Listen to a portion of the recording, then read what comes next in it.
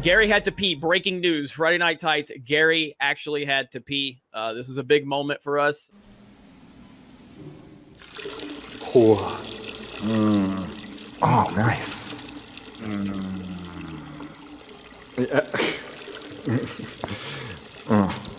That's good. No. Oh. Evacuation complete. Oh. Evacuation complete. Oh. Complete. Complete. Evacuation complete. Jaloja. Fucking fuck. Are you frostbitten?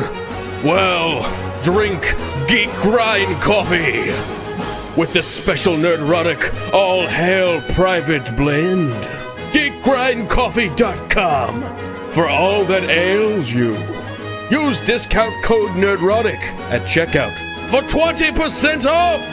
Huzzah! Lisa, fuck your wife!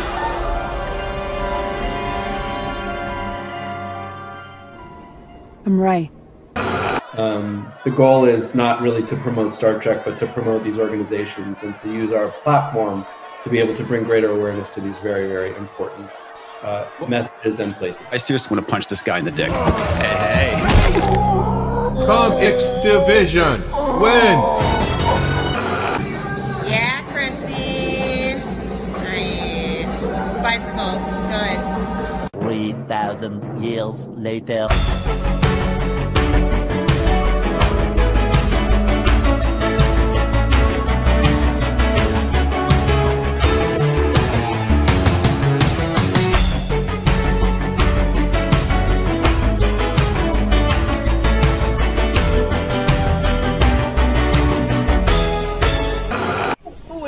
It's on. Okay.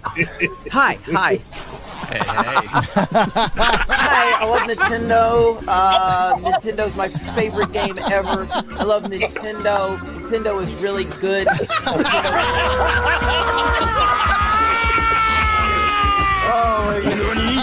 my God.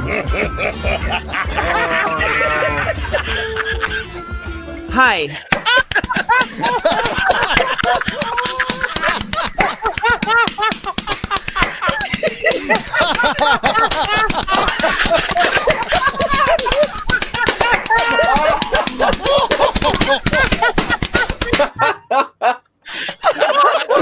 I just knocked a bunch of shit down in my room.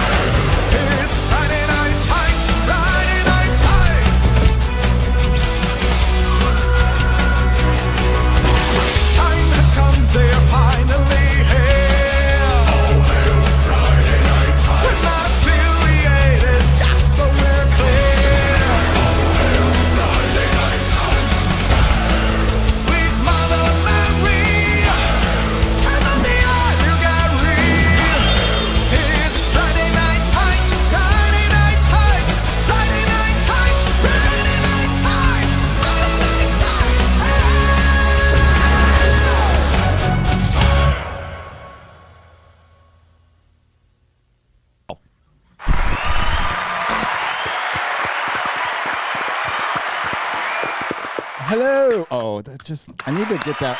I need to make it longer. That's what she said. I stream with my heroes. I stream with my heroes. So excited. You also masturbate to your heroes, but I masturbate to my heroes. I mean, at least too soon in the stream to show it. Oh, I want to see it. We're demonetized. Golly gee. Already? Sorry. Oh, wow. Gosh, golly. That's a record. Hey, oh shoot! Hey, we're gonna have a great episode. We've got 2 silent women that's just gonna be down there, looking good, not saying a word. Yeah, right. Sexism. I fucking love America. Sexism on YouTube. Yeah, that's right. And Let's maybe a talk bit about it. Canada. Let's talk about it. Hi, everybody. How you doing? It's Friday Night Tights. Welcome. Is Chrissy just going to get loaded and become a hot mess throughout the show? That'd be great. She could be like, it could be like Thought Cam, right? So, yeah. Imagine Chrissy, like, instead of bringing her like normal shit travel mic, she actually brought the nice one. She's ready to go. I know she's ready to go, and it's just not fucking working. So that's what you get for getting better, Mike. Best seen, not heard anyway. So yep. Let's just pretend. Let's just pretend we hear her when she talks. Let's you just read her. You mean, Jeremy? You mean like when our wives talk to us? Signer. Like when our wives talk to us? She can do that. She could. Yes, we just go. Yeah, honey. Yeah, whatever. Yeah. Sure. Yeah. What is that? What is that one meme where it's whenever somebody puts like this long paragraph on social media that meme text, it's like I ain't reading all that, but congratulations, I'm happy for you, or sorry that happened. You know, because I ain't reading all that. I ain't reading that shit. All righty, yeah, we got quite a night. There's a lot to talk about. Too much to talk about. We might get to 2.5 subjects tonight, you know, considering that's about our average. Elon Musk is hostily taking over Twitter, and it's the greatest thing I've ever seen. It's the best 48 hours on Twitter I think I've ever. I just sat there. He's out. He's out trumped Trump at this point. Like he's broken Twitter more than Trump ever did.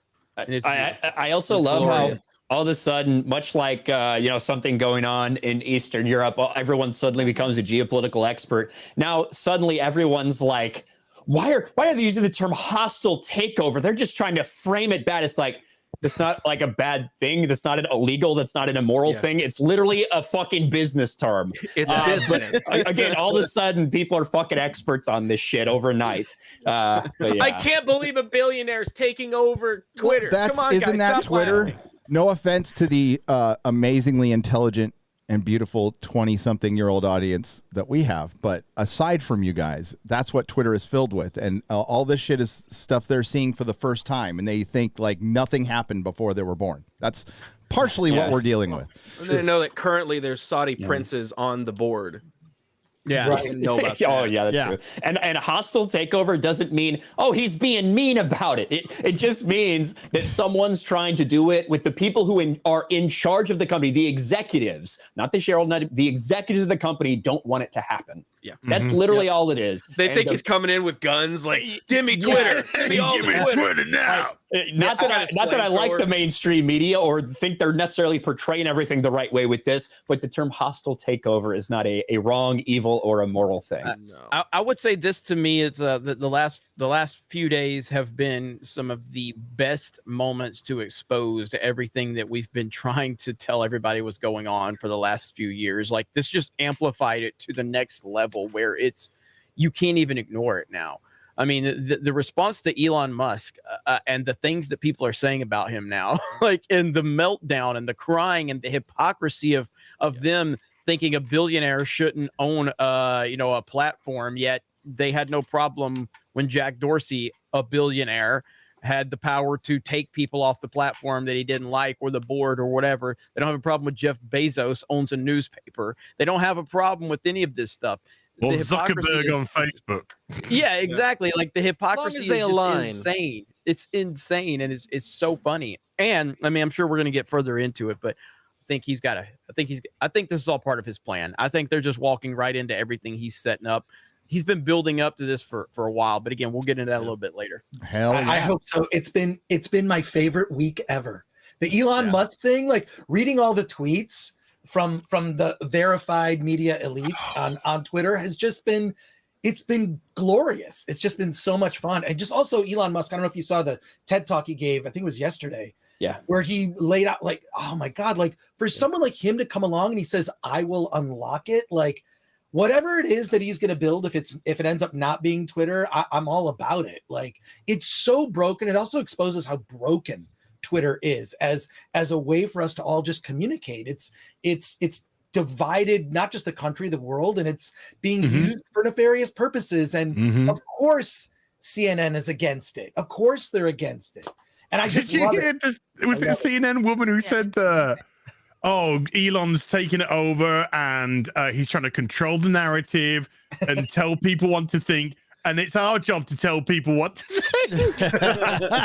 Oh, you took the and that's the second time somebody's done that. They did that on MSNBC too.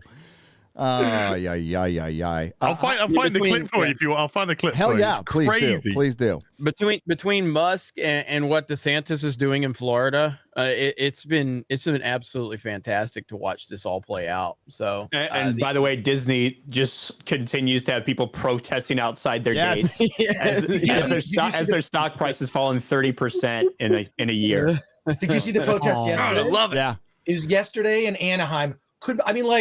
I've been there many times. I know that area. Like, that was crazy. It's happening right across the street from Disney.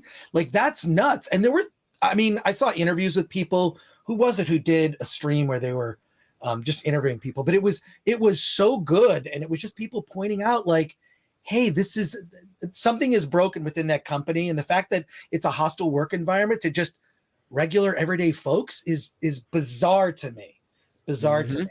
So, and we'll get into that. And seeing people, no matter how what the size is, to see people organize and then protest is that's a white pill moment. I fucking love it. And hail Drew Hernandez for covering. Yeah, that's good. Drew Hernandez covering it. Yep, yeah, he's been down there, front lines. Yep, front lines, baby. Gary was on there the other day. I was, and you were on there as well. Yeah, that's true.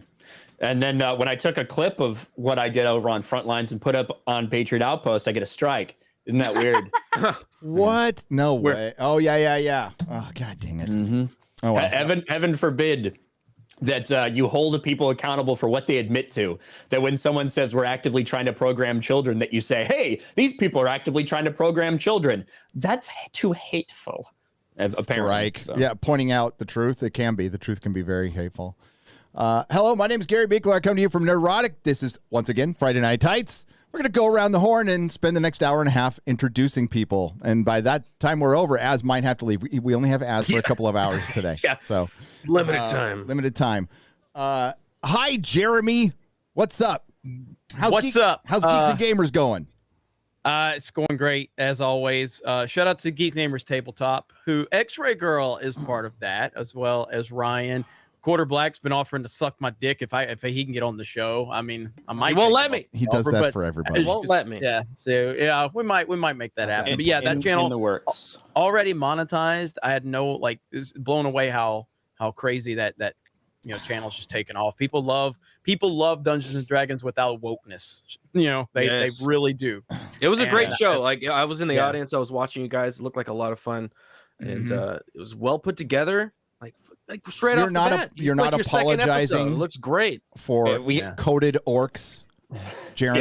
Yeah. In fact, like, I'm literally just super misogynistic. Basically, I modeled my character after myself for this first run just because I thought it'd be easy and entertaining for the audience. So yeah, it's very easy to role play as a person who hates women and other people. So. It is. It's great, and it's not really a world I was really aware of, too much. But Rudai talked to me and Ryan about it, sold us on the fact that he was the guy that could do it. We had a lot of people come to us offering to be that, and it's not to say anyone else wasn't good, but he just he was really persistent on it, and really happy to see it. So good week, but the best part of the week has been watching Twitter and the SJW meltdown. It has been really glorious. I just want everybody to know I am laughing at your pain and your tears, and I have absolutely no sympathy whatsoever for you. You can get fucked, and watching Elon Musk make you cry has been. So continue on, Elon. I can't wait to see what he's going to do next. Oh, we got the leftist tears. They're caffeinated. I have my John Bartolo, but I do have my leftist tears. Oh man, well. John. The man right there. Our good friend John. Rest in peace, brother. Gonna keep moving forward with his memory in mind. He was a great man, and gonna make sure his memory is never forgotten. Hell yeah. I'll drink to that. Yep. As from heel versus babyface, who just passed a couple of brilliant milestones. 10 years. 10 years on YouTube. And 300,000 subscribers. Wow. You're my boy, Blue. Thank you. As his channel is officially old enough for Hollywood executives. But unfortunately, Ryan, I'm too old for people at Disney to want to talk sex to. So there's always that. I found the clip. It's actually from an MSNBC, but it's from 2020 when they're talking about Trump. But if you want to listen to it, it's hilarious. Yeah. Yes. With what she says. Brzezinski, right? Mika Brzezinski. Mika Brzezinski, which is Joe Scarborough's old lady. Yeah. Talked to who were Trump voters and are still Trump supporters. They go, yeah, you guys are going crazy. He's doing, what are you so surprised about? He's doing exactly what he said he's going to do. Just take Trump and put Elon Musk, though. The dangerous, edges here are that he's trying to undermine the media, trying to make up his own facts. And it could be that while unemployment and the economy worsens, he could have undermined the messaging so much that he can actually control exactly what people think. And that is our job. Yeah. Rewind. What did you just say? Yep. Flips. That is our job. And is it look at that in hindsight? Like, how good was the economy back in 2019? That was so good, man. Dude, New York And how was well they controlled packed. the narrative. New York was packed. There weren't people getting attacked and pushed in subways and well, I mean, just the normal stuff. But like, Jeremy and I walked hand in hand, and then we took a little romantic ride through New York, downtown New York. No problem. Didn't get attacked or anything. Now LGBTQ plus bars are being burned down. They're being burned down by pyros. And people are getting pushed in front of bridges. There's people getting shot in the subway. It was a man who shot somebody in the subway. We can't describe the man. At least Phil DeFranco can't. Phil DeFranco can't. No. He's got a yellow vest on or something. It's the yellow vest. Or orange vest. It was you can go anywhere you want to if you have a I yellow literally saw some blue check marks. Like somebody said, I think the tweet may have been deleted, but it was essentially, oh no, the shooter's black. Damn. Like literally panicking. But that the shooter was black. I mean, let's play the odds, guys. New York City. Are you kidding me? Yeah. I just want to point out a coincidence from that day. I'm not saying they're connected. I would never say they're connected. You're saying are you talking about the gun control laws that were passed, Gary? Is that what you're talking about? There's another one. But you're right. There was that. The lieutenant governor was arrested that day for bribery of New York. That very day. It's weird. It's just weird. It's weird. Yeah, totally it's weird. Yeah, I should say gun control laws. I should say regulation for ghost guns and things like that. Same day. Oh, that was done the day prior, and then the next day, as there is currently backlash from 2A people, suddenly there's just a mass shooting, which doesn't kill anyone with no cameras. Yeah, weird. Okay, but that guy's YouTube channel blew up after, though. It did, and then they blew it up. They deleted it, just like poor George Floyd Gaming. Yeah. Oh man, F's in the chat for George Floyd That's Gaming. my favorite channel for all gaming related news. It was first his life was taken, and now his YouTube channel. Yeah, it was one of the best channels on YouTube. F's for fentanyl. I'm sorry. Did I say that out loud? Whoops. It's like I love Fentanyl Friday. A black creator rising to the top, and these people YouTube, they can't even let him breathe for a moment. Yeah. Poor George Floyd. It's tough. Just lock him down. Just another brother. Another brother's locked down. Another brother's locked down. After the chat. Congratulations, on your milestones. Thank you. You're welcome. Sorry, we made it about George Floyd and mass shootings. Ryan, I wouldn't have it any other way. I wouldn't have it any other way. Yeah. So I'm here for 2 hours, and then I gotta bounce. I'm afraid. Got some family here, so. Oh man! Right after intros. Hey, as soon as intros are done, I got a Star Trek question for you. Did Picard's father have hair? No, he did not have hair. But apparently, he died with hair now in the Picard series, and that's. He died with hair, and he's Baltar from Battlestar Galactica. They did not watch, and they didn't watch. They did like within the first minute they got something wrong in the continuity. I'm just like I was throwing shit when I was watching it. I don't know if I can do. I can't do a third. Should be season. expected at this point. Why don't you Picard's father was expect bald. anything different? Picard's brother was bald. Yes, his brother was bald. His son was bald. Yeah. His son was only after he burned to Ryan, death. let's Yes, go. after he burned to death in Chateau Picard, he was bald. Yeah, after they burned to death in the farm. Yeah. Yes. So you're there was not wrong, no hair on his technically. head. On his charred corpse. I could see everybody's eyes glazing over with the Star Trek talk. So I'll stop. Keep Picard's son's name out your motherfucking mouth. Wow. Hey, It's his nephew. Picard's brother's son. It's nephew.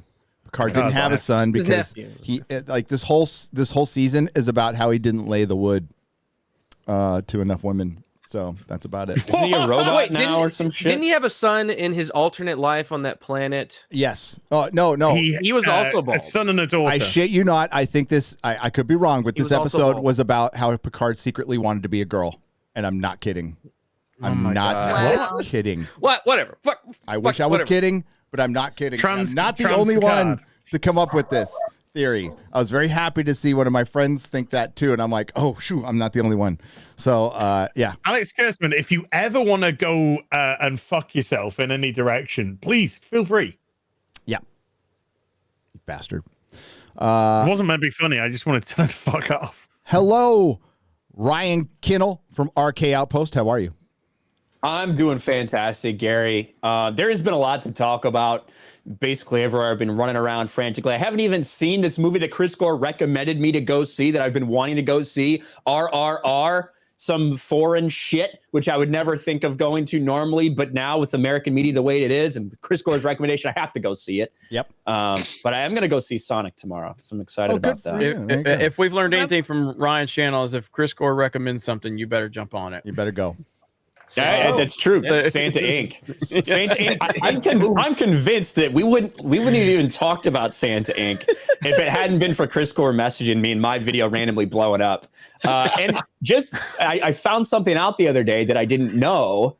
The Santa Inc. trailer has been privated on HBO Max. Oh, really? Yeah. What? So in terms of that second season that Seth Rogen and Sarah Silverman were thinking about, I'm not sure that that's going to happen. I can't believe you didn't make a video about that. Hey, you know, I incorporated it into my Halo video. You know what else? I've got enough fucking videos. You know what else isn't getting a second season?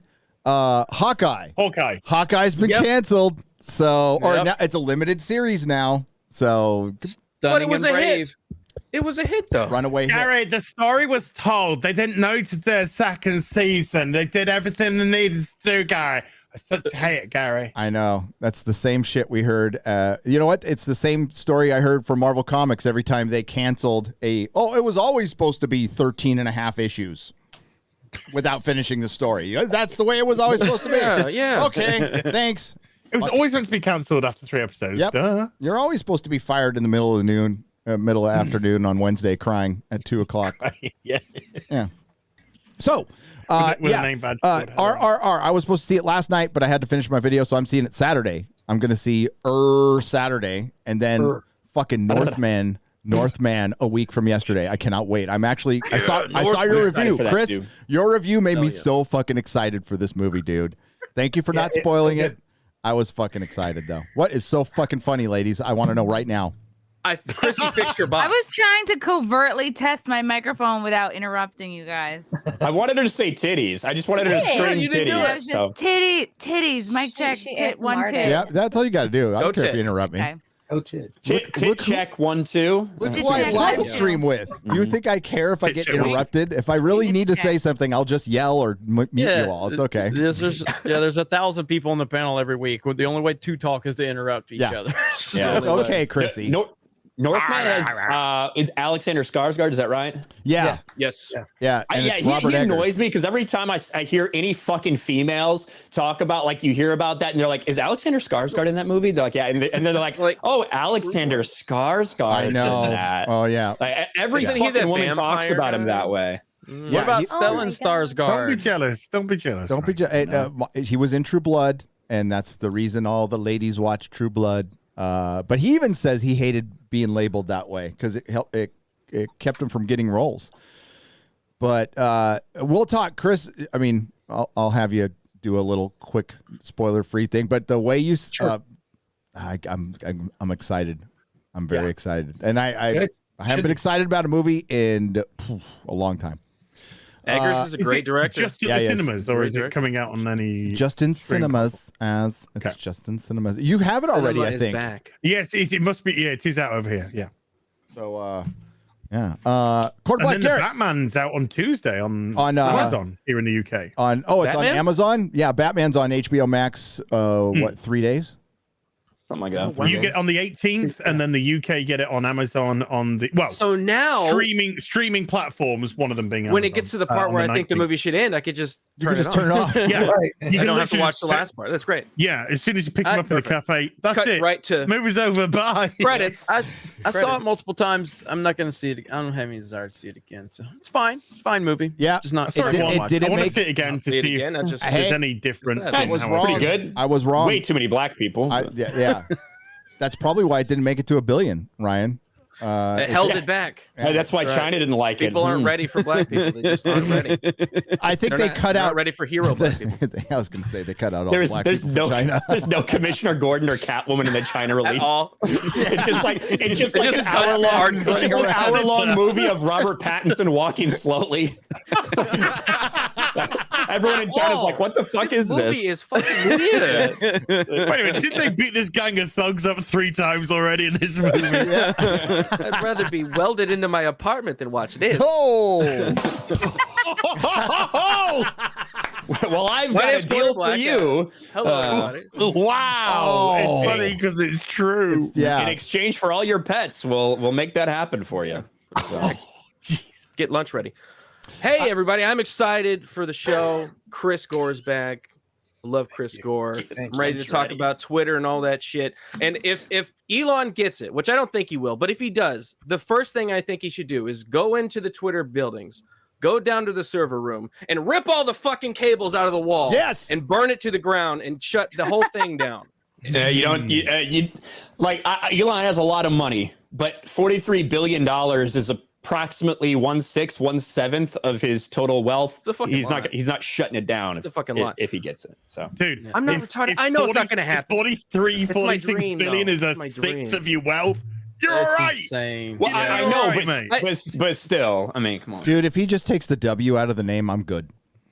Titter. Hey, and he talked about it. Titter.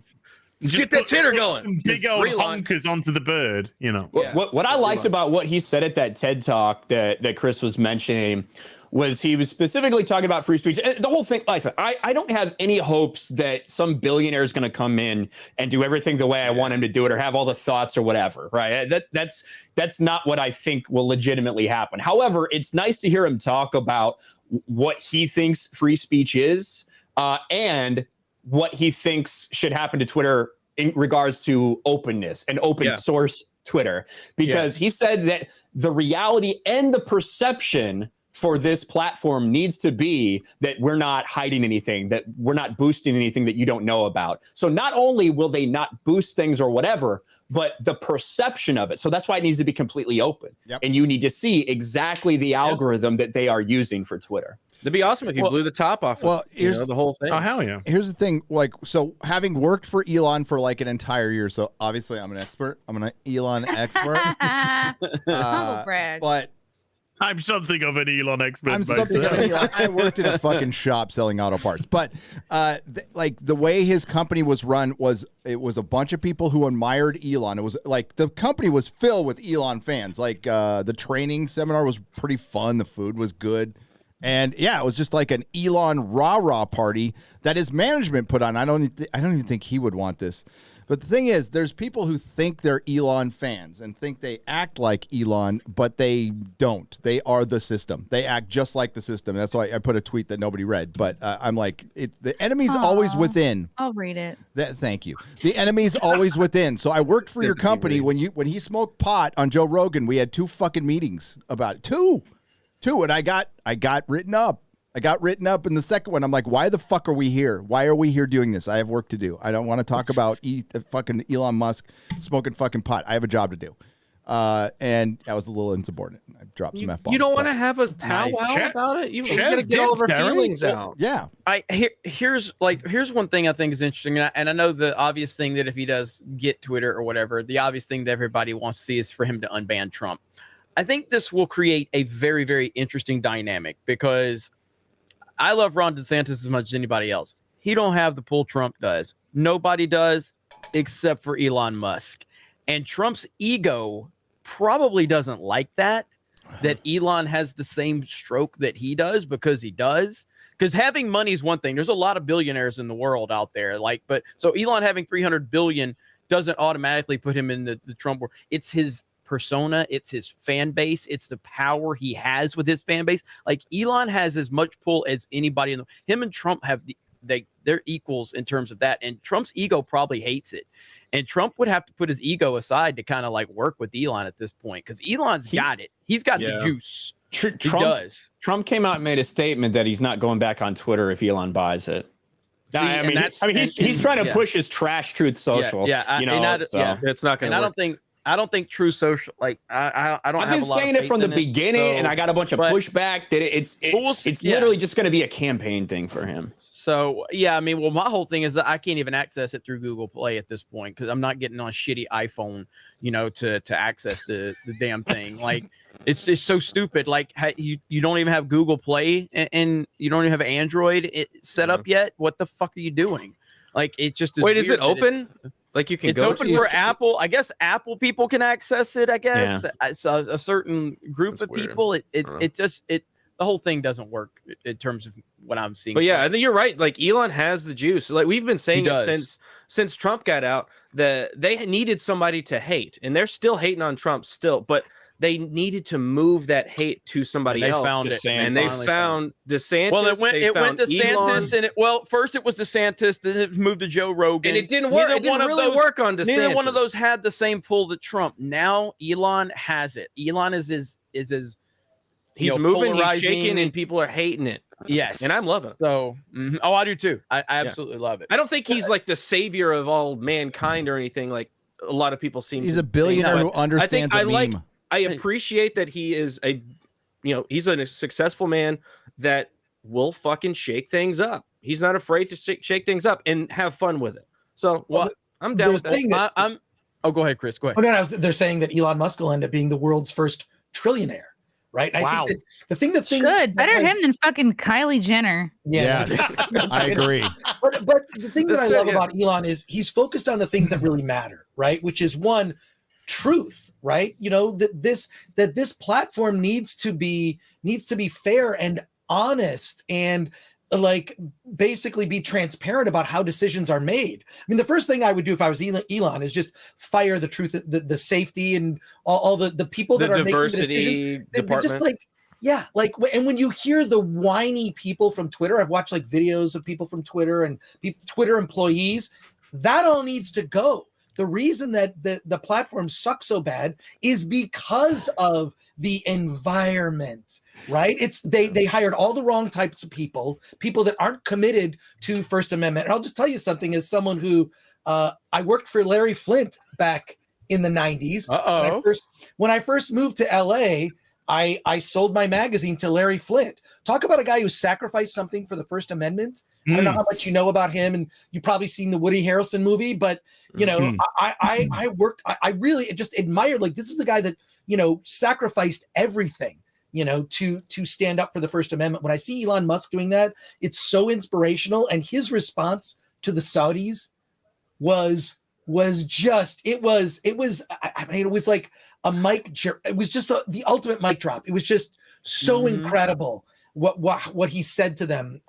I think you did a video on that, Ryan, that I saw, but like the guy is focused on the things that matter and being transparent about how Twitter makes its decisions, how the algorithm works, I think is important because I remember liking Twitter pre-2012, that it was a place you could just sort of experiment and have fun. And I made friendships with people I've never met on Twitter. And since 2012, when they put in all this algorithm stuff, Like that is the thing that is it encourages and rewards divisive behavior, rewards the wrong type of people, right? And it's sort of sickening. It doesn't push, just respectful discourse, which is all not just divisive people. Like it encourages divisiveness, and it encourages being in an echo chamber.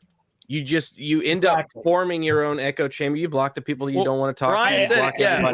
Ryan said it best about how it's designed and how, look, at the end of the day, we all like the quote tweet bullshit. Like we all do that so we can get our supporters to back us up. Like nobody is not there for a conversation. So when I'm wanting to respond, I never pull that weapon out until somebody pulls it out on me.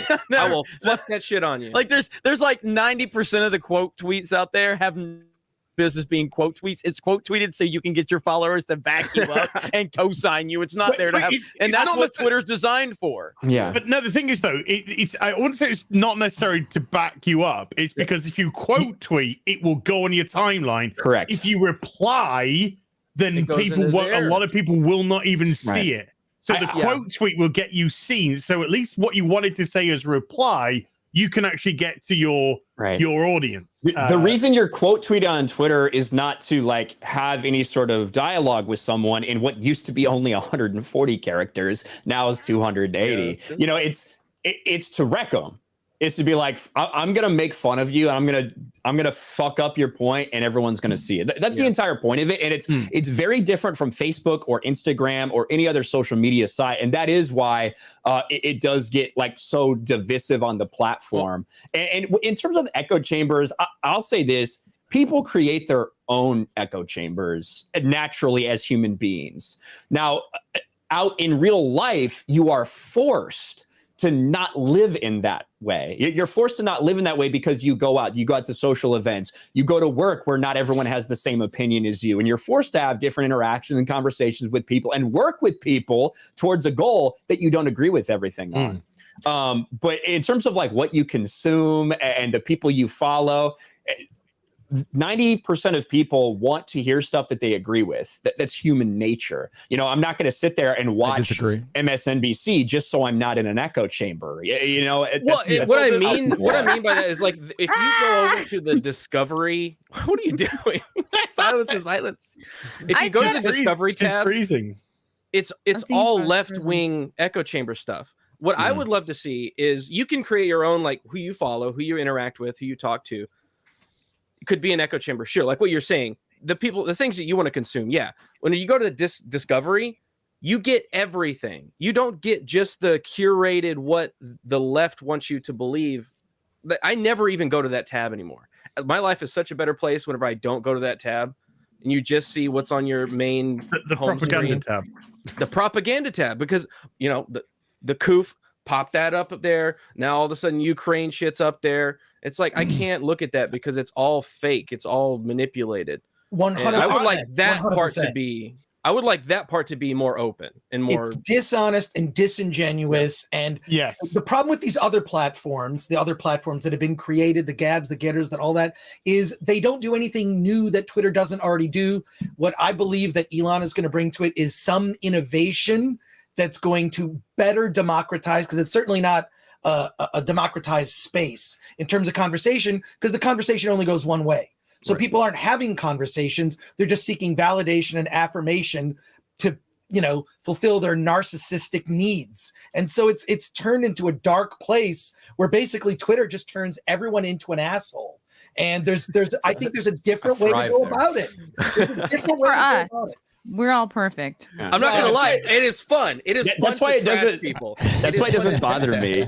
Like, You were already an asshole, Ryan. Yeah, exactly. Like Twitter was kind of a platform that's built for me, to be honest with you. It is Ryan's platform. Twitter lets me be me. It is funny seeing Gab, and I've talked about Gab. They can do whatever they want over there, but it's funny. They have been very vocal about trying to get Elon to do something with them instead of Twitter. And to be fair, if Elon does what he's talking about with Twitter, it would effectively eliminate the need for some place like Gab. So I can understand why they're so upset about it, or Truth Social, or Get, or whatever. If Twitter is purged of all this shit and it becomes now, we talk about free speech like it'll actually be a free speech thing. There's some speech that will be deemed illegal. There's some speech that isn't allowed on the App Store. That's just the fucking truth. But I think, 99.9% of people don't necessarily define free speech as the ability to just say the N-word whenever they want. But basically to Ryan's not the be 1%. censored. I know, I'm in the 0.1. But to not be censored and not be deplatformed for saying, hey, what's with this jab? What's with this school indoctrinating our children? That's what 99.9% of people would define free speech as, or at least that's the kind that they care about on their platforms. And I think that's what Elon's working towards, or what he would want to work towards. Well, I personally think that, and again, I think what you look at everything, look at the tweets he was making, which obviously he already, had made, a decision that he was going to, but everything he's doing, talking about how some of the top accounts on Twitter don't tweet anymore. He was actively, exposing how bad the site has gotten with the censorship and the trust that the users have in the platform. All of this has been strategic on his end. So, I mean, look, I've even like Jack Dorsey, not someone I'm a big fan of, but we've seen some tweets from him recently that have been pretty interesting. And of course, him and Elon are friendly. And so I'm wondering what that is there, because I don't think Elon Musk, I don't think he truly believed that he could buy Twitter, although I guess there's the possibility it was out there. But I think that this is all part of some bigger picture that he's got going on. That's my opinion. And, with other people. And then you have the people like Gab, which I'm not a fan of that platform in terms of the person that runs it at all. This is a person who talks about free speech, but then they say how they don't want sports on their platform. Or they talk about free which is fine. They talk about free speech while limiting their replies, literally. Right. It's just like, again, you can have whatever opinion you want as an individual. When I see you actively from your verified account that represents your company talking to people as an individual and talking down to people from the account that you claim is for free speech, you just feel like a right-wing Jack Dorsey at that point. To me is all it feels like, which is not what I fucking want. I don't want that. Every time I go one of these, I don't either. One of these fucking platforms, and it nothing but echo chamber right wing speech. I love my right wing people. I do, but I don't want to fucking see that all day long. It's boring. It is. It's why even with Getter finally working out my issue over there, Getter's just a right wing Twitter is all it is. I'm not interested in that. But it just shows you how important a communication tool like Twitter can be.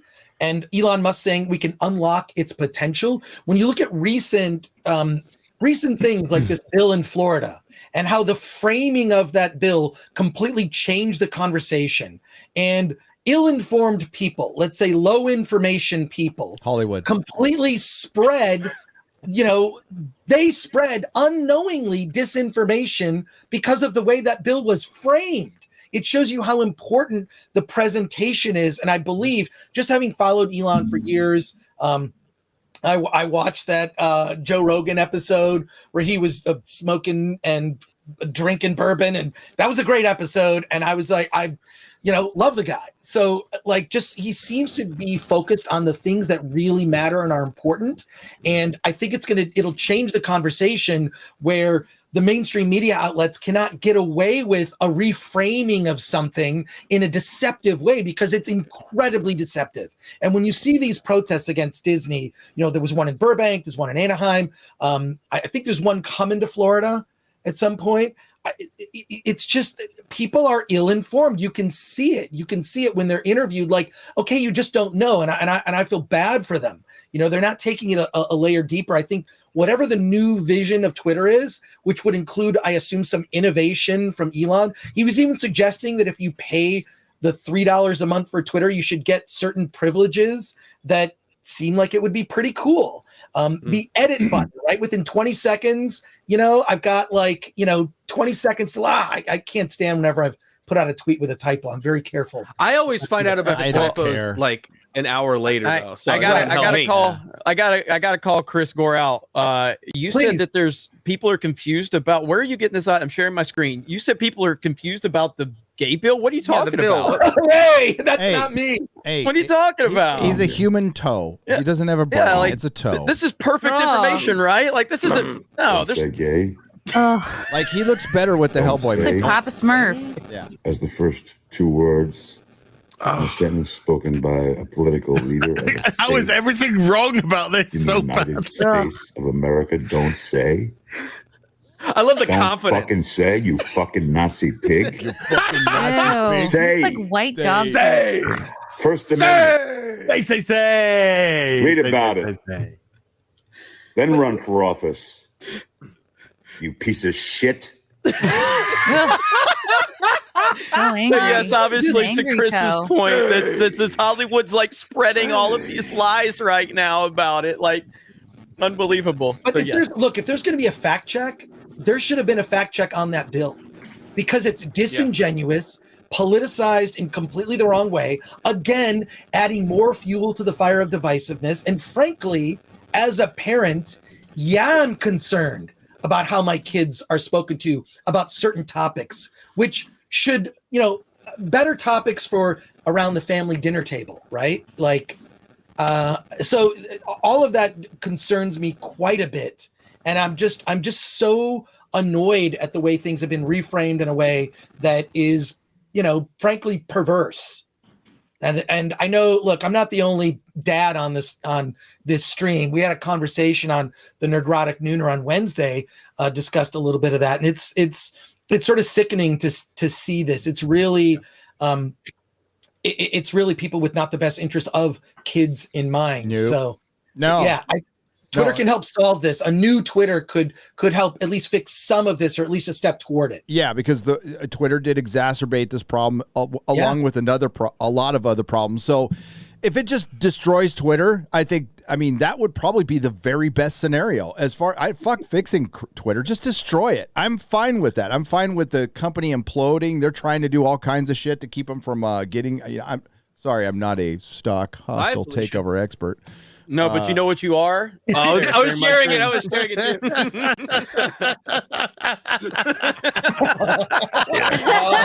I'm an Elon fan myself.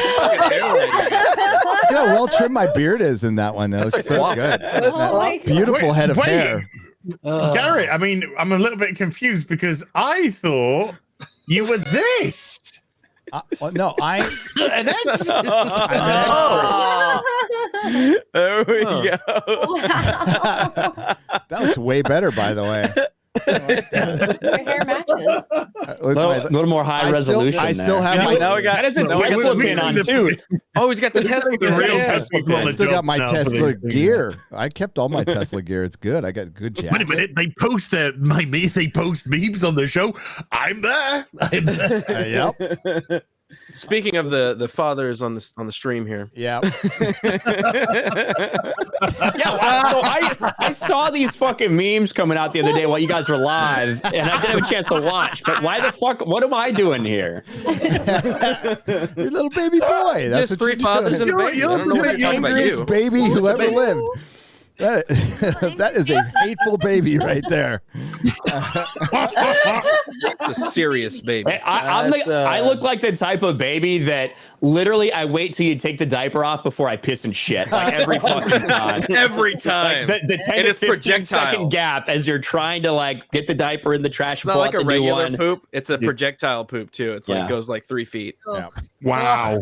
Wow. Wow, wow, wow, wow, wow, wow, wow, wow, wow. That daddy left. Wow.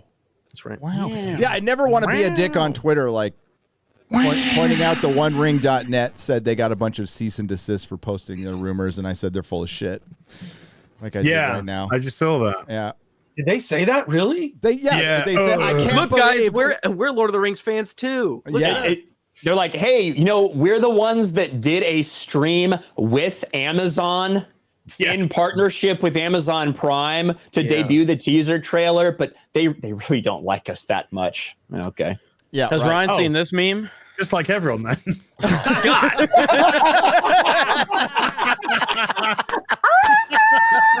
I love it. Literal hell on earth right there. Why does he look so good on me? That's what I'm worried about. Actually, it looks the best on Quarter Black. It just like fits in. The hair. It does kind of blend into the hair there. Ryan looks so miserable. to be fair, that's like pretty much my baseline. That's his resting face. Resting miserable. Just disappointment. Resting misery. I look face. perplexed. He looks miserable. I'd rather be perplexed. Just like Star Trek. Xray. That dude who tweeted. So that dude from the direct who tweeted out. Could you find thing that, about that thing about Thor? Jack McBrien or some shit. Jack McGoff. I don't know what the fuck his name was, but he's like, this is about to be the wokest MCU movie yet, and it's gonna make all the right people angry. And then it's that old picture of you, that old picture of Jeremy, that old picture of the quartering, and then it's literally a meme of me with candy corn arms. Where did I post that? It's like, what's his fuck? What's his name? Jack McBrien. Jack. It's Let's see. yeah. I'm trying to find it. I'm finding it. It sounds like a host for like a morning radio show, like Jack O'Brien, 98.3. But that's the guy who owns or started up. He started the direct. He started the direct and has 1 million followers. There it is. On Twitter. Yeah, and you live rent free in his head. Yeah. I didn't know who he was before this, but I'm going to continue to use his articles to get tens of thousands of views. Yeah. There it is right here. So the bigotry. So Jack McBrien used these pictures, and again, so this is the famous Gary. He's picture. the meme picture. Famous. There he is. I think he's a fan. This is. Have you guys seen this one? So every time they're going after Quartering, there's this picture of Quartering. He's laughing because it's like new Star Wars movie announced, and it's like him smiling, and then it shows a picture of like Finn, and it said, "You made it political." You made it political, guy. yeah. You made it political. It's the one with his thumbs up, right? It's like the thumbs up picture with this background, and then black person or a woman added to it. Then this picture. Yeah. And then obviously this one, which is just like angry. That's why he's a guy. fan. Yeah, he's a fan. I believe it. And then the Ryan picture.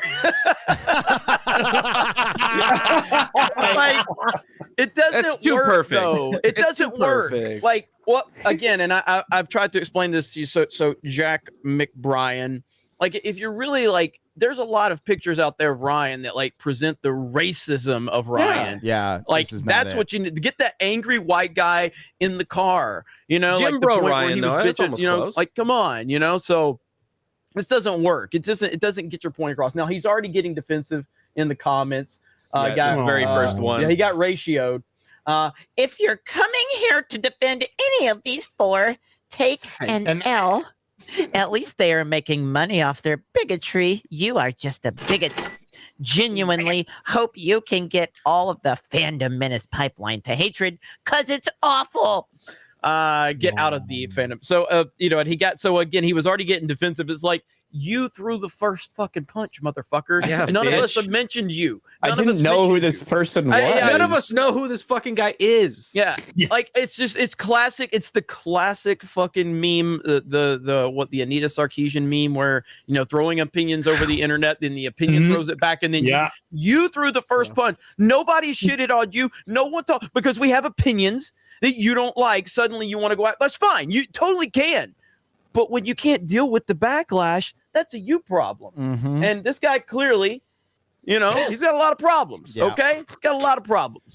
Well, I don't know, Gary. I don't know if you were watching when we talked about this the other day, but in his bio on the direct, it says he's a huge MCU fan. But even though he's a big bookworm, he doesn't read Marvel comics. It's like that explains why you're such a huge MCU fan then. Yeah. Well, I mean, everything we've seen from Thor, including the poster, and then the cover of that, like the toys, and I guess some notebook or something like that. That's just got. I mean, she's straight up front and center, as we know she's going to be. We haven't seen a single frame of footage. We haven't seen a single trailer. It's 3 months away. It's very. I'm getting Eternals vibes. Somebody asked me last night if it would flop. I don't think it's going to flop, but I think they're worried. I think. Did you see that somebody called it female Thor, and then Taika Waititi was just like, this not female Thor, mighty Thor, and I was just like, that was from like 2 years ago. Yeah, was that from? Oh, okay, that was from a long time. That was for Cancer Thor, because that was like back immediately. like immediately upon the announcement, I was at Comic-Con when Natalie Portman's sitting there, like, look at me with my styrofoam hammer. It's from that era. That's when Taika came in with that clapback.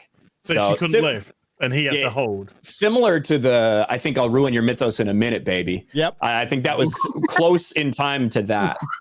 And I did not like Ragnarok, because it was so departed from the way that the character had been presented throughout the rest of the MCU. You know what I mean? Well, you can also see the wokeness. Sorry, right, but the wokeness behind it was.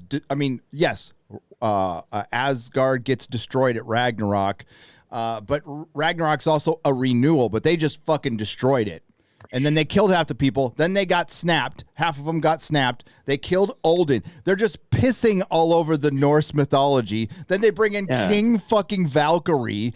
Like Thor gets fat, gives it up. Like, oh, but there's no agenda here at all. Like none at all. Thor didn't even defeat his sister. No, he didn't even he didn't even beat her. You know, so at the end. I didn't like that movie for a lot of reasons, but I didn't like the detachment from what they had built the character on. You know, you have this character who acted a certain way in Thor and in Thor to a Dark World. Neither are necessarily my favorite movies of the MCU, but I think to me, it was important that you had the MCU movies feeling different. And this was in the era where everything became Guardians of the Galaxy. Yep. Every character became, I need to just be one-liner. And Thor all of a sudden goes from living for centuries and not really quite understanding humor, and that's the way that he's funny in his own right, to all of a sudden he's cracking jokes because he gets a little Jane Foster pussy. Like, it doesn't make any sense to me. So I don't know. This one's going to be a mess. But I think this... Well, yeah, this one, I do think they have a ton of people in this movie. Russell Crowe's rumored to be in this movie. What's his name? Christian Bale's going to be in the movie, and he's not going to look anything like the character's actually supposed to. Fucking terrible. Yeah. And the defense is, well, you don't cast Christian Bale and then hide him with a bunch of CGI. Then don't fucking cast him for that role, you cocksucker. Why? Like, how tough is that? Yeah, like, are you kidding me? Find somebody who's fine with it. You know, Christopher Eccleston didn't like it either, but he did his job. He was a bitch about it, but he did his job. He put the makeup on and everything. And yeah, Gore the God Butcher. Good for him. Good for you. But no, he looks terrible. He looks fucking terrible. I think that, I think this, I could be wrong. Somebody asked last night if it was going to be like an outright flop, and I'm like, I don't think so. No. I don't think so. But I think it might not do as well as you think, especially if it's like King Valkyrie, female Thor. Yeah, it's really hard to tell because Hemsworth is a big star in that role. Yeah, he's a big pull. He's a big draw. Thor Ragnarok did not make as much money as people might think. Thor Ragnarok made, I believe, around $800 million. Had a good first weekend. There was a shit ton of it in China. Like I want to say 150, $175 million in China. Like an astronomical number. I don't think you're going to see that from China. Which they're not going to do again. Because they might be all locked up, but also just because all the stuff they're going to be pushing, that's not going to be receptive to this Chinese audience. And I think that if this movie makes less than The Batman, it should be considered a failure. So The Batman's sitting at $750 million worldwide. If this movie makes less than that with all the people, again, you have Chris Pratt in this movie, you have a bunch of the Guardians in this movie. This is going to be a huge fucking cast. So if this doesn't break $1 billion, I think it should be a failure with all the people that are involved. Mm-hmm. China did 112 million on Thor Ragnarok. Worldwide, you're not going to get 850 million worldwide. 850 that's domestic, a lot, though, 315. Because I would say that's obviously going to be the most of any Thor film. Because so I think that Thor is a huge pull. Now, again, it really comes down to the legs of the movie because it's going to get a huge bump opening weekend. Probably it's going to have fantastic marketing. They're going to utilize, Star-Lord. They're going to utilize, Hemsworth. They're going to all this. So I think there's going to be a great marketing campaign behind it. Will it have the legs? I think we can't sit there and assume this is going to be a failure at all. Can't, even if it's bad, because it's got there is certain aspects of the MCU, and Thor is one of them that are very powerful still. They're slowly inching him out of it, though. There's no way that this movie makes. There's no way this movie makes less than $500 million. Like, not a fucking chance in the world. Yeah, I think of this will do course. about I agree. 650. But it's just kind of annoying because I feel like every Marvel movie now, it's not a Thor movie, it's a Marvel movie. Yes. Meaning there's like Yeah. 9 things in it and side characters. that are Every gonna single be movie's a team up. Yeah, a Disney Plus series. And Doctor Strange too, they're not screening it for the press until the Monday before it opens. I don't know if that means anything. That sounds like it means something. That's the bad sign. What That's the bad sign. I think it means is that they're desperately still editing it together and finishing CGI for all the reshoots they did to add a bunch of cameos. They must have, because it's been done for a year. Really? What's Thor Love and Thunder has been done for a long time. They Well, yeah, because they've been I was pushing talking all the about dates. I was talking about Doctor Strange. No, Doctor Strange. No, Doctor. You're right. Doctor Strange. The running time got cut way down. Right. It was originally going to be like 2.5 hours. Now it's 2 hours, and they reshot most of the movie. By the way, and they have plenty of time to do it. 6 weeks is 6 weeks, 6 days a week, 10, 12 hours a day is plenty of time to reshoot a lot of a movie. But fuck, man, those post-production people must be doing coke or crack or something. I don't know how they're doing it. Well, they said they send it out to fucking outside the United States, so they can just work them to death for $2 into like an hour. 4 different studios at the same time. But just to be clear, we're still on intros. Yeah, that is true. We're almost to Chrissy. Go ahead, though, Chris. You had something to say. No. I was just going to say that it is sort of getting tiresome with regards to Marvel in the sense that each movie kind of almost has the same tone. Like there's this horrible line in one of the new trailers for Doctor Strange where he's talking to Wanda and says, "Don't worry, we'll get you back on the lunchbox." Oh, yeah. I cringe when I heard that line. It's like, that's a Marvel line. That's not, the movies don't even feel Scooby-Doo this shit. Yeah, I It's know. that kind of line. It's like, it used to be that like each of the movies kind of had their own tone. Winter Soldier probably being one of the best, right? Like it was just different. It felt like a different thing. And now all these movies, they're just Marvel movie. It's just product, consume new product, right? So there's factory lines, just like factory assembly films. That's exactly it. And so I don't have a lot of hope for what the future of, I mean, this is not a new thing. It's just like, I just don't have a lot of hope for the future. I feel like it's just all setting up other stuff like America Chavez and whatnot. Like, Here's okay, so like creative talent doesn't really want to work with Marvel, and that's why Marvel's like really into this diverse thing. It's cheap, and they can get people who had just done one indie film in Egypt or Belgium or something like that, or sometimes they get people up and coming because it saves them money. They're not going to get Jon Favreau's anymore. Sam Raimi is such an anomaly because they needed it to work. They needed it to work. But Sam Raimi's been off the schneid for a while. Like he hasn't done anything spectacular since Ash versus Evil Dead, a great TV show. He directed the first episode. It was fucking fantastic, and he was show running that thing. But it got canceled because nobody fucking watched it. And it was one of the best fucking shows, man. Swear to God. First 2 seasons, good, dude. Chef's kiss. Fuck. But third season, so, but it's not terrible. And it's got the best fucking ending. I don't even want to ruin the very, very ending of season 3 is so go watch it. Fucking if you haven't watched it, go watch it. So good. Great. But yeah, it. Other than that, you've got these Disney Plus shows. I brought it up on Real BBC. How many people have returned to come back? How many season 2s have they gotten? One. I think only Loki. Right. And did the showrunner return for that season 2? No, the showrunner, no. They did not. They were asked to return, but they did not. So we know the Moon Knight guy is going to come back, but Moon Knight's now a limited series, so he's coming back to do something else because Moon Knight's being submitted in the limited series thing for Emmys. Now, they could go back on it. They could.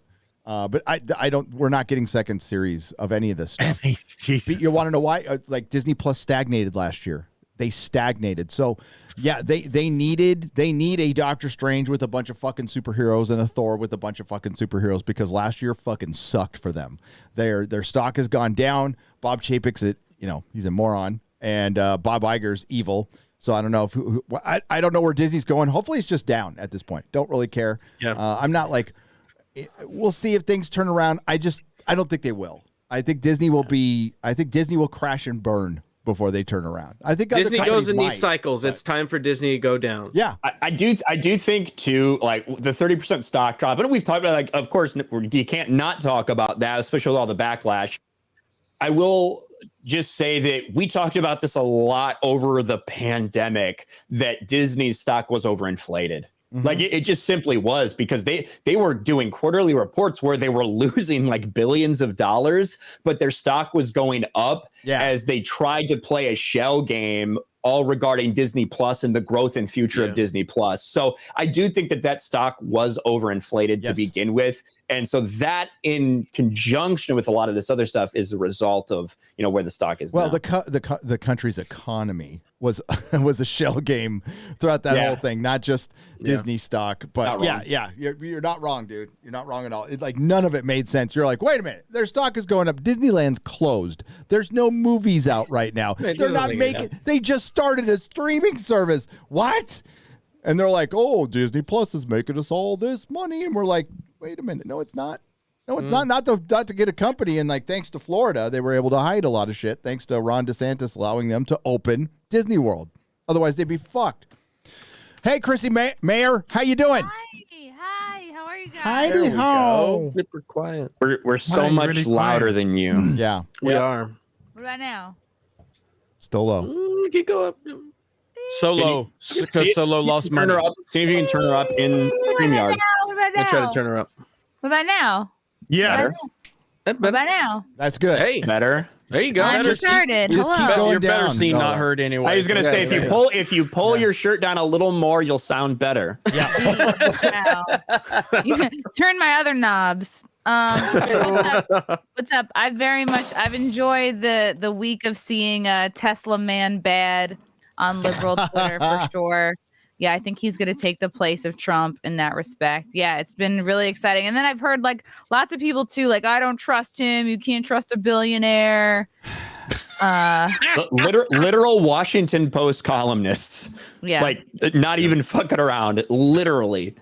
Owned by Jeff Bezos, saying, I think it's very dangerous to have someone with this much money own a corporation like this. You should be giving it away. You should just have that and then just put the gif of Jeff Bezos doing that manic laugh. I mean, like, did you see, our CEO here, Chrissy, Susan Wojcicki? Oh, yeah. Thank you. Time, Susan. What's up, Suze? Please don't get me. She came out on some Twitch streamer's podcast, Jeremy from the Quartering video, and admitted basically that the dislikes were just there to protect corporations. So she tried to follow it up by saying, well, no, we're really looking out for the small. But that's what she admitted. And she admitted that it was completely unpopular, and she's still going to, like, keep it. There's no way it's going to get taken away. That contract, you contract that with fucking Elon, what he's doing right now. And it just makes, like, this place look so fucking boomer old. It does. It just makes it look so bad. This is what should have happened as soon as Trump, and I'm sure you guys have talked about this already, as I fucked with my dumb computer. But like, I think this is what it should have happened as soon as Trump got booted from Twitter.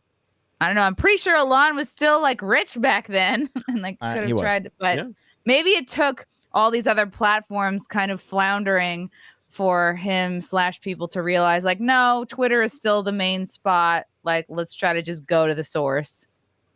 Well, I think Babylon B is one of the things that really pushed him over. I'm sure he was considering it, but like once the Babylon B got, suspended, I think that really woke him up to where he was like, no, something's going on here. Like, this is bullshit. Those guys are literally like parodying.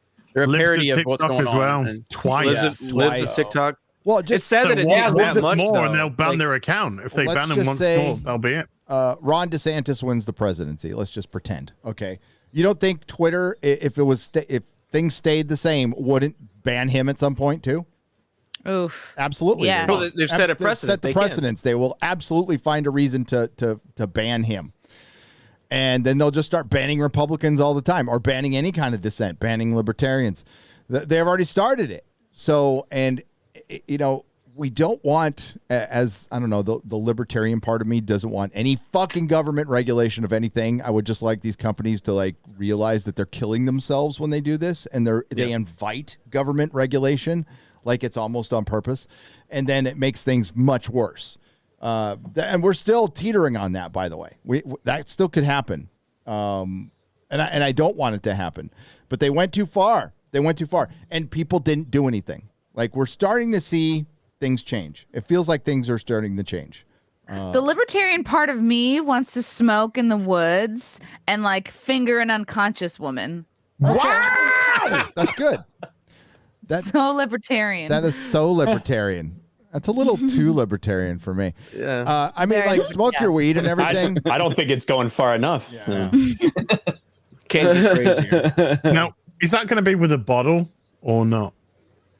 With a bottle? Digitally. Yeah. What is that? Is a bottle too far, Chrissy? I mean, oof, that is a lot. That's a lot for a first time. These are questions. So These are questions, so it's a very first important. time in this scenario. It wasn't like a second or third time. Oh, for sure. Yeah, I'm imagining like a libertarian festival situation. Oh, libertarian festival. Yeah. Well, they'd be arguing about libertarianism. That's what libertarians And what it yes, really and then means. get nothing done, but get feel like nothing have a lot of fucking feel done. good vibes. Yeah. Yeah, a collection of individualists get together. Yep, Mm-hmm. and argue about their individualism. I'm more individualist than you are. It's basically like Eric July's Twitter for the last 3 or 4 days. So, yeah. Thanks for being here, Chrissy. And the picture looks thanks for having good. me. Yeah. And then Chris Gore, our special guest from Film Threat. Hi. Thank you for having me, Gary. And just always great to be here with everybody. I just, if I wasn't on the show, I'd be watching the show.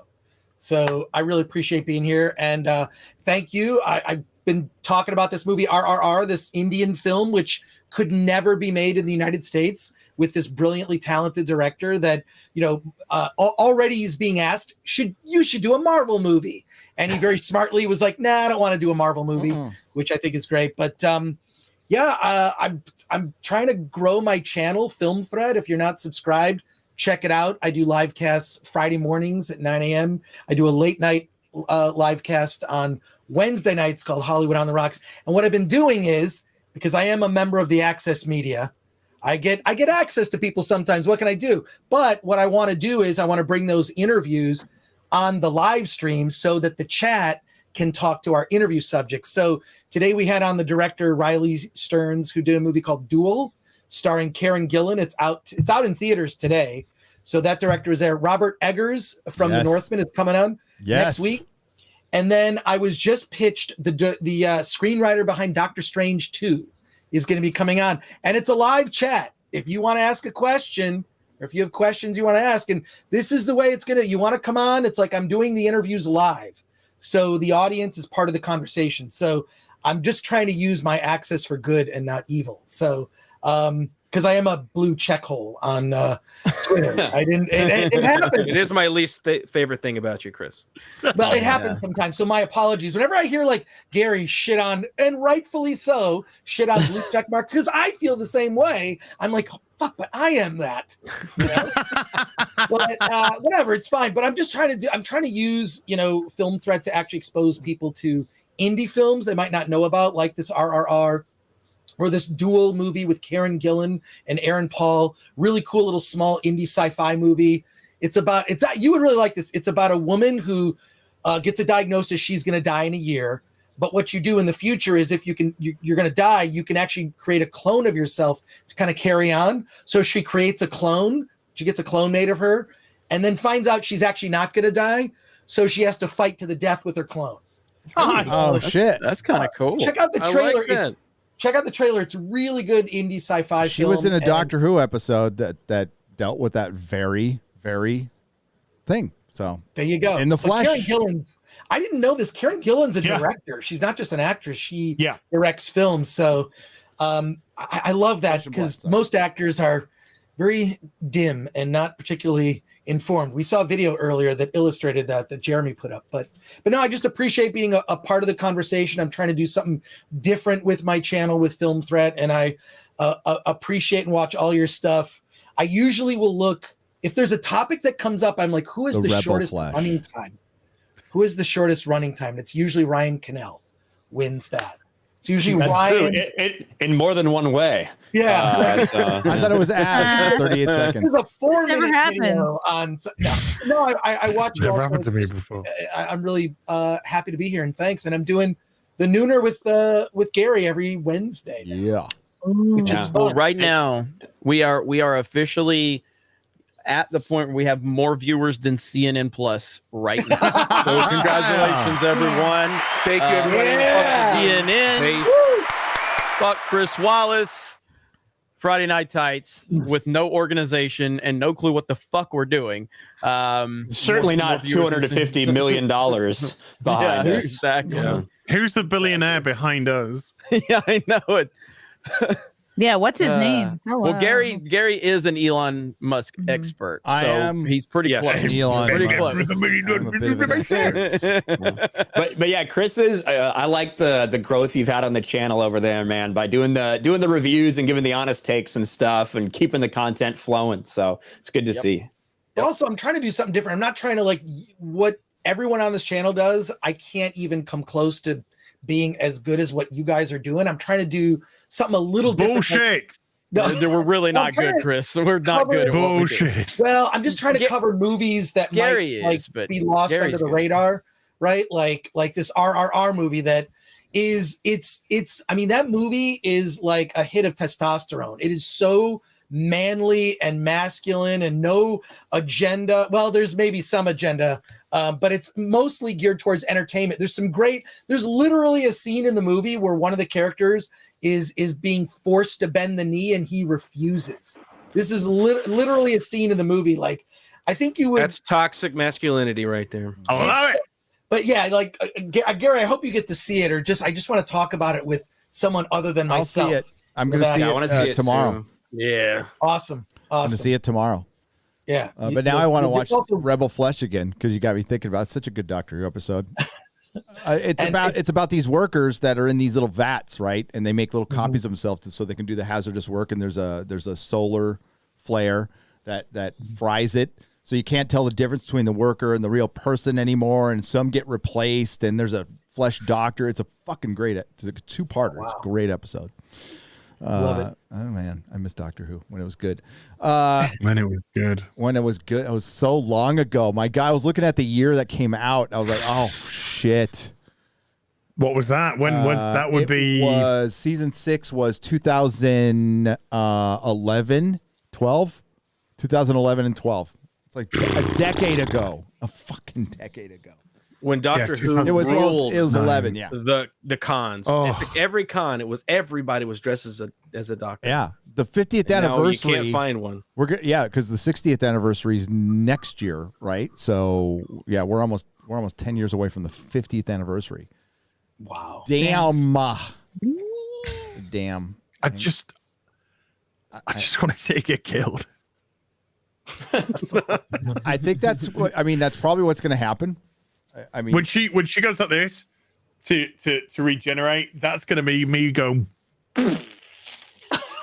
Yeah. Ah! Yeah. Get out of my fucking show, bitch. I hope she gets brutally murdered at the end. I really do. I hope it's just horrible. I hope Chrissy walks past her in a wood. And axes involved and maybe some, I don't know, flesh peeling or something. Some flaying. It's very painful. Some flaying, yeah. I want it to be. She does the death of that henchman from Austin Powers. No.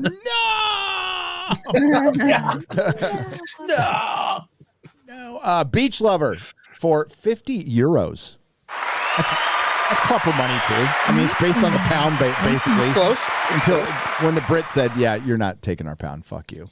After or RRR, please watch. But I'm gonna get a bunch of Indian movie recommendations that I cannot pronounce. Bahubali 1 and 2. That's on Netflix. That's actually on Netflix. Oh. Yeah. From the same director. heard of that one. It was a blockbuster in India. I sent you the DVDs in 2019. I remember. I have them. They must be in your boxes. No, I've got. They're in my media room. with my DVDs and my Blu-rays. The war scenes are incredible. Watch also War with Hit Trick Rashawn on Amazon Prime. Okay. I've got a lot of extra time to watch stuff because I'm like, somebody brought it up last night. It's like, are you watching DMZ? And I'm like, oh, I read the comic. Oh, shit, there's a show on DMZ? That's right. No, I don't want to watch it. It's probably going to be woke shit. Not even going to waste my time. And Halo, not going to waste my time. Picard is a waste of time, but I do it. Hey, Did you see the lady Spartan dye her hair?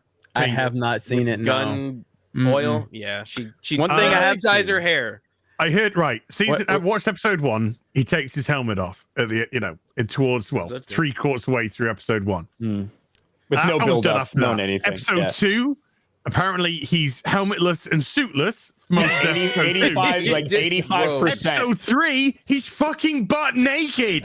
Yeah. It's like so bad. Yeah. 20 fucking years, 22 fucking years of Halo, and he never took his fucking helmet off. And you got him fucking butt naked in 3 episodes. Does he wear his armor? Well, episode 4, he penetrates himself in the anus at Cortana's request. Speaking of naked, this is the best. This is the best. Wait, does he wear his Speaking armor of anymore? naked, this is the best naked video you're gonna see right here. Oh yeah, Alex. Here we go. Here we go. Jesus Christ. Guys, it's me, Mr. Daniels. I just want to say we had a great spring break. I missed you guys. And I want to say this. On my gay cruise, I had an experience like none other. I mean, the buffet was great. My boyfriend and I, we made love the whole time. And there's this thing that happened while we were gone. It's called the Don't Say Gay Bill. And let me tell you something. That is based in bigotry. In this classroom, we're allowed to be gay. We're allowed to be free. We're allowed to do whatever we want. Okay, so I just want to encourage you guys, as your teacher and a leader in the classroom, be free. It's cool to be gay. Look at me. I'm gay. It's cool. What can you say? So, if you guys have any questions about my gay cruise, follow my Instagram. It's Primetime Stein. And we can talk about this because in Florida, this should be outlaw. But thank God we live in Texas, the great Lone Star State. Oh, my God.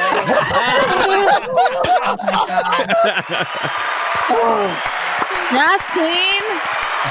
Yeah, he's Alex is fantastic. He's doing great things. Dude. He's really good. him and Lord's work. Beautiful. Who's the other one? Is he the guy that does those things where he goes up in front of like city council? City council. Yeah. Cassidy Campbell. Brilliant. Cassidy Campbell. Did you see his brilliant? Did you see his Apparently- Eminem wannabe? Did you see his Eminem wannabe one? Holy shit! Holy shit! Here, let me Apparently, see. Cassidy Whip it Campbell out. and I go to the same Jeremy. gym. Okay. You go to the same I found gym? out. Yeah, apparently somebody else was at the gym. Were and you they in the telling me they locker saw room, him. like I was like naked next to each other and go, hey. Hey. This Eminem wannabe thing like is so good. Here we go. Oh my god. Oh, hit me on this. My good. All right, so first, I want to ask y'all why this thing so early in the morning. I had to wake up all night gaming. I had just leveled up though, so it was worth it. He's so good. I want to say this. Just want to give a quick shout out to the God, this is like some of my customers at San Francisco. Sorry, you feel me? I just want to. I want to voice this complaint. You feel me? That Joe Biden, he had promised the stimulus, and I'm bent right now because, you know, what I'm saying he was finna hit me with that stimulus, and I was excited. And shoot, I need help. I need help get my paper up this year, and the only thing that might save me is tax season, which is the only time of the year that I claim my kids. Oh, God, that's so I got good. 12. So y'all don't know I play around here. Yo. So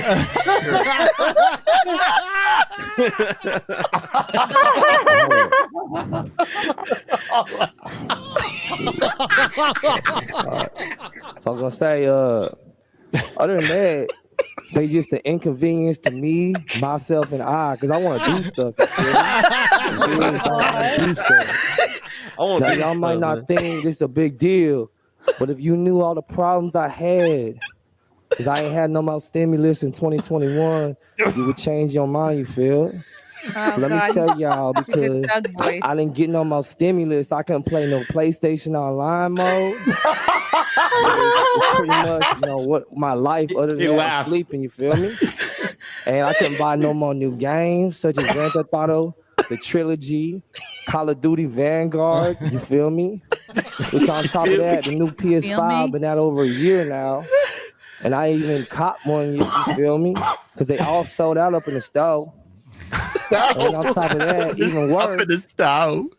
I couldn't even get the new Jordan 11s. You feel me? I still got some Jordan 10s. I wonder what these council members are getting. And all because y'all ain't want to give me no stimulus because Joe Biden a liar. And people be coming up saying, I need a job. You feel me? And I said, I ain't trying to hear nobody tell me what to do, you feel me? I can't be working and stuff, because last time I had a job, I was working up in the Taco Bell in Berkeley, and the manager tell me, hey, Brian, it's closing time. We got to start mopping the floors, getting ready and stuff, you feel me? So I start throwing hands with him, because he on some racist stuff. Oh, God. He's so good. So I was like, nah, I ain't going to do that, but yeah, I need to do something about this stimulus. You feel me? Give me some stimulus. Before I go, you know what I'm saying? I'll see her over there. You know what I'm saying? If you come back with me after this, you ain't got to cook, clean, do nothing. You feel me? But yeah, shout out to Instagram. He's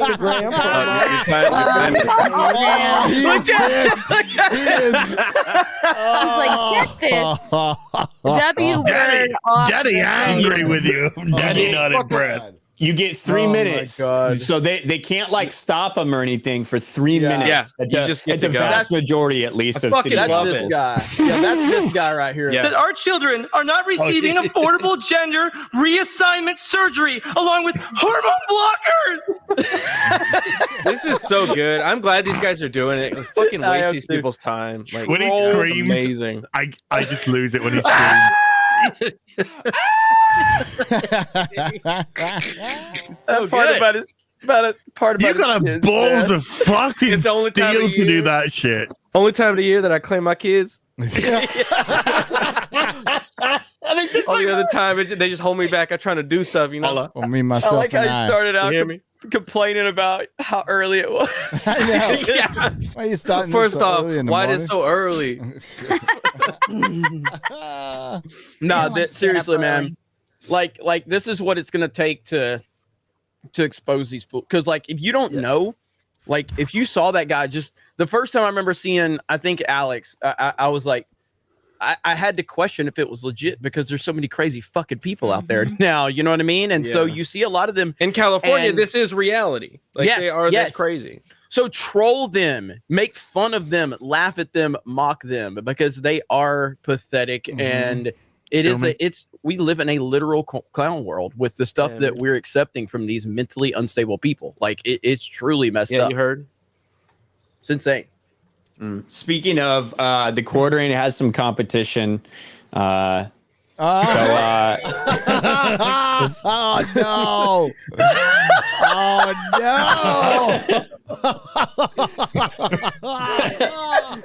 My channel's under attack, man. They did delete his YouTube channel. They deleted it after years of posting. After years of posting black supremacy videos and hatred of white people, all it took was for him to shoot like 20 people for them to take his channel down. I fucking say I say something factual about COVID. These motherfuckers give me a strike. Oh man. That is good. That is good.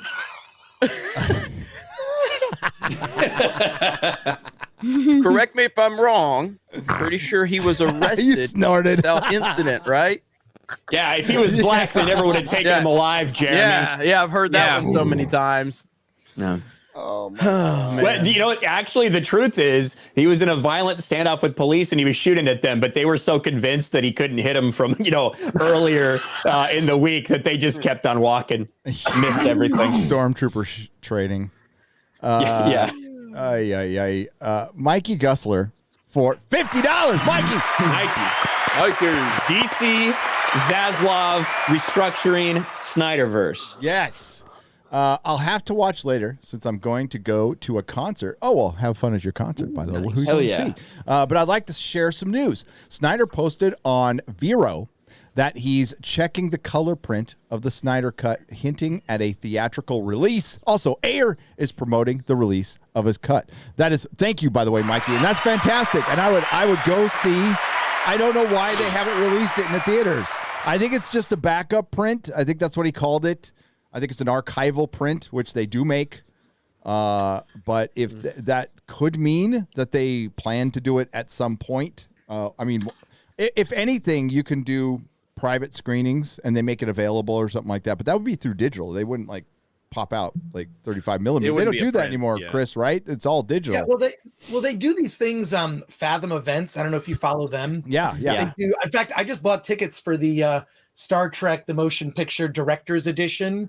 Actually, I think it's playing around May 20. It's anyways, end of May sometime. You can just look at Fathom events. But that seems like a perfect thing. If it was only on 300 screens one day with a special message from Zack Snyder, please throw in an intermission. If it's going to be the 4-hour cut, for me, I think it should have been 3 hours. I think 3 hours, the Snyder cut probably, but I would go see it in the theater for sure. In IMAX, just to, I don't know. I like the Snyder cut with its flaws.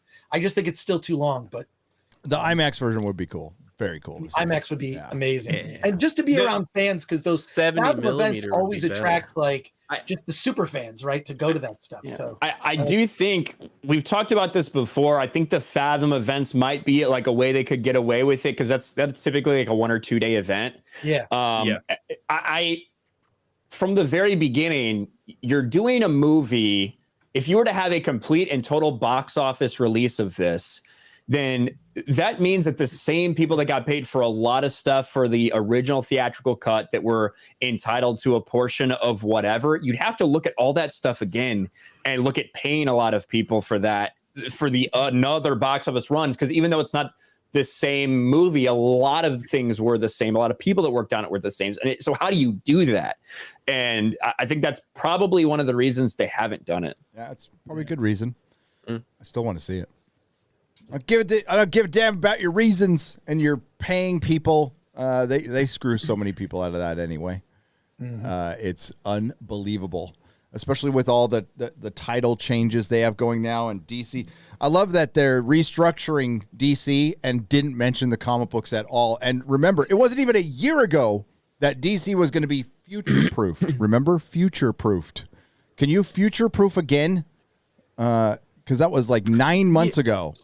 So if the future proof doesn't last a year, then that's not future proof. Or you might want to be present proof. Yeah. I do believe, I'm pulling up the article here. I think they very briefly mentioned the comics.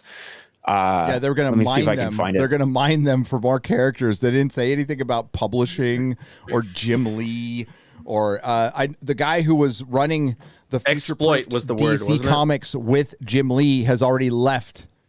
So they've already had a guy they already had the 2 editor-in-chiefs leave, and then this guy who was helping Jim Lee left, and it's just Jim Lee who doesn't do anything. He's a fucking figurehead.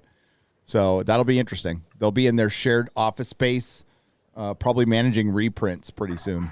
That would be my guess, and making Batman books. So they did mention gaming. They did mention DC gaming. So they specifically said they believe that DC must do more to grow its approach to comic book fare, which doesn't necessarily mean comics. That could just be in reference to all the movies and shit. And then they said including bolstering gaming. So at this point, if they license it to manga, it might be a better idea. They'd sell more. I went to some Batman would cry a lot more. He would. I kind of ran around my area looking at comic shops, and aside from one, they're bookstores now. They're just bookstores and tchotchke stores that sell like little toys here and there, shirts here and there. They have an area to play some cards, and their comic book section is minute. And it's sad. It's very sad to see. Yeah. Same thing happened in my comic book store. Latte macchiato there? What? Can you get a latte macchiato there? No. You mean a macchiato? Latte macchiato. A latte. What does that even? macchiato? Can you just order a latte macchiato, or don't you have to like specify some sort of other thing? I don't order fucking coffee, different so I don't know types about this dumb shit. How it's made. You can't order. Yeah. That's like ordering a latte cappuccino. It's like Yeah. That's kind of what I thought. Yeah. Yes. At some comic stores you can. I don't know. If I had a comic store, I'd probably throw a coffee bar in there. The proof, man. I got proof. There you go. It's an espresso latte macchiato. Okay. I don't know anything. Like I said, I'm not really, I don't drink a ton of coffee, except obviously Krigler Coffee and Geek Grind. Geek Grind. Oh, we got another brand. Nice. He saved himself on that one. We got another Nerdrotic brand coming out. I don't know if I should talk about it or not. Yes, Nerdrotic lube. Yes. Yeah, how'd you guess?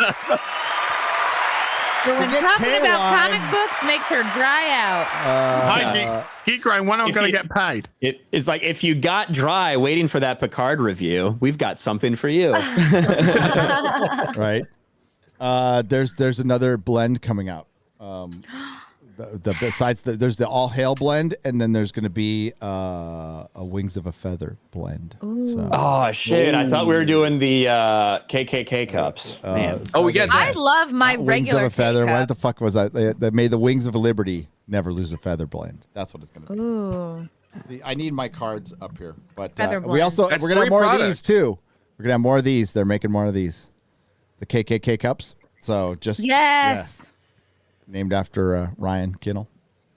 K for Kinnell. right. That's what it stands Make it for. come with little white hoods on them. It does. Well, they kind of do Yeah. already. Kind of. See, You've turned upside down. Hey, there we go. Have It's little like eye holes. It's like a bucket. Yeah. it's better than an a-hole, right? So. Heyo. Illuventir.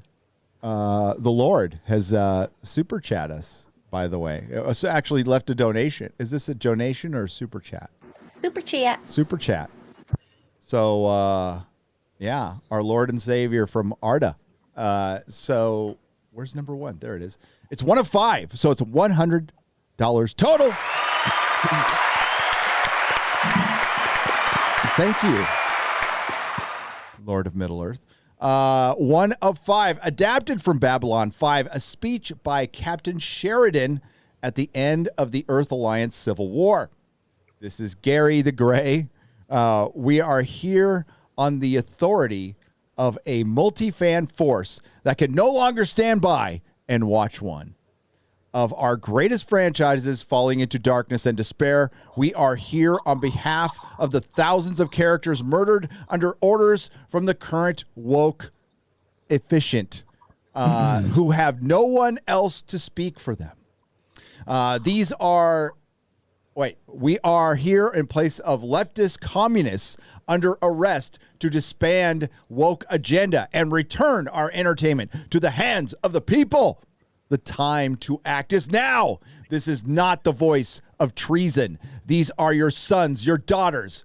Your loyalties have never wavered, whose beliefs in our cultural heritage has forced us to take extraordinary means for justice, for peace, for the future. We have come home. Oh, that's good. Hell yeah. I want to watch Babylon 5 again.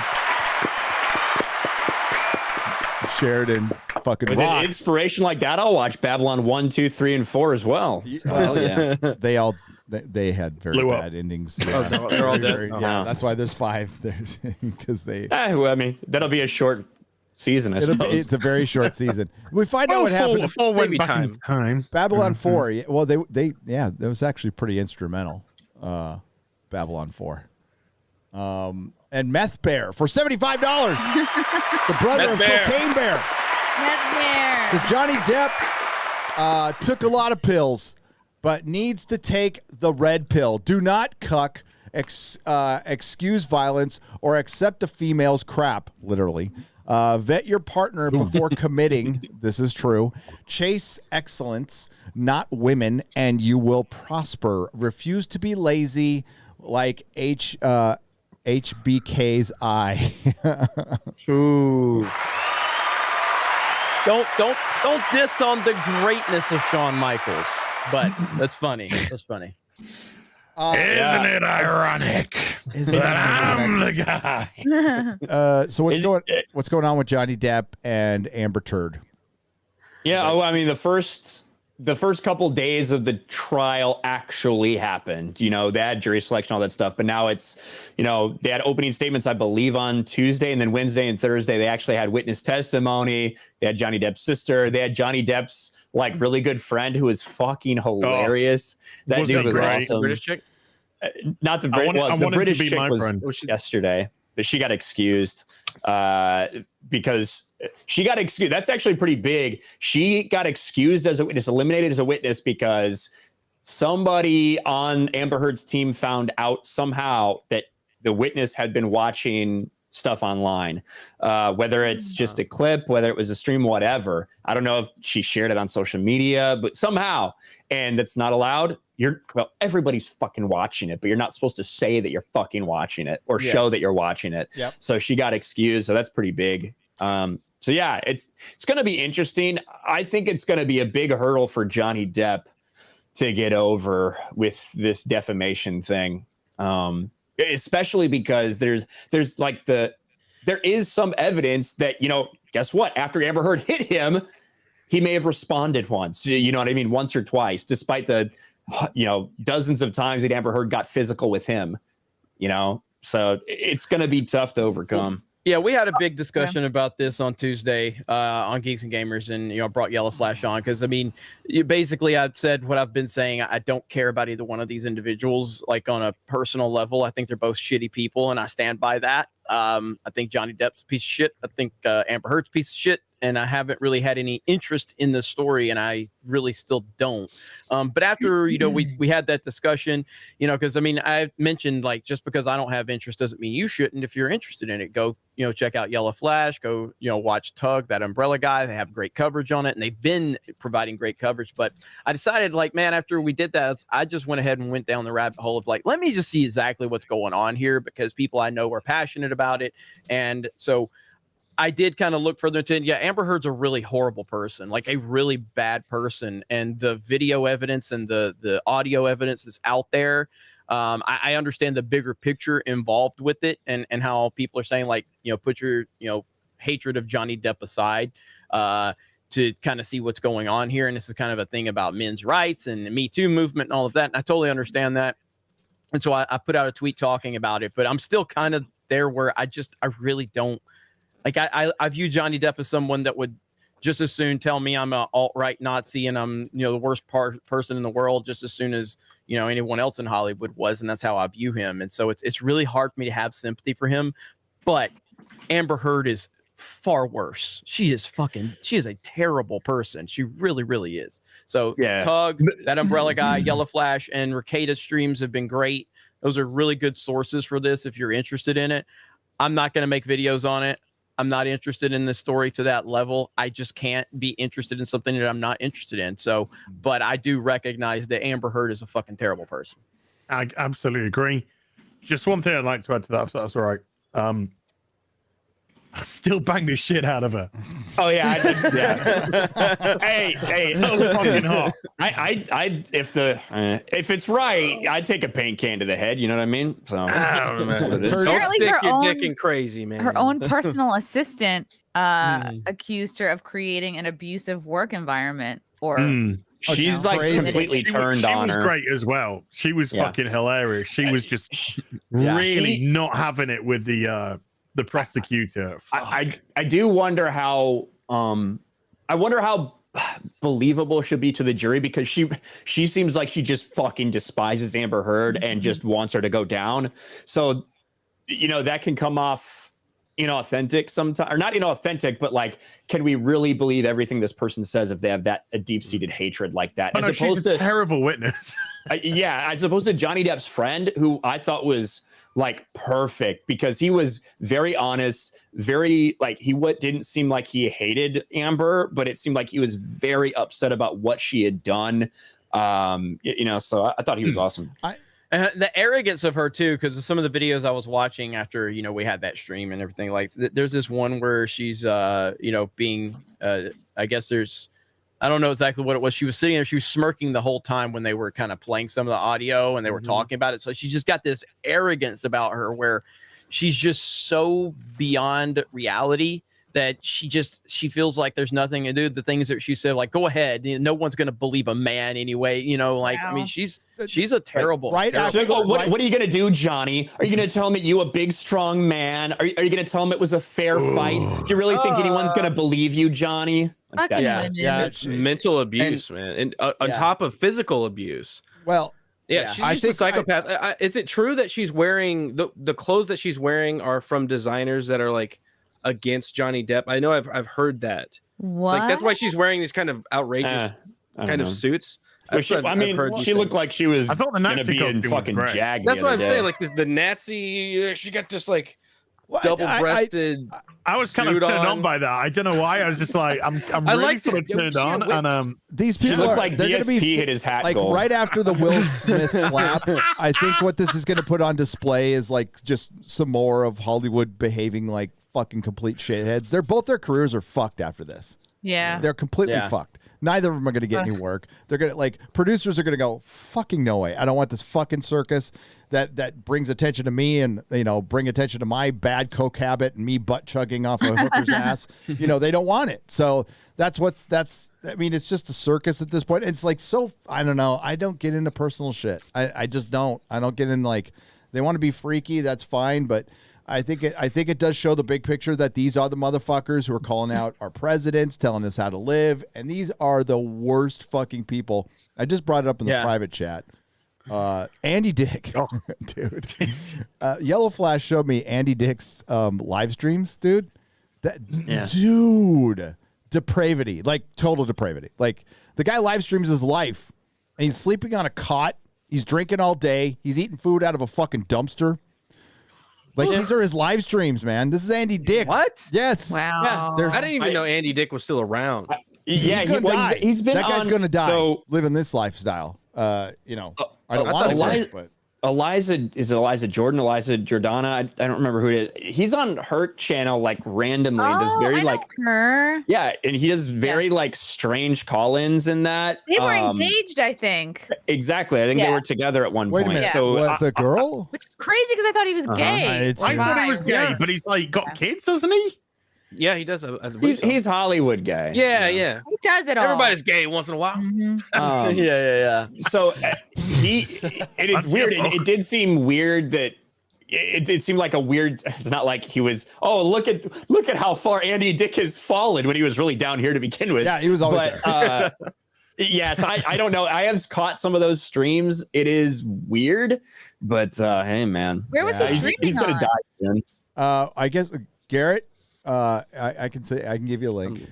Hang on. Yeah. It's and to be clear, like I want to make it clear, I don't have anything against Johnny Depp because he hates Trump. There's a lot of people that hate Trump. A lot of people I'm friends with hate Trump. It's the fact that this dude went to another country and insinuated that the sitting president of the United States needed to be assassinated. Wow. In front of an audience, and then went further and go, I know people are going to freak out about it. I'm glad you're all here to be here with me in this moment. Like that's the quote from it. So that would ruin the life of any normal person that went and did that. Any normal person that did that would be under investigation. They would be, their lives would be destroyed. Especially in Hollywood, if you would have done that with Barack Obama as president. Mm-hmm. So that's Hollywood privilege. So that's what pisses me off. It's not that he hates Trump. Don't care about that. Everybody hates Trump. Everybody does. But so I don't really care about that. It's the hypocrisy of Hollywood and the elite mentality that these fucking people have. And when you find yourself in that position, when the Hollywood bullshit is eating you alive, it's where I have tough time having sympathy for you. But acknowledging that Amber Heard is a fucking terrible person, far worse than Johnny at this point. Yeah, I mean, Look, throw a stone in Hollywood, you hit a horrible fucking person. Let's just be honest. At the times I wasn't dating Mrs. Nerdrotic back in my drug days. I mean that's what the relationship reminds me of. Like me and my girlfriend who were like cooking meth. It was not a good relationship. It was not a good relationship. We'll just say that. And that's what it is. It seems like that's what all Hollywood relations. It seems pretty dark. She seems pretty manipulative and horrible. Probably a Scorpio. I'm gonna look it up. It has to be a Hey, I'm a- Scorpio. I- I'm a Scorpio or Scorpio. Pisces. Scorpio Ew. and Pisces. The sun's in Uranus. She's born April 22nd. What's that? Oh, Is that's that a what? week That's a today. Taurus? She's a Taurus. I don't know. Yeah. Week A today. Horus. I'm a Leo, so I'll I'm look at good. the rest of her chart. I'm good. I've got that Chris. stream. If you want to see Andy we're Dick gonna look go at the crazy. stream, and then I want to talk to Chris about, I guess what's going on with Robert Eggers and the Northman, which we could all fucking see coming, dude, a mile away. But first, let's take a look at this poor dumpster fire. And again, I feel bad, like as a recovering addict, I see an addict, and I just I feel sad. I mean, I don't feel I almost don't want to show this, but he blasted it out there. So this is him waking up. Yeah. This is the Andy Dick's live stream. Yo, anyone who just tried to set this What up, the fuck? Can I stop talking to you? It's because you're not my friend. Wait, which one's music? Because you're trying to take money out of our pocket. Well, my pocket too. And put it in someone else's. Fuck you. I don't know the context of any of this. I just know he's waking up, and they're fucking filming it. Hey, He's sleeping on the floor. No, he's got like a little camping Like a cot? thing. Yeah, I mean, it's kind of nice. I'd sleep there. I'm talking to like a lot of people right now. Casey, guys, think about What the fuck is going I on? think I'm fucking dumb. He's an IRL streamer now. See? Hey. All these things pulling up. Oh man.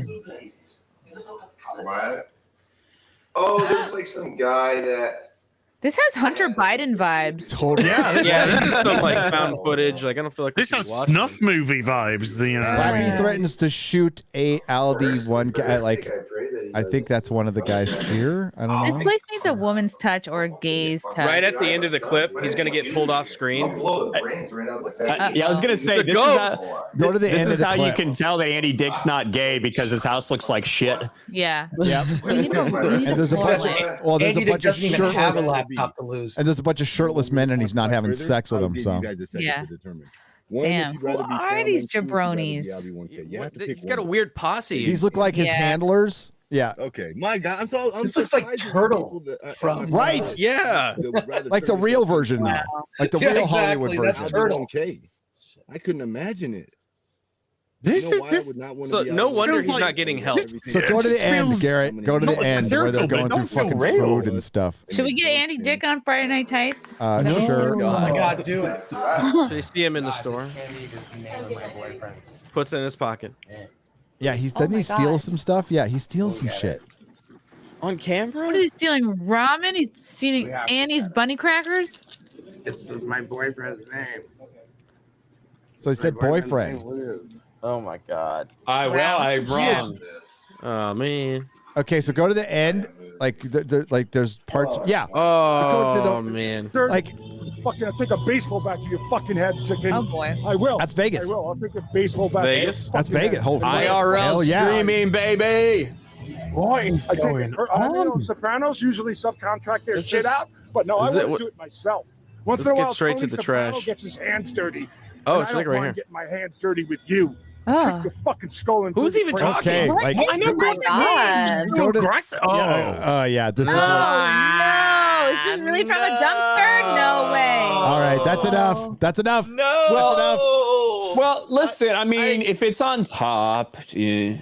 Well, he was digging in there. No. He was digging like deep. that's like that takes me even out of like if I was watching that, I wouldn't even want to fap. Like that's how disgusting and depressing that is. And Yeah, that's it's not like- there's a lot of things. I'm kind of fucking hungry. Not gonna lie. I'm a Okay, little one hungry too. time I did go behind a bakery and go into the trash and get Donuts. some bagels that were just thrown out and they were right on the top of the trash. Still warm. Like the bed. Hey, Yeah. when I was living on the streets in Encinitas, I'd wait for them to just throw away the food. I'd go out there and get it. I worked Yep. I worked for Krispy Kreme donuts and, They're and just I, as and I was a good. delivery driver.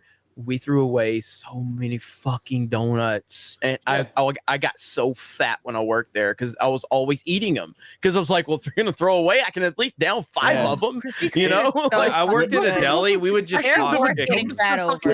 What is going on now? When I was in high school, we knew that Dunkin' Donuts would close like at, I don't know, 11 or midnight or something like that. And so we'd go there because we know they'd be throwing away all the shit that they didn't sell for that day. And we'd just like meet them behind when they're about to go to the dumpster, be like, hey, can we take those? Just a fucking trash bag full of donuts. Fucking drag it off and just eat it. Yeah, at least at McDonald's, they put them in a box and stuff. They didn't like put it in a bag.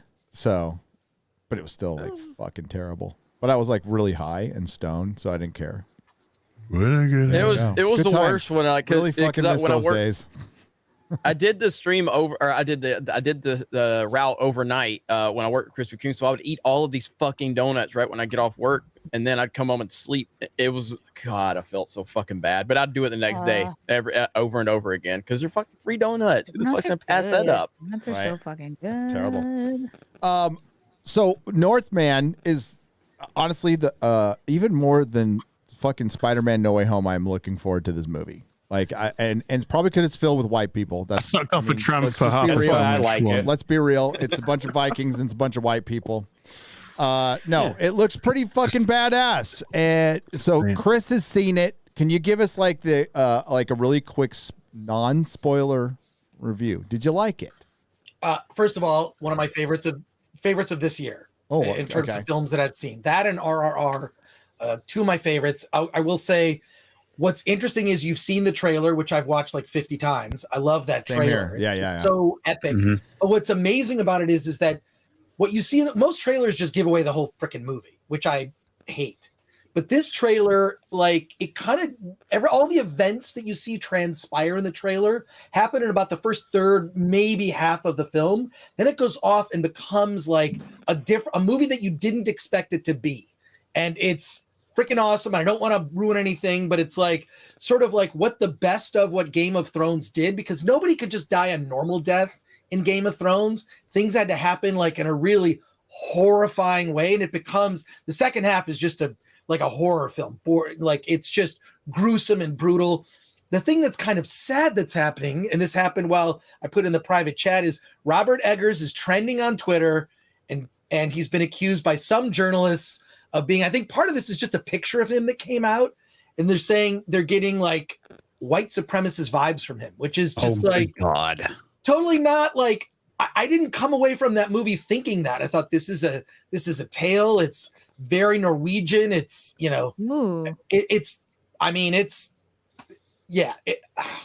don't want to say anything because I don't want to ruin people's experience of the movie. But really, if you've seen the trailer, all of that happens and way more in the second half. Really dark stuff, including with like Nicole Kidman, and I don't want to get into it. But yeah. I have a question. Is it like Bone Tomahawk gruesome? And like the end of Bone Tomahawk, it switches from being like a Western to a horror film. Is it that same kind of feel? Kinda, but the Viking version of that. I mean, just like stuff that's like, I would almost compare it to when Game of Thrones was at its best. That kind of thing. But here's the thing. I don't know if a mainstream audience is really going to embrace this. I mean, really, if you look back at The Witch and Lighthouse, they're kind of art films, right? And this is a much more mainstream movie. And I will say that comparing it to, I still love the original Conan. I mean, that score, John Milius, it's just, it's awesome.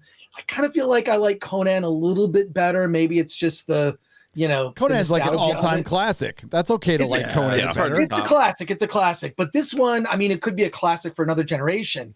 But it's freaking dark. The thing that's, of course, Twitter. Dark in terms of the theme, not like the people. Yes, right? dark in terms of the theme. Okay, because Ryan. I was gonna say, I thought I wanted to like all the people white early. That's I just want to clear it up for Ryan because he was starting to get concerned as soon as you said that. So, well, I do plan to see it again next week. I'm gonna watch it again, and I'm supposed to interview Robert, so hopefully, hopefully that still happens. It's just disheartening to see Twitter trending and people making accusations based on nothing he's said, based on purely the way the guy looks and the fact that he made a movie about Vikings. I mean, how ridiculous. Well, we saw this. And I'll be real though. Like, I'll be real. So since you said that in the chat, I've been looking, and 99% of what I'm seeing, even from like no-name Twitter people or even some blue check marks, is essentially like all positive stuff and like the fact that anyone would just lay that kind of thing with no evidence is crazy. And it's all based off of, his haircut, I guess, which is just a high and tight. So heaven forbid. He's probably into fitness too, which is why they think he's right wing. Yep. Well, we saw this when the trailer came out. There was a little bit of a bump of people saying he's white supremacy. This is it's all white people. There's no black representation. So it's the fact that it's a movie about fucking North, a cultural white. Right. In the year 1000. You know, Garrett, there's that Vikings Valhalla show with a black Jarl. So that's right, guys. You should be happy. Be happy with that. The progressive black Jarl. Yeah. But I'm glad people are pushing back, though. It seems like people are pushing back in the conversation. Good. And they're doing screenshots of interviews he's done. But it was a concern. He said he was concerned about that. So it was something sort of top of mind for him. But I don't know. I think the proof is in the movie. Just go watch the movie. It's none of that. It didn't even come to mind when I saw it. No, that's why that movie. That's why it stands out, and it's not just because it's all white. It just seems like a normal movie. It just seems like a fucking normal movie. And how many people can get away with that right now? Like, not many. Not a lot of people. Not many in America. That's why it's like, my white pill for me is just like watching these little small indie movies like Duel, or seeing something like from India, like RRR, that just completely celebrates traditional masculine and feminine roles, and just a great hero story, but like, we can't make that in America now without getting some accusations. Everything has to be filled with agenda. I don't think that doesn't work to me. Disney's very responsible for this right now, because they're the only movies that that people are actually going to watch, and they feel the need to absolutely fill it with agenda, with their not so secret gay agenda and every other agenda they have, their Marxist agenda from a fucking company that's for profit, which has always been weird, but that's the way it goes. Because ESG, which is right there on their website, by the way. I was like, what? Let's look into this ESG thing. Oh, look, there's a whole fucking page for it. Okay, well, it's not a conspiracy. Don't even hide it. Yep. Isn't that part of their thing, reimagine tomorrow? Which was supposed to be gone, right, Ryan? That was supposed to be gone. Yeah, we were talking about this like a year ago or something, when Chris Rufo, the same guy, exposed this entire site and what their goals were, 50% minority characters, like all this stuff. And they said, oh, don't worry, guys, we shut the website down. It looks like they had no intention of doing that at all. Nope. Yeah, clearly. It's just disgusting. Yeah. It is, and it sucks that like you can't make a Viking movie without being called a fucking white supremacist. And thanks, Disney. That's Disney, because now we have King Valkyrie, which is the stupidest fucking shit. For one, I'm blanking on her name now. She has the acting. Tessa Thompson, who has no fucking acting range. She plays the same. Valkyrie is the same part she plays in Westworld, which is the same part she played in Men in Black.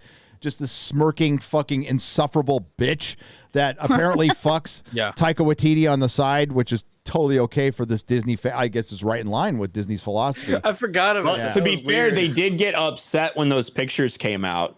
Like Marvel or Disney, they were upset when those pictures leaked of him making out with Tessa Thompson and somebody else. Yeah, his girlfriend. His girlfriend while filming. So. Well, yeah, that's fraternizing with your fucking actress. You're not supposed to actually be doing that as a director. I thought they Me Too people for that. Hollywood. Yeah. It's called a cast party. Tessa Thompson was also involved with his girlfriend. It suddenly became an alphabet issue, and therefore completely forgiven and forgotten, and actually became ultra progressive. Oh, he's cute.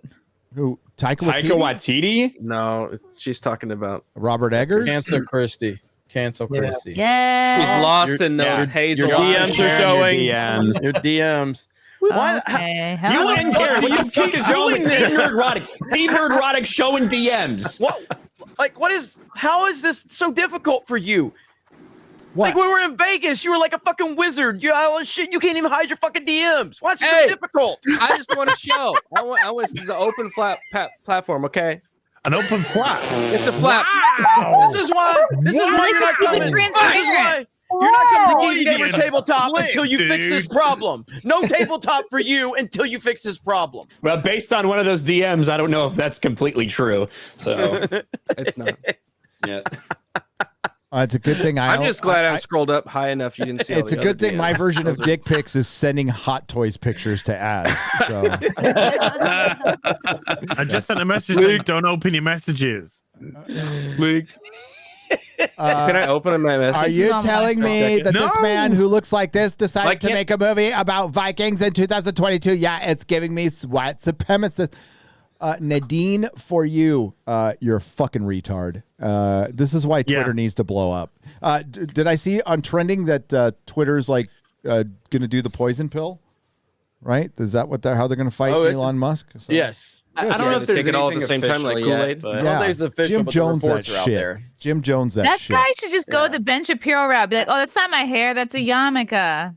No, he should just Xray go, Girl. I'm a Xray Girl's fucking white doing pretty good on supremacist. Twitter. Who gives a shit at this point? Xray Girl's doing pretty good on Twitter. Yeah. There we go. Ooh. She's It's a a big really good squirt. soda. She's a big fan of Squirt, everyone. Yeah. No, I got squirt in my. Okay, I'm not gonna say. Wow. You make it worse when you don't finish it. Oh wow. That's exactly why she did it. Left it up to the imagination. She's all playing innocent. Yeah.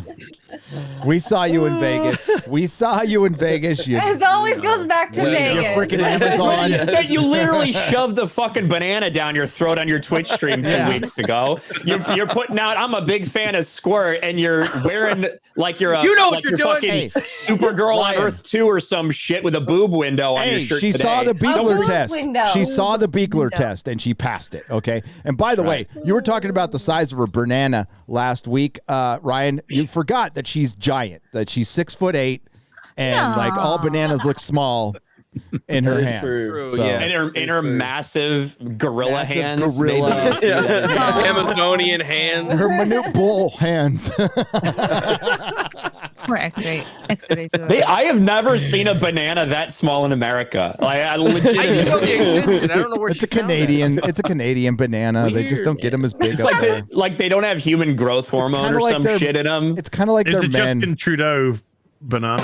I'm just Yeah, it's kidding. Canadian representative men. in I his love size. you. I love you. I'm just kidding. That's a shower banana, not a grower. No. Didn't have any time to grow. I guess not. Speaking of growing, I gotta grow. You gotta grow. Don't grow. Don't Hey. Grow. God, the next line. Sorry, Ron, what's my line? Ron, what's my line? Line. First, Ryan.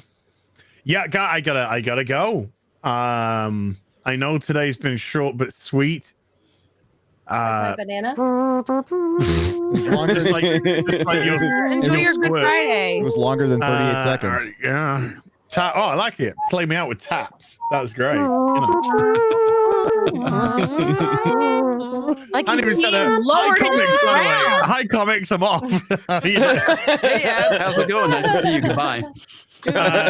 Big thanks, chat. Sorry that I can't be here for longer this week. Follow me on. Fuck off. Hey, yeah. What are you doing? I tried to make a dramatic entrance and I fucked it. You need a dramatic exit? Hey. Hi. Yeah, do you know it's all those stupid. There we That was go. good. British American, ladies and gentlemen. British American. Hey, 300,000 subs. Congrats to our boy Ad. Yeah. Awesome. 10 years, Really man. happy for him. Really happy for him. So, it's awesome to see. In 10 more years, Yeah, he'll love get to to see it. 600,000.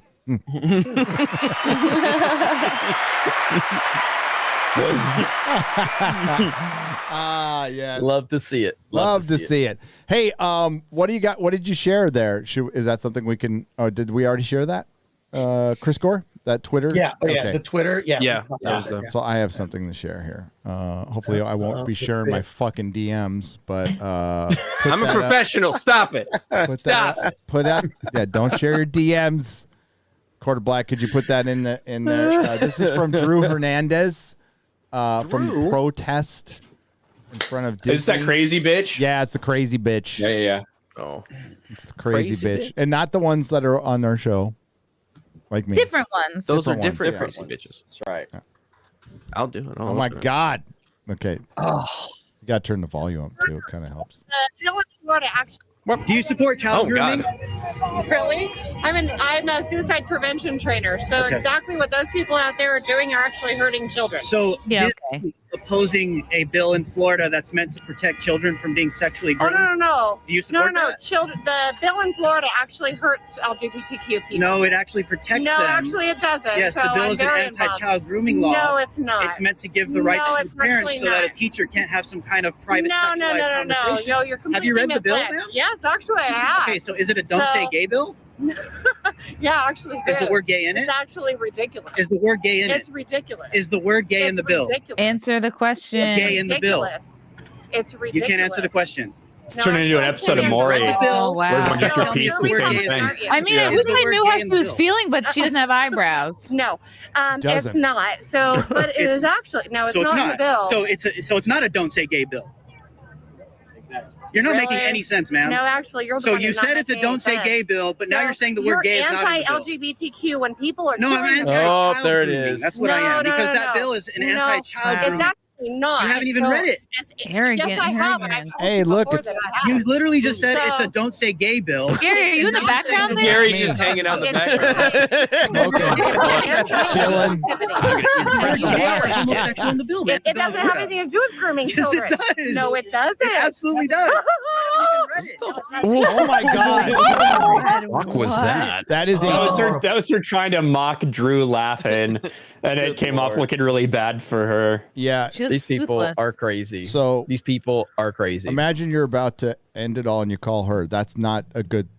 Yeah, No. I hope. She Well, lies to about be it. honest, if I got connected to somebody like that, I'd feel much better about my life. This is so. true. This is true. That is true. You would do It's a great life on 50-50 chance. You might off yourself. You might Yeah, think, I would call and then try to convince her that she should.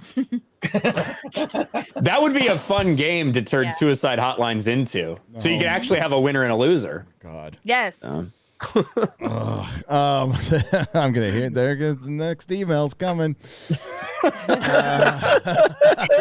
it being Gary gets emails every week from like one person complaining about a joke I made or something I said, except for the week when I trended on Twitter because I was a racist.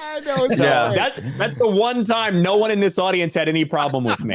Real silent. Yeah. Yep.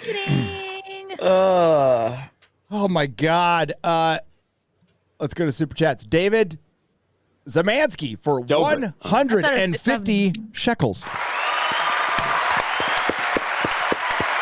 That, my friends, is a Jewish peso.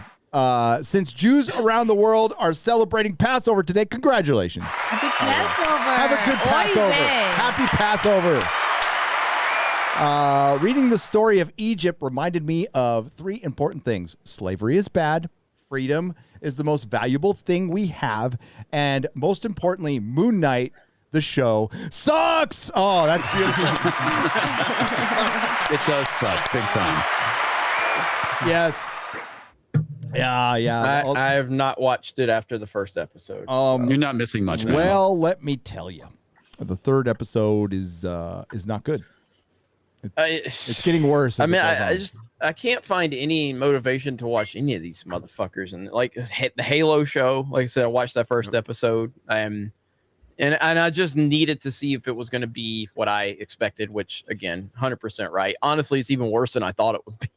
It's really bad. And then I've heard really bad stuff about Moon Knight up to this point. You've got the Hawkeye show's canceled. Like these people don't know what they're doing. You know, I've been watching anime lately, and it's so nice to watch something that actually, you know, tells you a good story, and it's worried about the characters and the development, and there's no bullshit. Everything, generally speaking, and I know there's exceptions to the rule, but everything, generally speaking, that Hollywood is pushing out there, you can see the agenda right there in front of you. Like, you can't get away from it. It's like, it's so obvious what's going on now. But yeah, with the Moon Knight stuff, I'm glad I stopped after the first episode. I did as well. Yeah, just I watched that first episode. I just feel like, why am I investing this time? what's it leading to? What's the story? And I don't know. Like, I've watched the first episodes of nearly every Disney Plus series except for Hawkeye, and it just, I don't know. There's nothing to. And then now it seems like all the movies are all geared towards promoting the Disney Plus series. Like the story continues in Disney Plus, and that's exactly what it is. Yeah, it could have been good. It could have been great. Could have been great. They had Marvel shows that were great.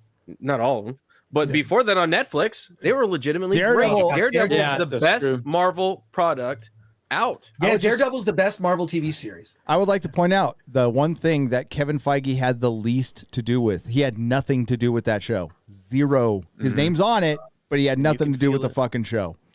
And it's the best thing they've done. So Kevin Feige, I mean, like I saw DC was looking for another Kevin Feige. Kevin Feige isn't even Kevin Feige. He's a myth.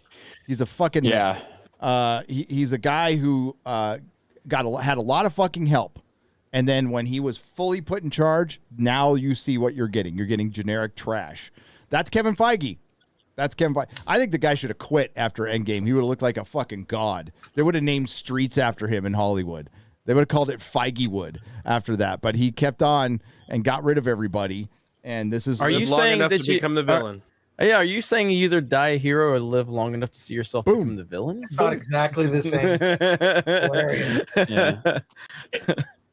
You're back there eating Dippin' Dots. That's right. What is this bitch saying? Dippin' Dots are good. Who eats Dippin' Dots in 2022? I love Dippin' Dots. They they give you that freezer burn a little bit. Fun. Yeah. Great. Okay, so all the old people got it. All right. Okay, good. That's true. It tracks. Whatever. That's the ice cream of the future. I eat Dippin' Yeah, Dots it was the ice juices. cream of the future. Like I remember when they Is this debuted that in the guy- 2000. So the guy who eats floor pizza and fucking like drinks Mountain Dew is like questioning my dietary Which taste. lets you In know Taco I have that low of a standard that doesn't even meet it, Gary. So it goes towards my point. No, it doesn't really. It just, No, it really doesn't. You're a heathen. That's all. I don't have high standards for cuisine, but Dippin' Dots. I know. It's like you make Jeremy look like he's got high standards for cuisine. Send your emails about Ryan to Gary@nerdrotic.com. Yeah, that's right. That's right. I really appreciate it. I answer for him. It's all right. I guess people think Gary cares. I've never got an email about Ryan, so I guess they think Jeremy's not going to fuck care. At least Gary, I think Gary has a bigger cares. audience than you, Jeremy. So, Gary just seems like more respectable, I guess. Like so, He might listen. I will. Yeah, He'll get the mean man to stop. I don't know. Well, I think maybe Jeremy, if they're mad at me, they just fucking unsubscribe from you. And then, been there, done that one a few times. Yeah, So. and then for Gary, it's like I'm just one of like 10 people on the panel, so they're like, well, maybe I can. Maybe if I just ask him to tone it down, I don't know. Yeah. Wouldn't be the first person that tried to get me kicked off this show. Some people tried to do it publicly, light, though. Ryan. Yeah. Whole stream's on. Don't dim that beautiful racist light. Yeah, I never will. I'm just trying to bring a little bit of brightness back in the world, both in color of skin and in movie reviews. So there you go. Yeah, a little color. David P on the Streamlabs side for $50. Says, "Hail Friday Night Tights. First time donation." Oh. We'll be gentle. I'm turning 40. Oh, you're an old. And the one good thing about my birthday being April 16th is that I can always count on getting fucked the day before. Oh, I feel you, brother. Hey, taxes aren't due till the 18th. Happy Easter. By the IRS, could I get a happy birthday song before the stream ends? Yes, before the stream ends, we'll sing you a happy birthday. Xray Girl, if you could please remind me. Xray Girl. Yeah, I got it out of the way. I just got it out of the way. I still have a couple things to finalize, but yeah, I'm almost done. Yeah.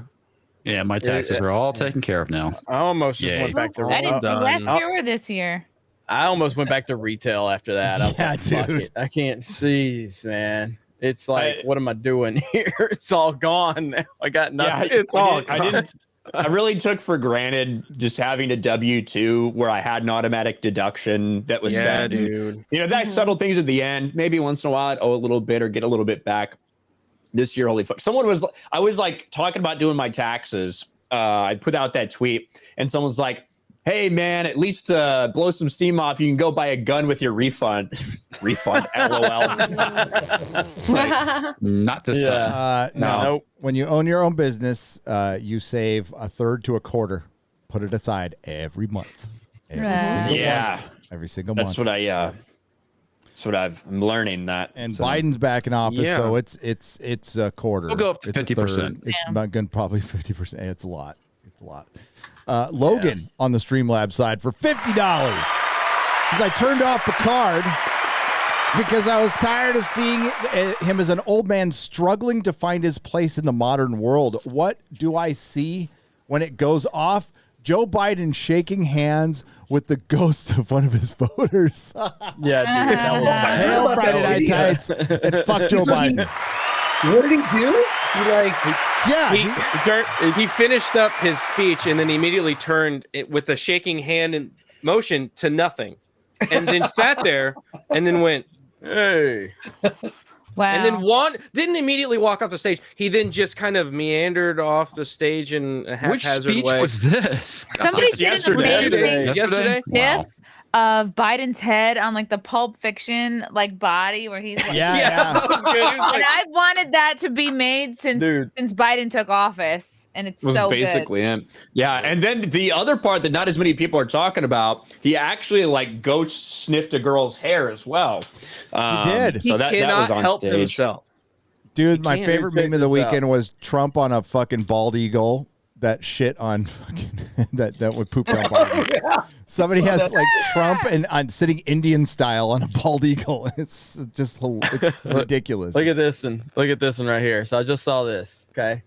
Elon Musk is the enemy. But the best part is, look who responded. Elon responded.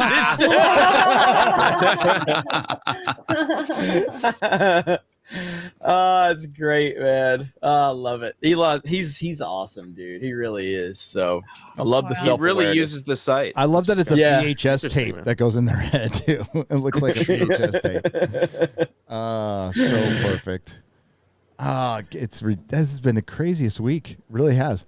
It's been nuts. Well, yeah. I mean, like we're seeing like Twitter maybe getting taken out. Like a lot of things changing, you know, and it is kind of all connected, right? You see the fall of the Oscars with the Will Smith slap was like, that's it. Like the Oscars are fucking done. Nobody's gonna watch this shit anymore. And like it got like they had people fighting, and it wasn't enough to help the fucking ratings anymore. Like Warner Brothers is rebranding for like the third time in 5 years. Paramount Plus is rebranded 3 times in fucking 5 years. Disney Plus is floundering. The streaming, the bubble that Hollywood thought they were going to get, like popped way earlier than anybody thought it would.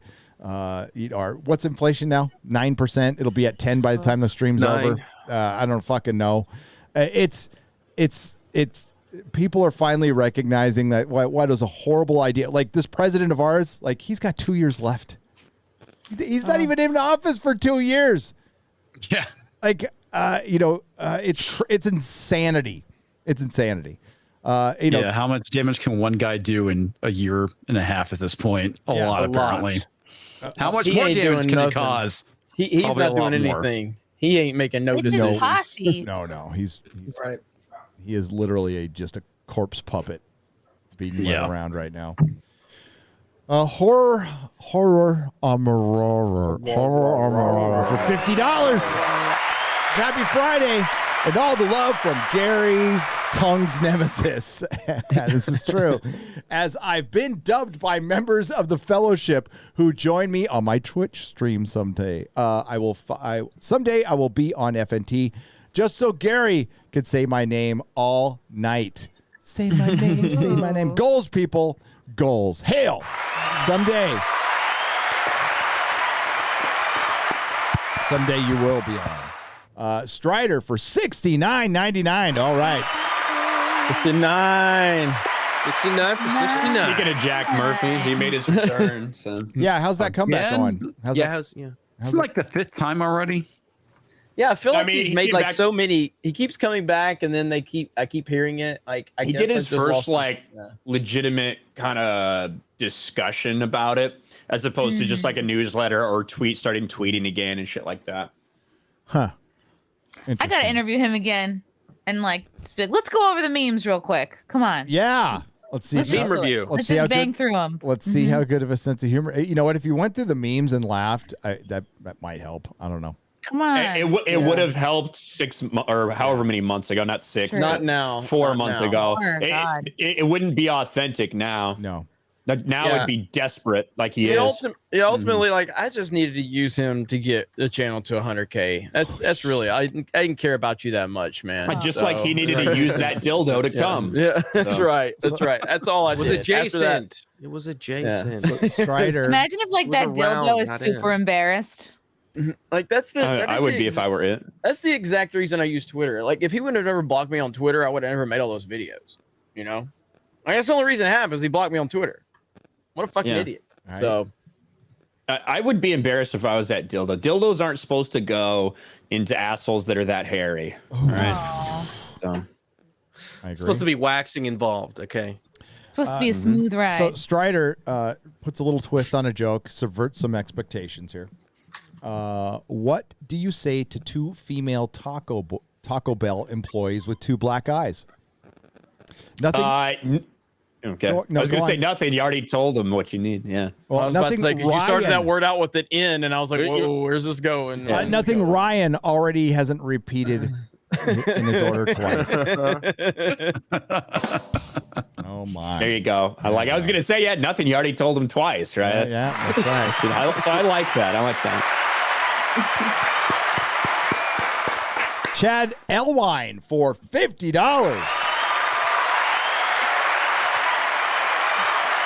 Hail to the fellowship. First super chat. Ooh. The only time actually watching live. Oh, hey, what's up? What's up? Wow. First day off in 25 days. Holy shit, man. Take a day off. And I'm glad. Daddy's day off. Yeah, that's right. Oh, maybe because it's Good Friday. Gladly giving a chunk of my hard-earned money. Why, thank you. We do appreciate that. And for Ryan, did you ever serve in Kings Bay, Georgia? I was there for 3 years. I did not. I knew a lot of the sub guys who I worked with in San Diego who had been to Kings Bay. They basically said it was a Walmart and that was it. But Kings Bay, Georgia, there's sub base there. I didn't, but heard about it a lot. How old is that sub base? That sounds familiar. It had to be old. For my cousin I to imagine be there. decades, but I'm not sure.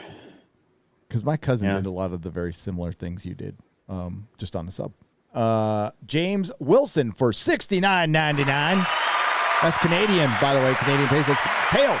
My girlfriend just made me a poster of Az with an epic quote he made on the Real BBC this week. I'd love if she could get a hail. Hail! Hail! Hail, James! I saw it. Awesome. Great post. Hail to Jolie. Jolie. Oh, I like that name. I've just put it up on my wall. We both agree that you're all the best. Cheers. Oh, you're the best too.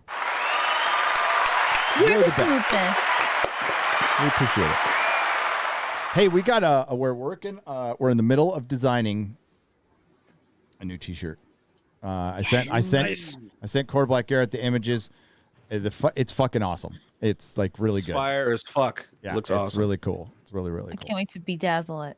Yeah. We just need everybody to sign off their likenesses, so they, we share the pot here, but we don't We share share our the pot. I guess some Long of as I the look people hot don't and share their thin. pot, but yeah. Jeffrey Jackson for $49.99 says, "Best to you all. Yay, free speech and happy Easter. Happy Easter to you. Happy Easter to everybody out there." Happy Easter. Happy Jewish Easter. Oh shit! There's a fucking Doctor Who episode Sunday. Oh, I just got depressed. Oh, just wait till Monday, that's Gary. right. Just wait till Monday. No, I'm gonna review it. It's because I want to see this bitch go. I really do. I don't like. She's her. going in this episode. Hey, at least she's dressed like a freaking woman in this episode for once. Did you? think about it. In the era of Jodie Whittaker, the first female Doctor played by Jodie Whittaker, we have a female. She started her era as the female Doctor, and she ended it in an era where we can't even define a female anymore. So is she the female Clown Doctor? world. I don't know. I don't Things move fucking pretty know. fast. Things move. Yeah, life comes at you. I'm not fast. a biologist. I can't tell Not you a if she's female biologist, anymore. Morgan for $50. Thank you. It says original Thor loses his power, his planet, and his eye to become king. Captain America becomes the most virtuous human who has ever lived to be able to lift Mjolnir. Female Thor inherits Thor's powers somehow. Well, she's going to have the hero's journey, which is everybody figures out she's great by the end of the film. She always knew it the whole time. So the hero's journey is just a straight line. Captain Marvel actually perfected the hero's journey. Chris Gore. I even made a stick figure thing of like Joseph Campbell's hero's journey, which is just, I'm great. They suspect I'm great. They figure out I'm great at the end. That's the hero's journey. Yeah. I try to tell everyone I'm great, but they don't listen. Yes. After finally I'm at the end, I dead, show them. they Show realize. them. Held down by a male. Dude, I remember when Captain Marvel came out and people going, it's not woke. It's not feminist at all. Like the whole fucking movie, she had the power all along and she had an inhibitor chip that she had to fucking take off at the end. And that's how she wins. It's so fucking dumb. It's so fucking dumb. And then it took the Skrulls, the coolest fucking bad guys in the Marvel fucking universe, period. They can change their shape. You could do so many fun things, and they made them like an immigration allegory. Yeah, that's terrible. You know what's worse? Here's that poster, by the way. We're not That great professional poster. comics. That's We're so just cool. assholes. Oh, that's good. Awesome. Oh my god. That is true. Ooh. Very cool poster. I've actually got another poster that Oh, I'm sharing. no. Quarter black. That's brilliant. Oh, I got it. That Yeah, is reminds really me good. of- Extra girl already knows. Extra girl already knows. Excellent. Extra potassium. Not even going in my mouth. It's like to the side. Yeah, No, it's you all got your over. lip on it right there. Yeah, See? you're kind of Yeah. digging into it a little bit. You're just not Yeah, you're like taking the mushing it whole in. thing. Yeah, no I teeth. couldn't eat the whole Stop the banana. teeth. I'm You're going sorry, in guys. tip first. Just That's not. a proper banana, though. It's not always gonna go in easy. The size and No. girth This of is that true. thing. Yeah. This is true. I couldn't handle it all. Oh my. Anak Maman for $100. Says here's $100 for mentioning Ginger Goddess Karen Gillan. We love Karen Gillan. By the way, Nebula is one of the best female characters in the MCU. I love her so much. Simp money. Hashtag stop Ginger side. I agree. She got legs for days, that woman. She also is probably, apparently she's pretty fun. She got in a little trouble during Doctor Who for leaving her hotel room very drunk and naked and running around a hotel and then locking herself out and had to be let back in. It was a whole incident. She Irish? I have no problems with that. I have no problems with that she's whatsoever. Scottish. either. That's She's great. Scottish. Scottish Sounds drink. fun. Scottish. Scottish Oh, they drink. can get down on the They drinks too. drink just as much as the Irish do. Just as hard. Yeah. All right. Well, we'll see. Ask the critical drinker. He'll agree. Okay. Yeah, that's right. Go away now. Go away now. Go away now. Trent Steele for $50 says, "Hail, Thor 4 That's our name. will be bad." I agree. Elon, in Elon we trust. You ladies look lovely, especially RK. Happy birthday to Xray Girl, which is tomorrow, right? happy Oh birthday. no! Look at that. Lots of birthdays tomorrow. And Eric K. Eric K. Happy birthday, Eric. Gina Carano has a And birthday Gina. too soon, right? Ooh. Really? Yeah, it's crazy. Xray Girl, you were getting spammed all the happy birthdays because we told them on one of our streams. I know. I woke up and I'm like, should I go And then- fat forward live? Yeah, and then they were like, "Oh, it's nothing." I was like, "Fuck it." We were like, "No, fuck it. You just go ahead and wish her happy birthday. It doesn't matter when it is. Just spam her with happy birthdays." So, yep. It's my birthday week. It's I birthday got a whole Palooza. month. Yeah. You went from weekend to week. Oh. Jeez. Oh yeah. No, it gets like when you're married, it goes from like day to month. in a very short like period of time. It's preparation. I feel like the days go by so fast right now when we're just like constantly working and shit. But I also never use Facebook anymore, and that's how I used to remember everybody's birthday. Yeah, same here. Facebook. It used to be like I would always check Facebook like basically every morning. You know what I mean? And so now I don't. So I'm like, oh fuck, just You know forgot my what's so grandma's crazy? What I birthday. do is Fuck. I ask everyone what their birthday is, and then I put it in a little book. You do? That's a girl thing. That's such a girl thing. Yeah, I don't. Yeah, that's a female thing. Like for their girlfriends and their guy friends. It's something they do. Every time I hear somebody's birthday date, I think about doing that, but then I don't do it. And you have so I almost get with, down. with addresses too, because you don't want to ask every year like an idiot. I just count on people to talk about my birthday's coming up, and then I'll try to remember it. Yeah. I just never like congratulate or celebrate or thank anyone for anything. So It's just another don't worry day. about it. Yeah, especially, enjoy them now. Enjoy them now because your birthdays are fucking meaningless after 50. Trust me. They're just like, it's your birthday coming in. What do you want to do? Nothing. It's just another day. Qualify for AARP. I want to continue to live. Just breathe. That'd be nice. Actually, 62 is a big one because then you qualify for assisted living. I do? You can live. You can submit yourself to live in an old person's home. Shit, I'm like 9 years away from that. Sweet. Those people could all be your assistants. I'll be like the 62. You got to be that old for it. Yeah. That's pretty messed up. I mean, there's some. That's actually pretty young. Well, I mean, when you look at the average lifespans of some people in the United States, that's like when they top out. So I mean, I don't know. It's not very fair, in my opinion. Quarter Black knows what I'm talking about. Yeah. Got low. Well, there was low life. There was the big debate. It's been a debate for a while. It's like there should be age limits in the Senate and Congress for president. Like 50. For I think we should just end them. Pretty much. I think put when they get to a certain age, just put them down like Lassie. Yeah, I think we should just give Uncle Joe a pair of keys and let him drive somewhere. He'll just take care of himself. Wait. What does they do like a cognitive test in order to become president? Well, in theory, their yearly medical exam should cover things like that. But I mean, Dianne Feinstein's still in office, and now they're like her assistants are leaking that she's like she can't remember shit. Like she's gone. Yeah, and she's still there. Strom Thurmond was there until 100. What was that book? The Giver. It should be like The Giver, where they just euthanize old people or whatever, so they're not like a drain on society. That's what you're talking about, Quarter Black. Yeah, that's what I'm saying. You just put them down. That's what my dad wants. He's like, just push me off a cliff. It's like that old dinosaurs episode when like the old dinosaurs, they get to a certain age and they just get pushed off the cliff in their wheelchair. I'm pretty convinced that like I'm not gonna live to be very old. Like I think somebody's gonna shoot me or something before that. That's just how I feel. Like whether it's someone who hates me because of my movie opinions or whatever, or whether it's a fast food worker, I am going to come to a violent end. Be a fast food worker. Ryan's going out like a beetle. It's going to be a fast food worker. Like a beetle. That's right. Not Ringo. I just hope we record it so I can get the views. Yeah, whatever it is, I hope there's a camera. Yeah, on it. dude. Yeah, like seriously, it's got to be viral material. Well, we got to do like multiple videos and a live stream, Jeremy.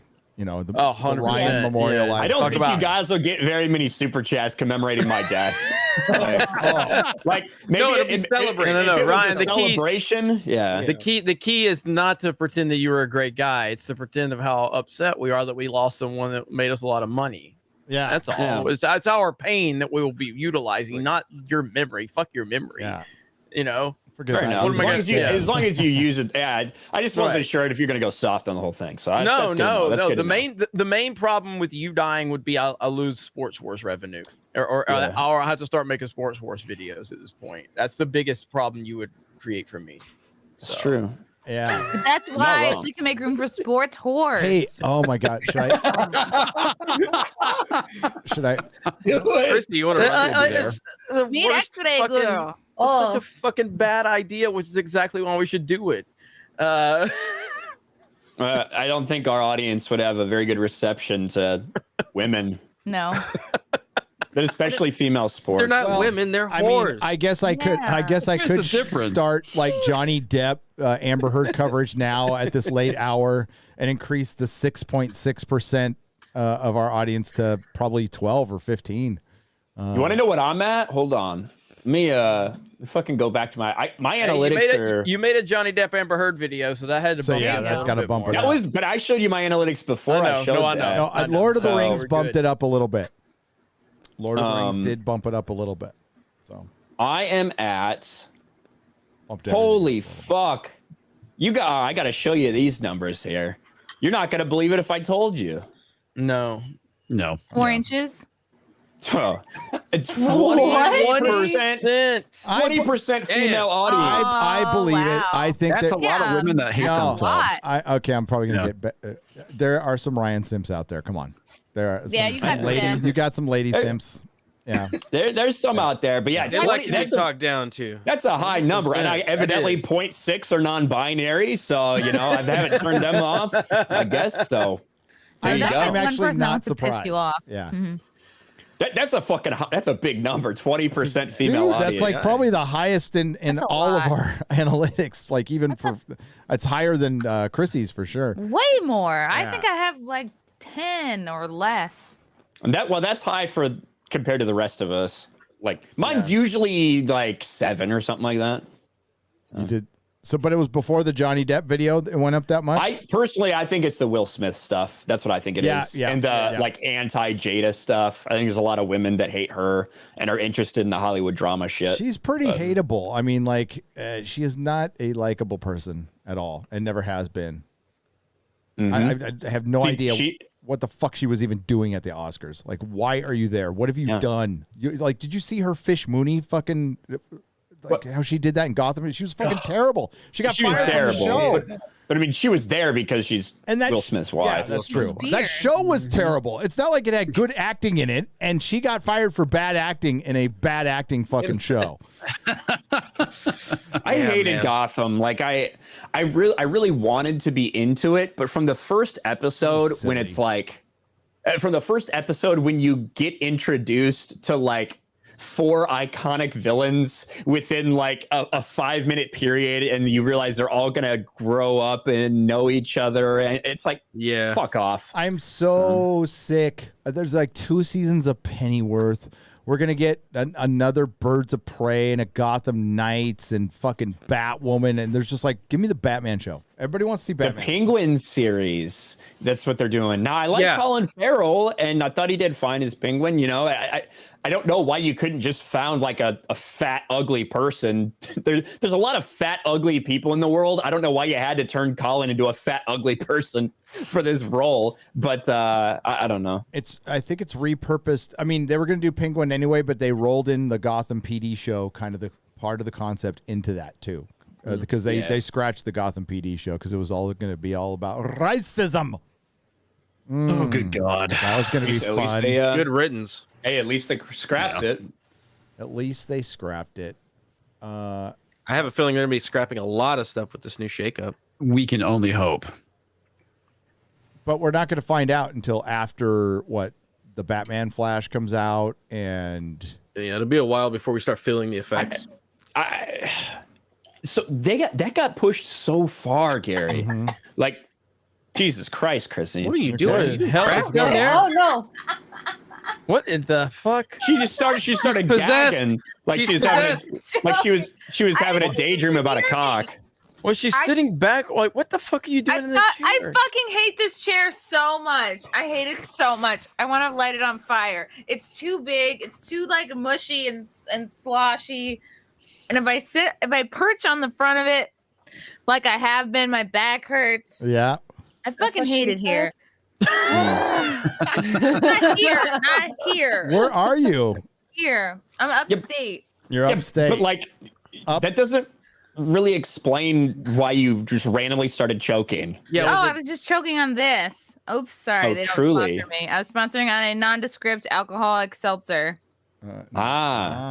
There you go. Well, that's acceptable. You're a Like fucking this now. disaster tonight, Chrissy, and we love it. I'm a little technically off. Fabulous disaster. She's our It's one of those, fabulous disaster. one of those days. She really is. We got B Family for $100. But dang, safe to say, Most of us can't stand constant replays, remakes, and wokeness in everything. I'd love to see more people rise up and create their own new channels, lore, cartoons, comics, etc. It is possible to have extremely successful new stuff. Is it possible to have extremely successful new stuff? I think a new wave is coming. It is. It is. It's not going to be genre, though. I don't know what that new wave is going to be. What we need, and I want to ask Chris when he comes back, we need a massive failure. Something needs to, like, maybe Thor, maybe Rings of Power. I think Rings of Power will be a massive failure. Scuttlebutt behind the scenes. I've talked about this before, but I'll repeat it here. Scuttlebutt behind the scenes is Amazon ain't happy. They aren't happy with the response. They do care. They want people to subscribe to Amazon Prime. And this isn't like a Star Trek situation. So I talked to somebody who worked intimately with Discovery and Picard, who does not work there anymore, and they said they didn't give a shit what I said. I couldn't use their name, but they said, like, there's so many people who've left, they'll never figure out who it is.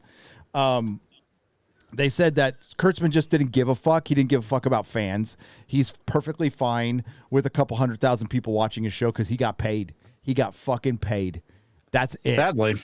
I mean, like, how does that sound? That's pretty much it. So he's putting minimal effort into Star Trek, which is obvious, right? Yeah. So that explains why they're still making it, because I got fucking paid. I don't give a fuck what you think.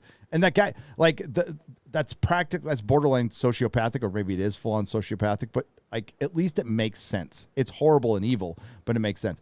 Amazon, like, no, they could do this 5 seasons and they wouldn't even miss the fucking money. It's couch money. But that department needs to make money. It needs to be profitable. They care.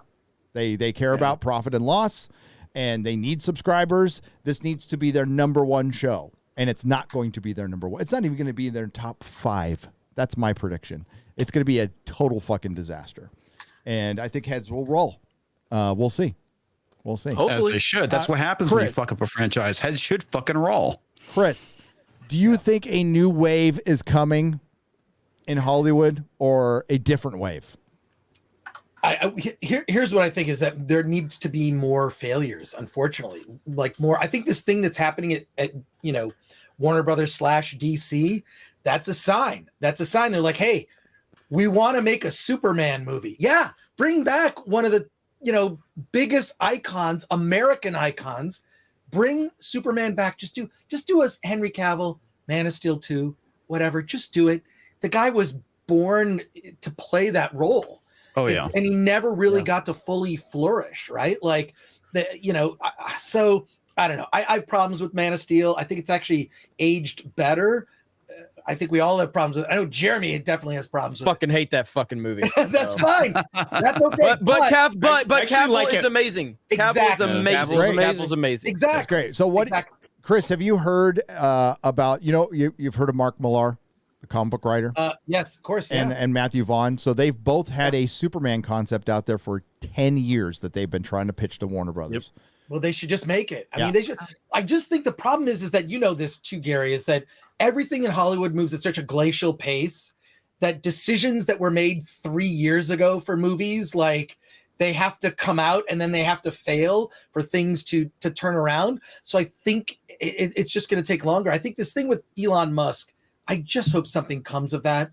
I think that'll at least begin to change the conversation, that certain voices will not be suppressed, and or accusations made about people that I think are that are BS, like, things that have happened to some of the people on this stream, right? Like, that are complete bullshit. And I'm sick of seeing that. So I hope that people are going to begin to notice things like RRR, right? Like, okay, this movie, I know I've been talking about it. I've said it 90 times, whatever. You need to see that movie to go, oh, if America is not going to be the mantle, because one of our biggest exports is entertainment. And if the rest of the world thinks it's shit, right? Like, fine, they can fake it here, but that they got to cut 6 seconds out of the new Fantastic Beasts movie because there's a veiled reference to, a gay couple in the film. I'm not going to ruin it. You can figure it out. But it's so lame. It's so lame. And the rest of the world is not embracing it. You look at, so this movie, RRR, the week that came out, it was number 3 at the overall US box office. That is significant. That's a sea change. When would you think an Indian action movie set in the 1920s, where the British are the villains? How is that number 3 at the US box office? That is a shift. And the fact that that was not noticed enough. The other thing is, and I just checked Twitter, this movie that just came out, it's called KGF. They gotta work on these titles of these movies. RRR, KGF. But KGF Chapter 2 is trending on Twitter with 170,000. It's not like when you see something's trending and it's bullshit, because it's like, look what's trending.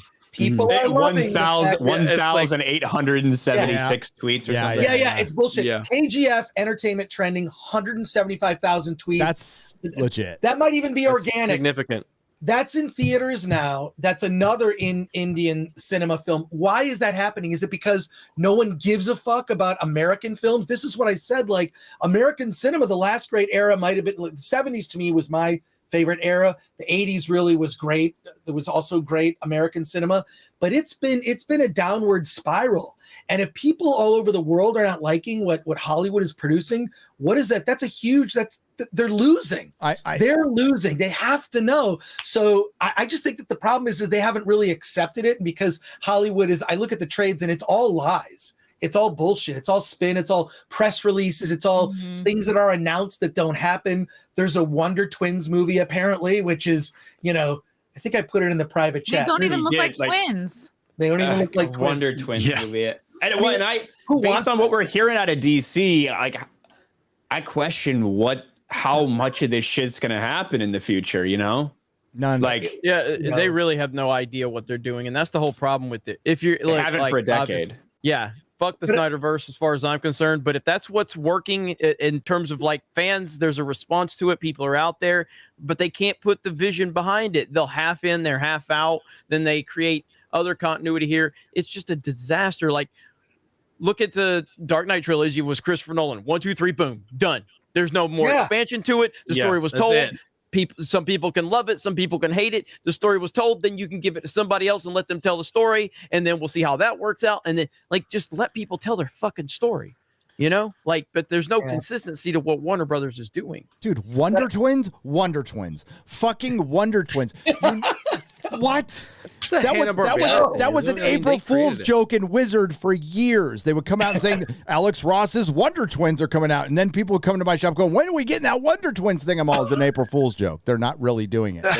They would not. They're produce excited about a fucking Wonder Twins comic, and then they finally did. But like, nobody would care. Nobody cares. So you're not gonna like fast track Superman, but we're gonna fast track the Wonder Twins. Fucking DC's DOA. Yeah, exactly. You're gonna shake it up. I just think that there have to be some honest conversations. I mean, that is, if the one, to me, the shining light is Elon Musk just saying, let's just be honest about this. The fact that the Babylon Bee got suspended for what it said, which was a joke, which was objectively funny, because to me, anything really funny is rooted in truth. Yes. Right. And that joke that was made was rooted in truth. A lot of truth. And we cannot speak the truth. Where is common sense? So I just think it's going to take a lot longer. And to me, the white pill are little indie movies that try to do something different and try to be creative and break the mold. And then also like foreign cinema that doesn't give a fuck. They're not, especially when you watch this film, like they don't care. It's pure testosterone. It's incredibly violent. It's very simple. Good guys, bad guys, betrayals, twists. It's I don't know. It's rooted also in a morality where I don't even believe that American filmmakers are capable of telling that kind of story anymore. They can't tell a story rooted in morality, which is why no one seems to be able to make a Superman movie, because at his core, it's not about his powers or being strong. It's about who Superman is inside. And people are not capable of telling that story. It's certainly not going to come from J.J. Abrams and the team that he assembled. That looks like a total train wreck. So who he is inside is American values, and having American values is problematic now. And he's just good. And they can't get that. They're like, no, he's got to have some pain and torture in his life. Like he had to get ass raped and fucking whatever. No. Yes. No, he's just good. So if you can't make a Superman movie, then you can't adapt Tolkien. Period. End of story. They're the same fucking thing. They're the same. I think what it comes down to, it's the problem is that it's not difficult to make a Superman movie. No. The problem is that it's the people that Hollywood has hired and that Hollywood has don't know how to, because they think that every white person has to be evil, and anything based on traditional American values is evil. So it's not that it's hard to make it or tell it. It's the fact that the people they've hired don't want to, lack the willingness, and they don't know how to. Yeah, they don't know how to because they don't have any interest in it, because white man bad, American values bad. So the wrong people have been hired. There's no chance we're getting a legitimate Superman story to be told. Like, there's just not. I mean, for all of my criticisms of the Snyder movies, I mean, that's the one thing. Like, you can look at those movies and they're not pandering to social justice and all of that stuff. They're just not. And so that's the one glaring positive from those movies that I think that everybody could look at and go, okay, well, at least it's that. May not like this, that, or the other, but that's not what Hollywood is. They're not going to tell that story. They're just not going to do it at this point. Not now, not in 2022. I think I totally agree. I think what DC fans and Snyder Cut fans really love about what Snyder did, and some people might disagree with this, but I think he tried to take this. He made some really bad decisions based on comic book material, but I'm not talking about comic fans. We're talking about the movies here. He took them seriously. So that's how Marvel started. Like, the stuff was serious. Like Iron Man, when like that first, one of my favorite scenes in Marvel is when Robert Downey Jr. is sitting there brooding, right? He's sitting there brooding and the music's like building up and he's like looking at himself in the reflection and with his repulsor, he just fucking shoots himself because he's so fucking mad at himself. And then he suits up and kills a bunch of terrorists. Like, that's what we want. Like, that literally kills them. Literally, kills them. Fucking headshots kills them. Iron Man was badass. Yeah, it was fucking badass. That's what we want. Now we can't even have our fucking superheroes with guns. Like, Moon Knight had Uzis. Remember, Moon Knight had fucking Uzis. He shot people with fucking Uzis. And now he's got like little sticks out in a suit, and he fucking goes, "I'm sorry. Oh my God, I'm Moon Knight." It's like, oh my God, just kick yourself in the balls. Pathetic, man. You don't even have any balls, so you can't kick yourself in the balls. You won't fucking feel anything. It's terrible. It's terrible. But I think also, the traditional values we're talking about, American values, are also Christian values, and I feel like that is not.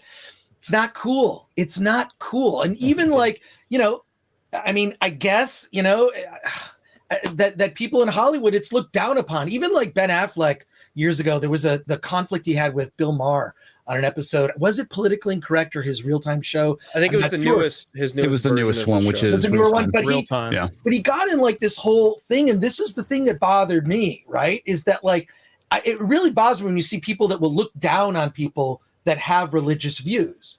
Right? Like, I'm not particularly religious, in terms of going to church but in terms of the values that are embodied, I try to be a good person, try to be a Boy Scout, help people, whatever. That's a good thing to do. Not but a Scoutmaster, but a Boy Scout.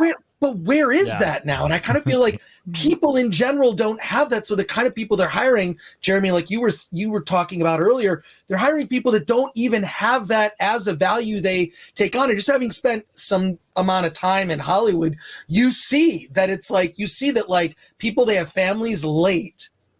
The dudes that succeed and get older in Hollywood have these incredibly young wives, right? Like, it's all like a weird, like they're putting so much into their work. I put out something about like celebrities will just do anything to get a job, but that's like a lot of people in Hollywood, right?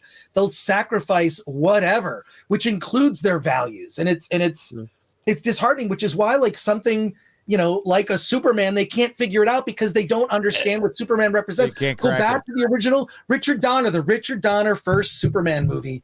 That movie is and that's why it still holds up from 1978. It still holds up because it resonates. It resonates in what we aspire to be, right? And it still holds up because we still have those values deep down. I think most people do. Right. It's just Hollywood, like you were saying, they do not know how to do it. They don't see that as a value. Well, they make stuff to impress one another and for like the world they would like to see, not that actually represents. Right. Well, in their I would say bubble, the they majority- think that is what everybody. The majority of Americans who are not involved in the culture war have those values. And I would say, yes, to a certain extent too, there's people that in the culture war as well have those values. But it's not something that gets talked about because your average normie who's not on Twitter doesn't give a shit about this stuff. Right. Well, and even in Man of Steel back in 2013, like they actively promoted American values and religion. There's that scene of Clark in the church with Jesus, the stained glass window in the background and everything. And there was even pushback back then about that. There was pushback from the studio about them in like getting too Americanized, to anything like that. And it's kind of like, how do you tell this story without that? And it was Nolan who pushed for that. It was fucking Nolan. Yeah. Wow. So we see where they are. There you Truth, go. justice, and the American way has been stripped from Superman. And a better tomorrow. Isn't that what it is? And a better tomorrow. Fuck that shit. Fuck that commie shit. That reimagine tomorrow shit. Build back better. Yeah, for Build one, back better. a better Build tomorrow. back better. Tomorrow's All that always same shit. tomorrow. It's never today. That's why what That they makes no fucking sense. Yeah, That's what exactly. they should do, Gary. When I was on the Nooner with you, we were talking about that giant Panda King where they did that book like of Batman set in the 1920s in sort of like Prohibition era. Like maybe that's what you do with these classic heroes. Yes, is you do like this sort of Elseworlds tale where it's back, back before cell phones. Which is, I agree. Like Bond should be a period piece. Like absolutely be in the 60s now. They should. That way he can be sexist and he can be cruel. He can be Bond. He could be Bond. Exactly. Like I think it would be great. Just it's a different era. It's a different era. Like Kingsman. I just recently watched the Kingsman, the recent one. It's a period piece set World War II or World War One. World War One. And good. I like it. Like you could do something like that, but with Bond, like that would be the perfect setting for him. Be amazing. Do the same thing with Superman. We could revive Sean Connery, have him slapping women again. Shit. He never slapped anybody. It was the implication. He just never apologized for it. Bless It was his the heart. slap. Bless his heart. I fucking, what is that interview with Barbara Walters? Yes. Is that who did that interview? Barbara Walters. Yeah, where he's like, I fucking slapped a bitch. Yeah, she needed to calm down. Yep. There's just very few things like I'm so like hypersensitive now to like if I see anything I'm out, like anything that bothers me. That was one thing like with Spider-Man Homecoming. I didn't see anything that bothered me really. You know what I mean? Like I was like, okay, this looks good. Same with Batman. The Batman. I didn't really see anything. I mean, I was a little concerned about Robert Pattinson and just kind of the overall thing. But like, no, I'm saying it's not prior to the movie though. So if I see anything that just is that's gonna worry me up front, then I you don't get the benefit of the doubt. That's kind of how I'm. Yeah, don't waste your time, man. So, Az brings this up. It is Hollywood's job to sell you on their shit. It is not our job to give anything the benefit of the doubt. I used to go, let's wait till we see it. Fucking long. There was a show I covered early on in this channel called Legion. Okay, it's a Noah Hawley show. Guy who did Fargo. First 2 seasons were trippy and cool. It was bizarre. And like, I hated the fucking comic. And I'm like, man, this is like the one show that improved on a comic book that I've ever seen. And then this 3rd season, within the first 10 minutes, some girl goes, I'm penis free for 25 days or something like that. I was fucking out. I've never watched another fucking second of it. I'm like, fuck this shit. I'm so sick of it. That was 2 years ago. So I'm like way beyond it now.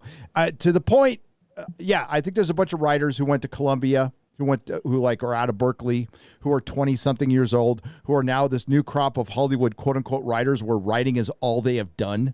All they have done is like live with mommy and daddy and wrote fan fiction on fucking Tumblr. And now that's what we're getting. No life experience at all. Yeah. Not like climbing Everest or going fucking like, go hunting. Do you hunt whales or do you fish them? Whatever you do, you go out in the sea and you kill some big fucking mammals. Like that's, like fighting living. a world war. Yeah. Fighting a world war. There you go. That's how we got. I don't know, all of our good shit that we. Even World getting War on a I gave us motorcycle and doing a Lord bunch the of Rings. fucking drugs and going across the country. Do something. That too. Yeah. Something. Can you fish for a mammal? I don't know. I mean, I'm not a fisherman, so I'm not. Yeah, because you go crabbing. You know, you go crabbing. I whaling, guess you go yeah, I guess it's shrimping. whaling. So you go whaling, I guess. Yeah. What about you go whaling? Yeah, it's basically hunting. You don't fish. You don't use a hook. What about dolphins? A line. I'm real. Wait. Yeah, you're not gonna reel that sucker in. Wait, Xray Girl, what do we do? You would know about that. I'm Yeah, I was not gonna a fish say- expert. But I mean, banana I was gonna say, don't you like have like shark fin soup or some shit where you just chop off the fins and throw the still live shark back in the water? Yeah, I've seen your people doing that. You could definitely go crabbing at a I strip knew club. Ryan would just Oh my take that God. lead and take it. I was like, oh, thanks, Ryan. I knew. My half-hearted Yeah. effort just got really just solidified right there. I was trying to figure out if you should be like, an oil lamp or something joke, or just go straight for the good shit. Just go straight for it. Yeah. Oh my God! Whaling. God dang! They used to light that. Yeah, all their cooking oil, all the lighting oil used to come from fucking whales, man. It's so weird. And just for those in the chat that are still curious that don't understand, whaling Ambergris. is not going to the Golden Corral to try to pick somebody up. All right, just to be very clear.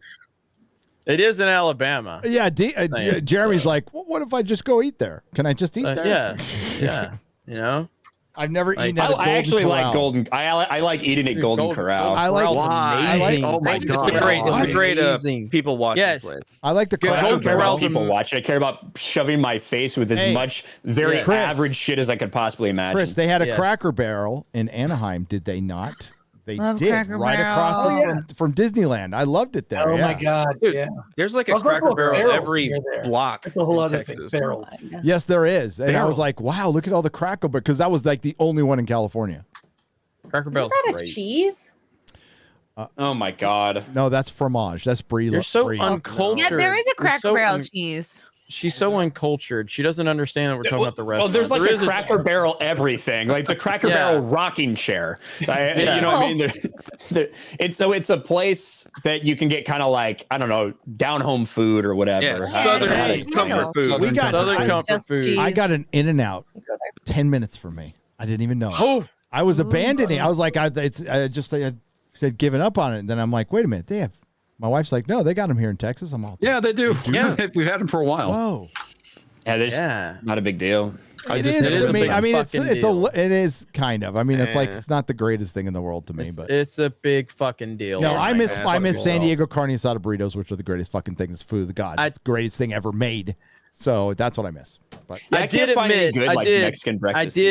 I did admit that if you're looking at fries and burgers, Five Guys. you like is Five slight Guys. edge over Better. Fries. You prefer Five Guys over In-N-Out? Over In-N-Out because In-N-Out's fries. I still In-N-Out's can't- fries are are not trash. consistent. Bro, shut the fuck up, Quarter Black. Shut what the does fuck everybody up. say? Both You are just- trash. You just said You're Five saying Guys fries are trash? Five Are you Guys fucking fries? kidding me? Yes. Yeah, What I'll the back fuck him on is this. I wrong? think Five Guy fries are like average at best. Yeah, They're I not agree with that. trash. I think they're pretty damn They're not good. terrible. You eat get pineapple and you on get pizza, a lot Gary. of them. Yes, I do. I do. You have Well, no with business to pumpkin talk about this. jalapenos. I'm still Whataburger fries upset. are better than Five Guy fries, hands down. That's Well, that is crazy. true. Yes, Well, yeah. I would say that Whataburger fries are like way closer to like McDonald's fries. They're close to than, McDonald's. I think McDonald's fries are the In-N-Out. best. Cajun Five Guys They are. I fries agree. are They are. the They are. best. We can all agree on that. Yeah, McDonald's fries are the best. McDonald's Their burgers Yeah. are shit, but their fries Listen, are pretty here's fucking the problem good. with- I here's the still don't problem. understand how I can't get Jeremy to say that Five Guys burgers are better than In-N-Out. Well, I just He's like right. I like In-N-Out burgers better than Five Guys burgers. Or slightly, it's close, but I like In-N-Out better. Oh man, dude. Yeah. Yeah, but Five Guys are they have bigger but burgers. let's talk about It's this. not just Let's about back that. up. It's about Let's everything. back up. Let's Even back all up to what you said. It's the whole thing. Here's the thing with McDonald's, Bet. okay? The problem with McDonald's is inconsistency because if you get good McDonald's food, there's not much better. The problem is It's about a 95% chance you're not going to get good McDonald's food. Right. It's It's it's going to way be better it's than- going to be soggy. It's nearly or it's gonna be 100% stale. if it's me. Every time, like, how many times have we gone out and they fucked up my shit, Jeremy? It's not like I've gone out to eat that much with Hey, you. I liked White Castle. I liked fucking White Castle, but maybe it was because it was a novelty. I went there to Vegas at like 2 a.m. and thought it was great. It's like total You've stoner done so food. many drugs. That's the only There's time you no eat way White that your Castle. taste buds are White functioning. Castle is the official food of having a rock bottom moment. They might not. Gary's done so many drugs that at this point his taste buds are probably like rewired to make his toe twitch or some shit. No, Like, true. But when I have will a say hamburger, this, it tastes so like ice cream. So I'm going to be doing a lot more vlogging, and I have this right here, my GoPro Hero 8. Okay, Oh, and so boy.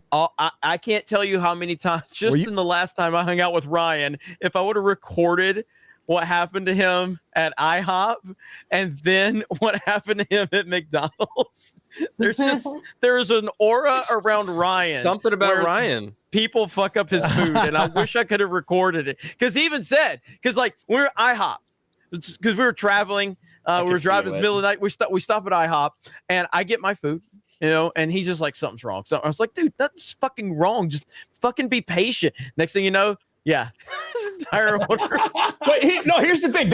We got to tell the right. So we walk in there immediately. The waiter's kind of a dumb fuck, but whatever. If he can write something down and then enter it in a computer, he should be good to go. We sit down. We order our food. Well, actually, Jeremy orders while I'm trying to figure it out, and then about 2 minutes later, I order. The people then come in and sit down in the table next to us. And it's like 4 fucking fatties, right? 4 people there. No. Then they order their shit. Jeremy gets his stuff. And he said, like, oh, I told you Ryan should have ordered when I did. I got the appetizer plate. I said, well, fuck you, bitch. I said, it doesn't make any sense. I didn't order that much after you. And all I ordered was like pancakes or something. And then sure as shit, about 5 minutes later, this stupid dumb fuck starts bringing the food out to that other table. And I was like, fucking bullshit. This guy fucked my shit up. And I think I don't even think I called him over. I think I said it so loud that he came over to me. And he's like, I'm sorry, sir. I forgot to put in your order. It's like, he didn't even put it in yet. I was like, I kind of feel like these people watch FNT and they know to fuck your order up. like, Here comes Ryan. What do you mean? It's like, it's not like it was busy. It was like 2 fucking a.m. What else did this motherfucker have to do? Well, and then the very next place we stopped was McDonald's. I got my food. Everything's fine. Ryan gets his, comes, sits down. He's just. I don't even know what they fucked up that How time. could you fuck up McDonald's? They make the same thing over and over again. Unless you got like a filet I didn't order it special, nothing like that. It's like I don't even remember what it was, but Jeremy tweeted it out. But I don't. You got the shit like there was that's a in the picture of heat him lamp. standing there with his hands in his pocket. He's just mad as fuck. He's just standing there. Like they did it again. Maybe you're high maintenance, Ryan. I ain't he fucking is. high maintenance. No, I he eat is. day old Pete's on the fucking ground, right? Just give me the goddamn food. He's high maintenance because he's loud as fuck. He's obnoxious. He cusses in front of women and children. He just doesn't care. And transgenders. Transjengas. Transjengas. Ryan's annoying as fuck to hang out with. He just Chrissy hung really out is. with me. I wasn't annoying, was No, I? you were fun. Oh Yeah. God, no! It's you were drunk, Chrissy. Chrissy That's didn't fine. have any problems. Chrissy didn't have any problems with me making fun of disabled people It was or great. children or whatever. It's awesome. Some guy almost fought you because you made fun of his fucking wheeled up wife. His fat wife who couldn't even fucking walk. Yeah, I did make fun of her. And not intentionally. It was a general He statement. overheard, right? yeah. He overheard me. I didn't even know that. I didn't know that there was wailing activity behind me. I was just making a generalized reference. You didn't hear the. I didn't. I was just making a Whale generalized song. reference about how fucking annoying it is to have to go to theme parks when people clog up the lanes with their fucking scooters because they're too lazy to walk, and half of them look like they're perfectly healthy. Half of them look like they could try out for the fucking NBA, but somehow you're in a fucking wheelchair. So I was making that statement as one of them rolled right behind me. I should have heard her move, but I didn't. And the husband had a problem, but I was recording with Jay. So what are you going to do? Just remember, workers are killers, man. Oh yeah, the very intimidating Jay will keep him off you.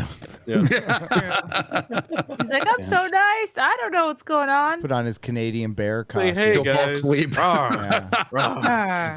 Daddy bear costume. Low watermark for $100, which we just hit. We just hit, by the way. Thank you. Indeed. Will Gary, Ryan Quarterblack, and others go on the stream with Chris for RRR? Please, all do that on Chris's channel. Okay. If I can see it when you doing the stream, Chris? Fridays at 9 a.m. and Wednesday night we just sort of figure out like sometime Wednesday night we do a stream. But yeah, I'll try. Again, I'm going to Sonic on Saturday, and you're then gonna love it. Sonic 2 is fun. It's just fun. Yeah. Just entertainment. There's nothing. What's weird is the question I get all the time whenever I do reviews, because I'll kind of give my take and then go to the chat and answer questions. The number one question is it woke? That is every single time. Yep. Yep. Is the movie woke? Sometimes I have to give a percentage. It's like, well, there's a woke-o-meter. What's that? There is woke-o-meter. Yeah, the woke-o-meter. Yeah. I like the movie better than the first one. It's a lot of fun. Yeah. There is one line from Jim Carrey that just, I knew it was a dig at Trump, but that was it. Yeah. That's it. But it didn't hurt the movie at all for me. I can't see Sonic being woke. I just can't. No, it's not. Yeah. It's fun. Yeah. It did well, right? I mean, it did pretty well for an animated. Oh, it did really well. Yeah. Did really well. Doing part 3. They're doing part 3. Oh, good. So. I'm rooting like hell for it. I'm not going to watch it, but I'll root like hell for it. Although Fantastic Beasts, they have not announced if there'll be a fourth one. My feeling is it may end here, depending on how well it does. It's over. I think so. And we were talking about it before the stream, before we went live, but like that whole thing with the election. I mean, I saw it with a packed audience in the afternoon. Very little laughter, no applause. There's like one kind of applause moment, and it's all the best part of the movie are the creatures. That's the best part. The story is meandering. You don't know who is the lead character. Is it Dumbledore? Is it Newt? It's not. There is no clearly defined main character. Well, Newt was introduced to be like a Doctor Who type character, right down to his fucking bow tie. Right. Yeah, and it just didn't take off. So they had to bring in Dumbledore. I think they made like a mistake trying to make Newt essentially this kind of autistic weirdo, socially awkward dude. To try to show, look guys, anybody can be a hero, even this Hufflepuff, even this weird socially awkward guy could be a hero. But you don't need to have a character that's that fucking weird and off-putting to do that. Guess what? You did that in fucking Harry Potter. There's nothing special about Harry Potter other than who his parents were and how Voldemort saw them and saw himself in that child. Like that's it. That's all that's really special about him. So Neville, you see how Neville turns into, what he does at the end. You already have this story that anyone can do that. Anyone can be a hero. So you don't need to make them all fucking weird and shit to do that. Neville has the best character arc in the whole fucking he does. Yeah.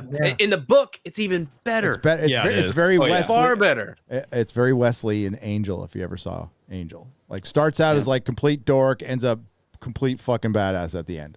Yeah. And you get so much of the in-between stuff like with Harry and that interaction, and you understand like how deep he's thinking about his parents who are insane now because they were tortured by Bellatrix Lestrange and like all of that stuff. So it's worse. They were tortured by wasn't it was Crouch's son? It was Crouch's son and the Lestranges. So they forgot about her husband in the movie. And I think they did in the book. I think he died in Azkaban. Yeah, he did probably. But yeah, it's worse because his parents are like alive. They just don't recognize him. She gives him like little pieces, little empty candy wrappers for it's fucking sad. And he keeps them. He keeps them all. He keeps them. Yep, keeps them all. Brutal. Yeah, and his grandma's like, throw it away, and he's all sure, and then he puts it in his pocket. It's very sad. It's good, man. Geek Grind for $100. Hail Geek Grind! Happy Easter to you, Geek Grind. They say Happy Easter, Gary, Mrs. Nerdrotic, and the entire FNT crew. Aww. We are celebrating with our first Nerdrotic flavor-infused coffee release, introducing Feathers of Liberty vanilla flavor infused coffee. Use code Skull Bunny. Okay, it's Skull Bunny right now for 20% off Geek Grind. You could do that right now. Skull Bunny right now. Does it come in a K-cup? It might eventually. I could find out. These sold out so fast, so they're making. Yeah, they're gone right now. They gone, but you guys are nuts. You're maniacs. Nice. You bought so many. They're really good. Like that's what keeps me going for shows. I am really jacked up on a lot of coffee right now. So yeah, I mean, and like I did take one Brain Force too. It kind of does give you a little bit of amp. Brain Force. Are those the bodega pills? They might be. Well, no, I mean they don't give me a boner, but they're Infowars. Went to the wrong side. Yeah. I did. Went down the wrong pipe. You stick it in your butt. Oops. I wanted to support Alex Jones, so I got like one thing right. This is the first. There was an Alex Jones pill. I forget what it was. Elijah Schaefer gave it to me once, and I went to the bathroom. A lot. And I don't normally do that. Yeah. Ooh. You never go to the bathroom? Not really. It's not really my thing. Well, no, that's what happens. After you do a line of meth or coke, you end up going to the bathroom right away if it's like real, unless or unless it's cut with laxative, which sometimes it is. Because assholes better cut with laxatives. Assholes like me would cut it with fucking laxatives when I sold it. So why don't I just snort a Metamucil then?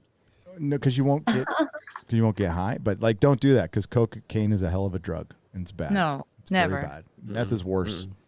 Thank you, Geek Grind. Sorry to follow that up with a meth story. Please check out their coffee in the link is in the description. In the description. Spark. What's that code again? What was that code? That Skull Bunny. Skull Bunny. Sounds like one of my wife's things, but I'm not sure. Sparks 1524 for $50. Great Nerdrotic. I don't know about that. I think incredibly average is fine. I'm good with that. And Friday Night Tights. Friday Night Tights is great. Shameless ad here for my third novel, the book And So It Begins, goes on sale on Amazon in 5 days on April 20th, 420. Uh-oh. You did it on Hitler's birthday. Uh-oh. My favorite holiday. Mayhem, excitement, violence, and multiple dead bodies. Ooh, that sounds good. It'll be fun. Hail Friday Night Tights, and have a great weekend. You too as well. And again, the name of the book is And So It Begins, and it's going to be available April 20th on Amazon. Oh, sorry. It's not a joke. Not a joke. It's not a joke. Yeah. Hey, did you guys see, spoiler in the chat, did you guys see the Michael Keaton Batman costume? I did. Don't we already know what it looks like? I mean, the only difference to me is the fucking no, he can't. Is the I think Wonder Woman's digging it. Yeah, Wonder Woman's digging it. The only difference was the belt, right? I wasn't a fan. I like the yellow belt. I want the yellow utility belt. Show it. Yeah, I'll get it. Yeah, I don't know. Is this confirmed? Is this confirmed? It looks pretty legit. It looks like a hot toy to me. It's pretty legit. It looks like a hot toy design, which will be accurate. No, he can't turn his neck yet. No. I mean, like, I didn't think it would be anything too far removed from what we've seen. No. A little sleeker maybe, but Warner Brothers, I got a crazy idea. Why not just make him another Michael Keaton fucking Batman movie? Yeah. He's got the yellow symbol, which I like. My name's Michael Keaton. It looks great. It looks fucking It's 100% fantastic. different. It's definitely different. It's different. The belt, but- yeah, I don't like the. You're right. You're spot on the money. The belt has changed, and I don't like that. I bitched when the movie came out, and it wasn't about Michael Keaton. It was like, why couldn't they make the costume gray and blue? Okay, I was a little. Yeah. I bitched a little bit about that, but I was fine with the movie. Perfect ear link. This movie is a perfect ear link right here. Absolutely. You like big ears? I like the Those are medium, medium not ears. too long, not too long, not too short, right in the middle. Dude, Perfect. the hot toys that they make of these, you will cut yourself on the ears and on the gauntlets. Oh, dude, yes. will cut yourself. Every They are time. sharp. You're trying to pose it, motherfuckers, yeah. you fucking poke yourself. God damn. And the wrist spikies. I mean, I think like Batman '89 to me is the definition of a movie that's just withstood the test of time. Like it just holds up. It just does. But I don't know, man. I don't know how I feel about like this coming back after all these years. You know, I just don't like guess the we'll way see. he's coming back. Like I'd love to see him come back, but to come back in a Flash movie with Ezra Miller, two of them, and Batgirl, which is in a world I don't even really understand what's going on. I cannot just don't separate. know why. Ezra Miller dropping E and beating up people and strangling women and being a freak from Ryan. If it was Oh, good. I'm sorry. I saw somebody put in our group chat that the discount Ezra Miller is trying to get arrested as much as actual Ezra Miller, which is good. I mean, The guy from Eternals and and the Joker and the Batman. yeah. So he's Irishman that got drunk and arrested. I'm not. Oh my God, that's a day that ends in Y. At least he defines himself as a man, unlike Ezra Miller. Well, he wore. Well, we don't know. He was in Eternals. Yeah. Yep. He was questioning there. Couldn't understand a. He was in an interracial relationship. Was it? All I know is he talked like he had like marbles in his fucking mouth that entire movie. He's like, "What are you talking about?" Why did anyone have an accent in that? Why did anyone have like not American, but world, like earthly accents? Why did Kingo or whatever the fuck his name is have an Indian accent when they fucking came to Earth? They all came together, but there was in like thousands and thousands of years ago, before these dialects existed. Yeah. Because they were the reason the dialects existed. Disney's stupid. So in the episode of Moon Knight that you didn't see, right? There's a point where they have to find, I believe it's not Khonshu's tomb. They're trying to find Amit's tomb, right? So they can't use satellite photography or any other thing, although she has this MCU awesome bullshit device. Fucking iPad. No, they get the constellation and they rewind the night sky, which is a cool concept for a power on something you need it for. But there is an app on your phone right now that you can rewind the night sky and see where the stars were 20,000 years ago, which is what they needed to do. Instead, they did it in front of everybody. Like everybody. Like, I don't know. If any Avenger was around and they saw the sky spinning, they would show up and stop something's it. going on. What the fuck is going on? No, they just showed all the Egyptians like looking at the sky and not shitting themselves. They're all, look at how neat that is. No, everybody would be shitting themselves and killing themselves if they saw something like that. But this is the word our good friend Robert Meyer Burnett uses. Verisimilitude has been lost in the MCU. Like absolutely lost. Any sense of reality, taking itself seriously. It's fucking dumb. And like, there's no way this exists in the same world as Iron Man 1. No, it's just it's so hard. vastly different. This, you know what always pops up after Moon Knight is over is Eternals, and it really does fit in there. It feels like it's like a Victoria Alonso's Marvel. That's what we're dealing with right now. It's not Kevin Feige's. It's Victoria Alonso's Marvel. Idealistic Marvel. Shit Marvel. Ugh. Disney Marvel. Disney Marvel. There's no Marvel. Marvel's dead. All right, so we got a little bit of an update on the Musk stuff. Oh, let's hear it. Ooh, really? What is it? Let's see. I'm sharing my screen right here. This is from the Daily Wire. Musk in talks with investors to join his bid to take over Twitter. Yes. Thank you, Daddy. Yeah, so a partnership could be announced in a matter of days. Sources familiar with the matter told the New York Post. So he's apparently getting some heavy hitters involved. So if this report is to be believed to be true, and it's from the New York Post, then, I mean, he's clearly not backing down. He's making moves, man. He considering the richest man in the world wants something, do you think he can't get it if he does? If he really wants something, he's going to get it. And it seems that he's pretty committed to this now. So, well, I think that likely what that means is other people who are already owners of Twitter stock. Potentially. That's what I feel like that means. And this has been the play from the beginning. It's all about the shareholders, right? Yep. And I talked to you on the phone, Jeremy, right after it happened, and I said that I think that there's going to be a lot of pushback, and I think he knows there's going to be a lot of pushback to him owning, because the board can legitimately try to say that yes, we have a fiduciary obligation or responsibility to accept things that are in the best interest of our shareholders. However, look at Twitter stock 6 months ago; it was up at $70 per share. You could spin a tale and convince people how, $54, we can make it worth more in the future. That's why we were able to reject this offer. And Elon had to know that, Of course he did. There's no way he does. Though. Yeah, he is working. He has all of the momentum. He's got the platform itself. Again, look at what's the guy's name? The CEO. What's his name? Parag or Parag Agrawal.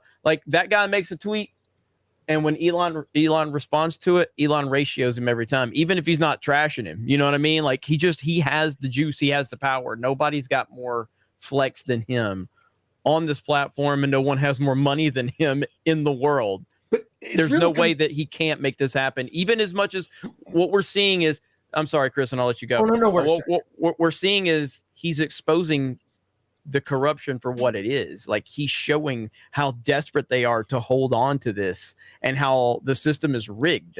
It is 100% rigged. And I think he knows that. And so it's going to be interesting. Go ahead, Chris. Not just the corruption, but it's also just the poor decision-making that this company, they're consistent. It's the one thing Twitter is about. It's consistently bad decision-making, from, suspending the Babylon Bee over a joke, suspending libs of TikTok over, I didn't even find out because they got reinstated pretty quickly. The suppression of many stories, ones that hit, that we're about to hit before the election, right? About one of the candidates' sons.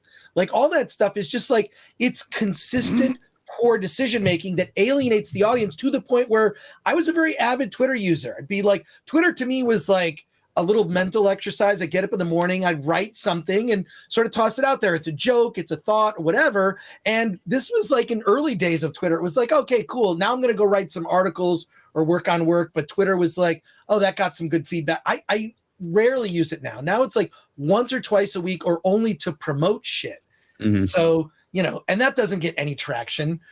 Occasionally I'll have an observation that gets traction. But the thing is this, who do you put your trust and confidence in? Elon Musk, who's built things, or this guy who's running Twitter currently? Yeah, definitely Elon. It's Elon, absolutely. And his sort of mysterious, I got a plan B. It's the trolling the Saudis, I thought was great. And if anything, I want Elon to please take control of Twitter, if only to do one thing. When he cleans house and fires everyone from Twitter, we can just tell them all to go learn to code. It'll be the best troll ever. Just to literally fire everyone. Fire everyone, or just say, hey, if you don't like it, build your own. Yeah. Exactly. Did you hear about how it's a private company? It's a private company. Did you hear about how basically, obviously they're afraid of Elon getting a hold of Twitter, that Vanguard went out and bought the majority share at this point. And on top of that, you have the FCC wanting to investigate Elon. And I think that if he does get control of it, it's going to expose a lot of things. One of the speculations is that the government has their fingers in Twitter and they're using it to basically as propaganda. Yeah. Yes. Well, I do think either he's going to get Twitter, or he's going to create so much publicity for himself that wherever he ends up going, it's going to, and then he'll sell his stock. He's gonna hurt them from a market value. So he's got all the so he has everything. He's the Pied Piper here. So whatever he ends up doing, he's gonna win. And so I think that's the funniest part of it all. I heard one of his plans is that if he doesn't get his way, he will basically drop all of his Twitter stock, tanking the stock, and then going and buying up more of it. Right. Yeah. Like he's gonna He knows how to play the game. Yeah, I'm glad. Somebody does. Ultimately, I and me and Elon are very much similar in this respect. He's in it for the memes, and so am I. Like, I'm just in it for the memes at this point. Whatever happens, just give me the memes. But the fact that his motivation isn't money. Memes. Yeah. The fact that his motivation isn't money, that he sees this as that he sees free speech within legal limits. He pointed that out in his TED Talk speech. That it's good for the advancement of society. This is a guy who's trying to build a base on Mars so that people can live on Mars, right? Like that basically, branching off, humanity branching off into the stars is our destiny. He's actually doing things to make that happen. Mm-hmm. Right? Like his motivation is much greater than a making money, right? Like, I think I was watching, maybe it was you, Ryan, like that if he bought Twitter, it would only be like 1/6 or 1/7 of all of his wealth. Correct. Said it. Yeah. Yeah. It's crazy. Like, God, I really hope he does it. I really hope he does it, because this next election cycle is going to be brutal. It's going to be divisive. You know that there are going to be news stories that are going to drop that are intended to divide people. And, I'm dreading it. I'm dreading it. I already know how I'm voting. I already know. Mm-hmm. But to me, like, there's just going to be things that will muck it up, and fully expect some October surprise that is going to be bullshit, and the mainstream media is going to build it up, whatever it is. Mm-hmm. And it's going to be BS. There is going to be it's almost like you're just waiting for it, right? You're waiting for that little October surprise right before the election. That to kind of just turn the tide a little bit. And I don't like that Twitter has, the ability to do that. I don't like that there's a tab on there still about,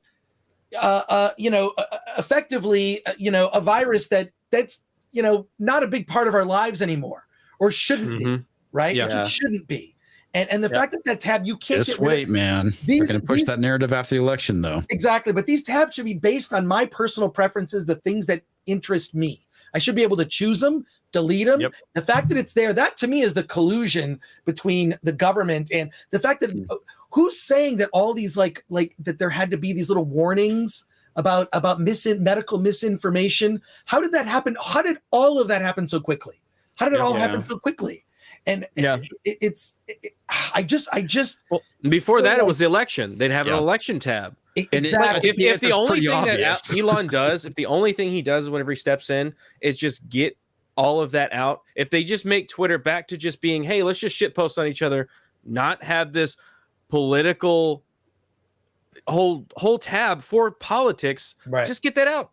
But there's a bigger issue here that goes beyond Twitter, and that's Google, because Google is just as bad as Twitter, and far more people use Google.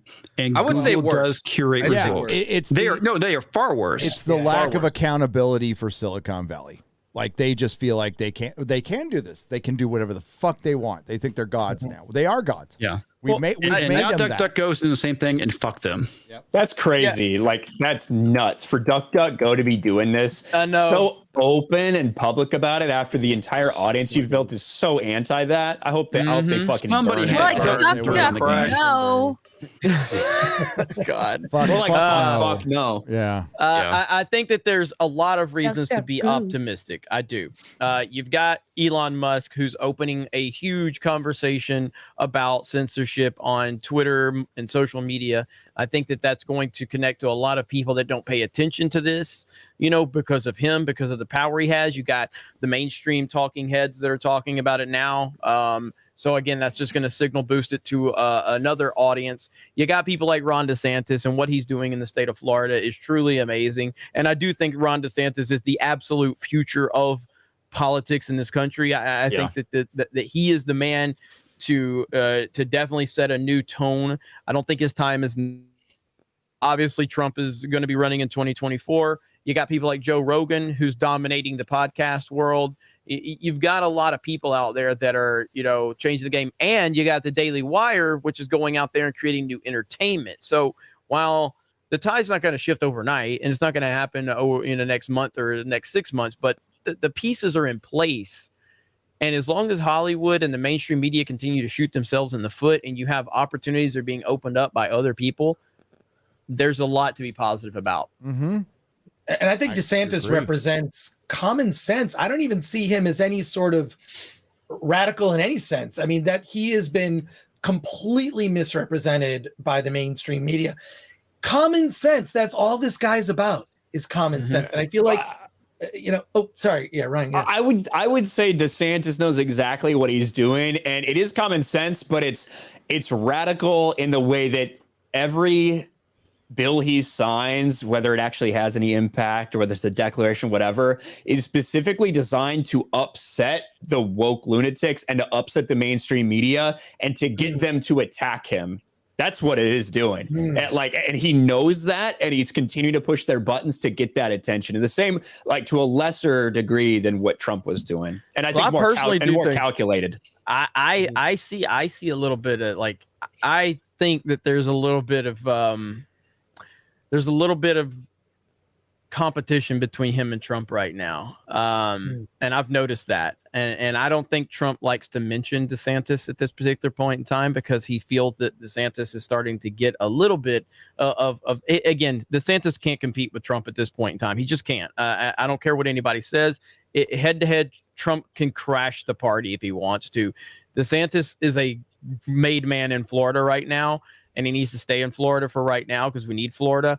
But Trump still has way too much more pull. But I'm starting to sense a little bit of that kind of, Trump is starting to see that DeSantis is the future. He absolutely is. But he's not the current guy that we need, I think, because we need Florida still. But yeah, what you have in culture sometimes is bulldozers and then people who kind of come in afterwards and build upon that. Yeah. And Trump's most definitely a bulldozer. And, right now the system, the swamp, needs a bulldozer, and it's needed one for a while. Needs a controlled burn to burn all of the. And I think the last 2 years has proven that, right? Like how entrenched all this is, and it's Democrat and Republican. It's Democrat and Republican. It is established fucking career politicians who are going to be there till they can't even. Basically, their assistants are propping until them they up. do this. Yeah. Yeah. Well, they're talking about mass graves and killing fields. How creepy was that? Creepy. Well, she's not listening to yes, anything murder. he's saying. I like murder. So. Oh wait, I mean no. Ooh, sad. I want to totally change directions as we go back to some super chats, and I want to check on my favorite thing, Lord of the Rings. Could you pull up that link that I popped up? So our good friend Disparu put out a video about 9 hours ago. Disparu. He's right. Okay, so 50% of the audience now has been silenced off this comments. trailer. Off comments and likes, if those likes are legit. If it was if it was 3 million, which is questionable. I think it could be real. All right.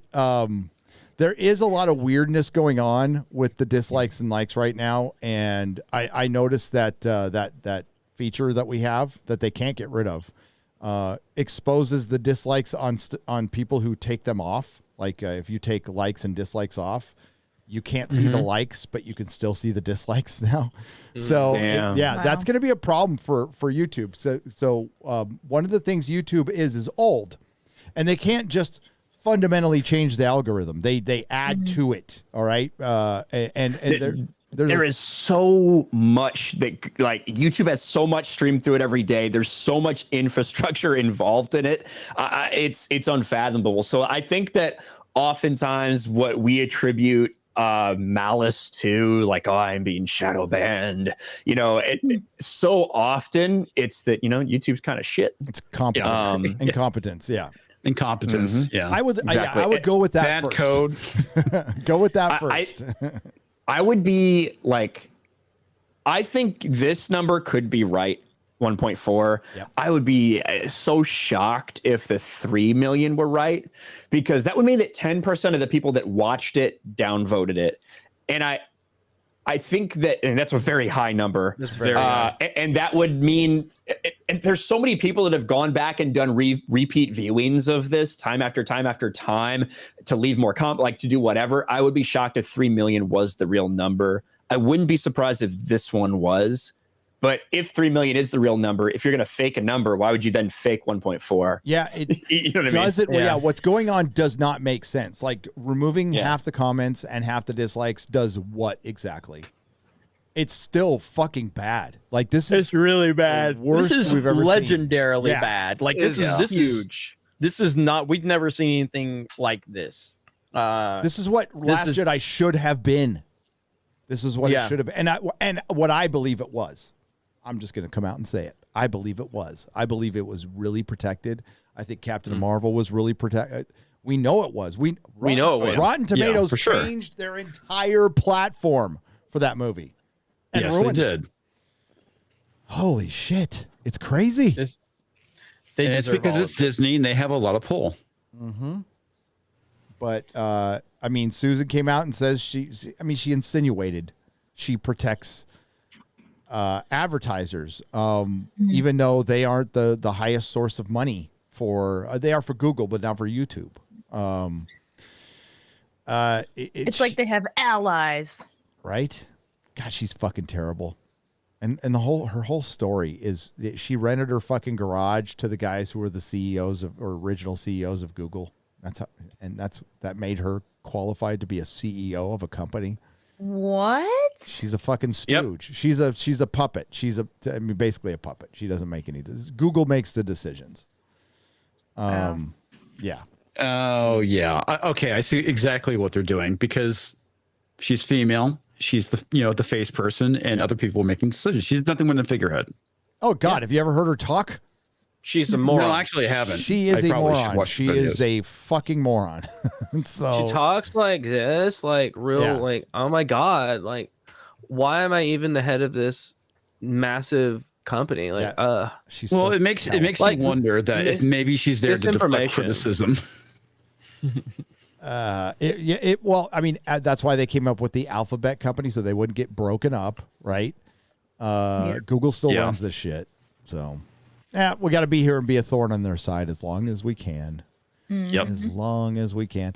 But yeah, this gives me so much hope that this thing is going to be completely fucked. And yeah, I don't think we're going to hear much till closer to the release date. A quick reminder.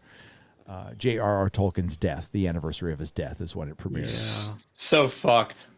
So fucked up. The fact that this thing has 1.4 million downvotes when people, what did you say, Ryan? 99% of people can't even see it anyway. You know what I mean? Like that's the thing that stands out. Yeah, that's the crazy, because it's not some pile-on. Because the vast majority of people don't have the Chrome extension. A lot of them are probably viewing it on their phones or tablets or whatever, and that is nuts. That's not like a pile-on thing because people can't see it. How does one get the Chrome extension? So it's really complicated actually, but I think I can walk you through it. You go to the Google search bar and search "return YouTube dislike extension." Oh. Well, it's a lot of steps. Follow the That's link. how you DuckDuckGo. And then click install, and then you're good. I think even a female comedian can do it. Aw. We believe in you, Chrissy. Maybe not Amy Schumer. But Not all female. But Ryan The funny left out. ones. Ryan left out the $50 charge. Though Yeah. you got to pay 50. So.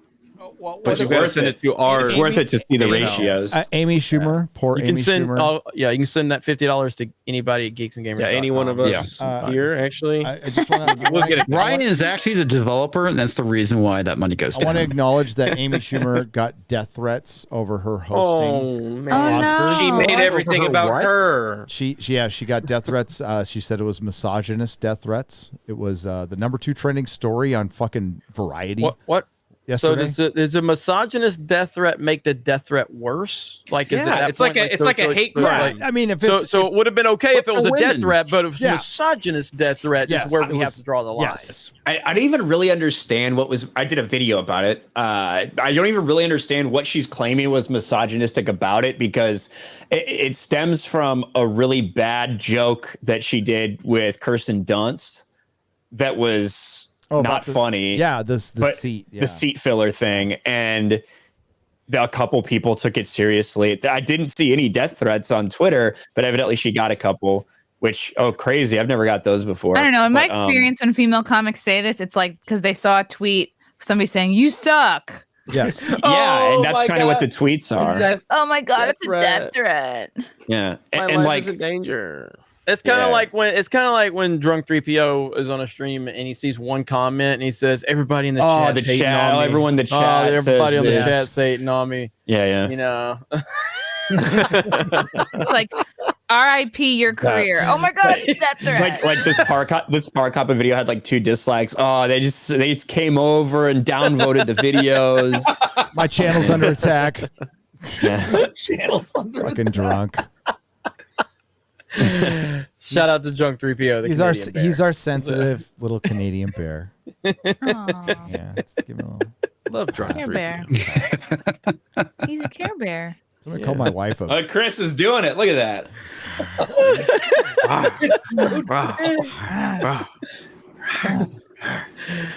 Oh my god. That's what he does. That's what he does. That crazy. All right, shit. I gotta bounce really Yeah. quick. So awesome Friday Night Tights. Chris Gore, always a pleasure to be here with you to offset the toxicity of Ryan. It's always great. Yeah, you know, it's always got to take shots. But anyway, awesome. You guys smashed the melee button. It was great being here. Another awesome week with my bros and the women. And you know you want to say hoes. you guys have a great night. too. I appreciate all of you. Subscribe to Geeks and Gamers Tabletop, and we'll talk to you later. Bye, everyone. Later, brother. Later. Bye. Take care, Jeremy. Don't forget, you can be a member at geeksandgamers.com for $10 a month, right. too. That's right. What a steal. You could be a member. That's right. Yeah. Exclusive content. Somebody on Facebook called my wife a bigot and that she made money off of gay people, which is technically true because she hired gay That people at the sounds salon. bigoted. Wait, what is it? She works in retail? No, she owned a salon. Oh, well, yeah. yeah. That's not false. No, I mean, It it's sounds like a stereotype that person was putting onto gay people. Kinda. Yeah. Maybe. It was, it was like, you know, I was just kind of welcome to the internet, hun. Like, yeah. But what's weird with that Amy Schumer? Why didn't she just like screen cap and post it? Like, Right, exactly. because it never fucking happened. Here's the other Then thing. there's She no claimed. press release. Well, I don't doubt that there may have been people that sent shit to her DMs or maybe tweeted a couple things out about I wish this bitch would die, like blow it stuff. up. Like I don't doubt that because like let's be real. I think probably all of us in one shape or form have had stuff like that, whether it's in DMs or Instagram. That's fucking normal, and we take that and we like monetize it to laugh at these fucking losers who would never do a goddamn thing, right? That's what I do with it. But so it would shock me that if she got some of that. However, she claims that the Secret Service got involved. The Secret Service. Listen, Chuck Schumer is technically potentially eligible for Secret Service protection. She is the second cousin, like once removed of Chuck Schumer. So I so highly doubt that the Secret Service got involved in this. That's Uncle fucking Chuck, joke, man. Uncle Chuck, they said mean words to me on They're Twitter. not even close. Like they're really not even close. I think they did a couple things together for some gun control bill a couple years ago, but I don't know, man. Yeah. Secret Service It is, sounds like, like the name of ridiculous. like an elite pedo ring. Well, they do It protect does, doesn't it? presidents, so yeah. It does, doesn't it? I was going to do a rim shot on that, and I'm like, that's not even a joke. It's true. No, Yeah. it's sad. Zenzoltan for 1,000 Argentinian pesos. Oh, damn. Spanish money. This will be the biggest super chat I have ever given to you. Wow. Well, I'm going to deserve some more applause. Thank you. It's not much. It is to you. You worked for it. But I wanted to tell you thank you. You and a lot of YouTubers made me start to do streams and go into streams. Love you all as Ryan Quarterblack, Chrissy, Xray Girl, Jeremy, Gary. Hail Friday Night Tights. Hail to you, Zen Zoltan. And I'm glad to see. Hell yeah. He would come in on the members streams, which we're going to have one this weekend. And he's really good. I mean, as a matter of fact, he's got the gift of gab like no other. You get him going on anime, just You can go get some coffee. You can go down the street, get some donuts, come back. He might be done, but he's really good. Maybe. He's got that gift of gab that you got to have for this streaming thing. Hell yeah. Or you could just have long silences staring at the chat. I'm not sure. It's not a good. Bike the Barbarian for $49.99. Hail Gary. You were talking about the outlaw Josie Wales recently. I was. It is my all-time favorite Western. Clint? Yeah, I like that one. Yeah, best opening sequence I've ever seen. Absolutely. Family Dead. It's the Punisher, basically. Family Dead. Then those guys ride up and say they're heading north to make things right. Clint Eastwood says, I reckon I'll be coming with you. Oh, yeah. There's good lines in that, including endeavor to persevere. It's my favorite one. How do I say this name? Oh, Anheuser, like Anheuser-Busch. Anheuser-Busch. Anheuser 75 for $75. Streamlabs circumventing at Hack Mama Susan.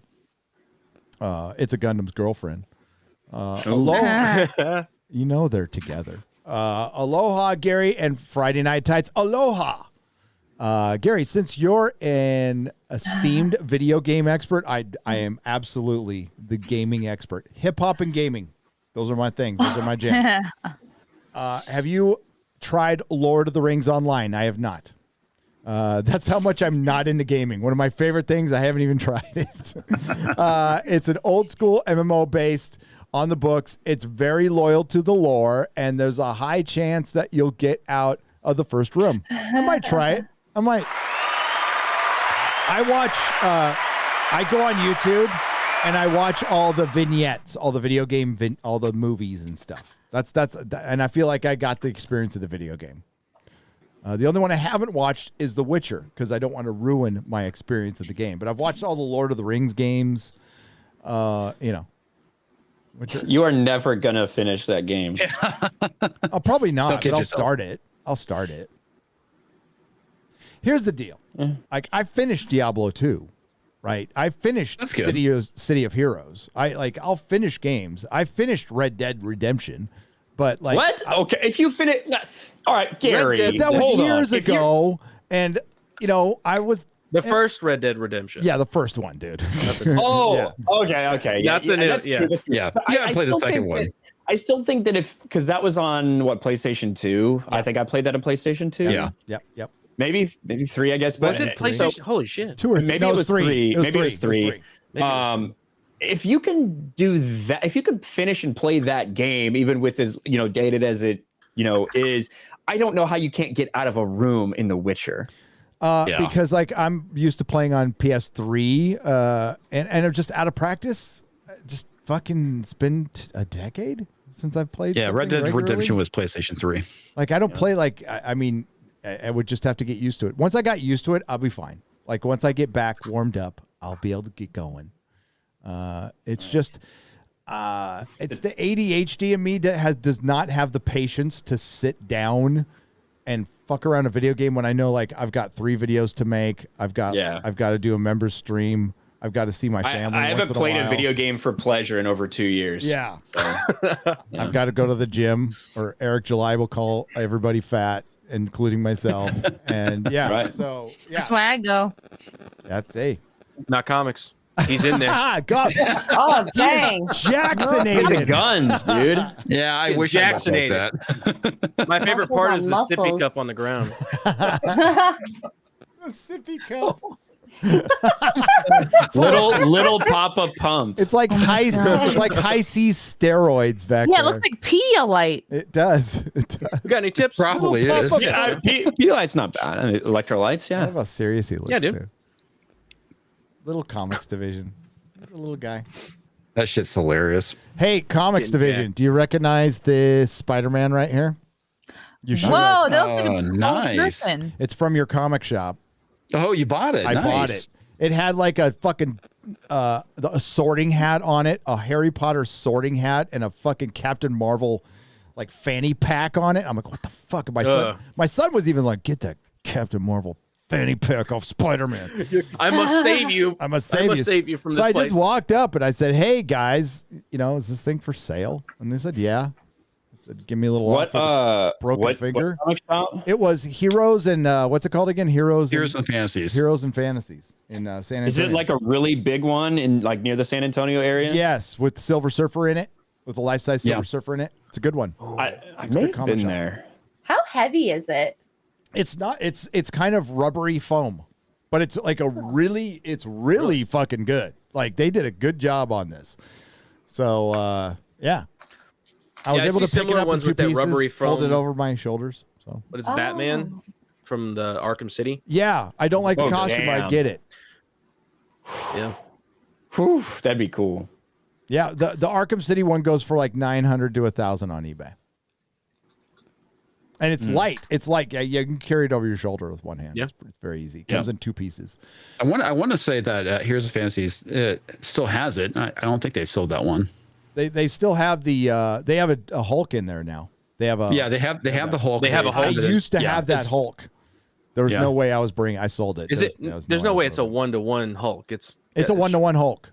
It's a 1-to-1. It's a 1-to-1 Hulk. Yes. It's like 16. What is it? Store like 2 No, it's stories 12, tall? 13. 12 feet high. It's 12 feet high.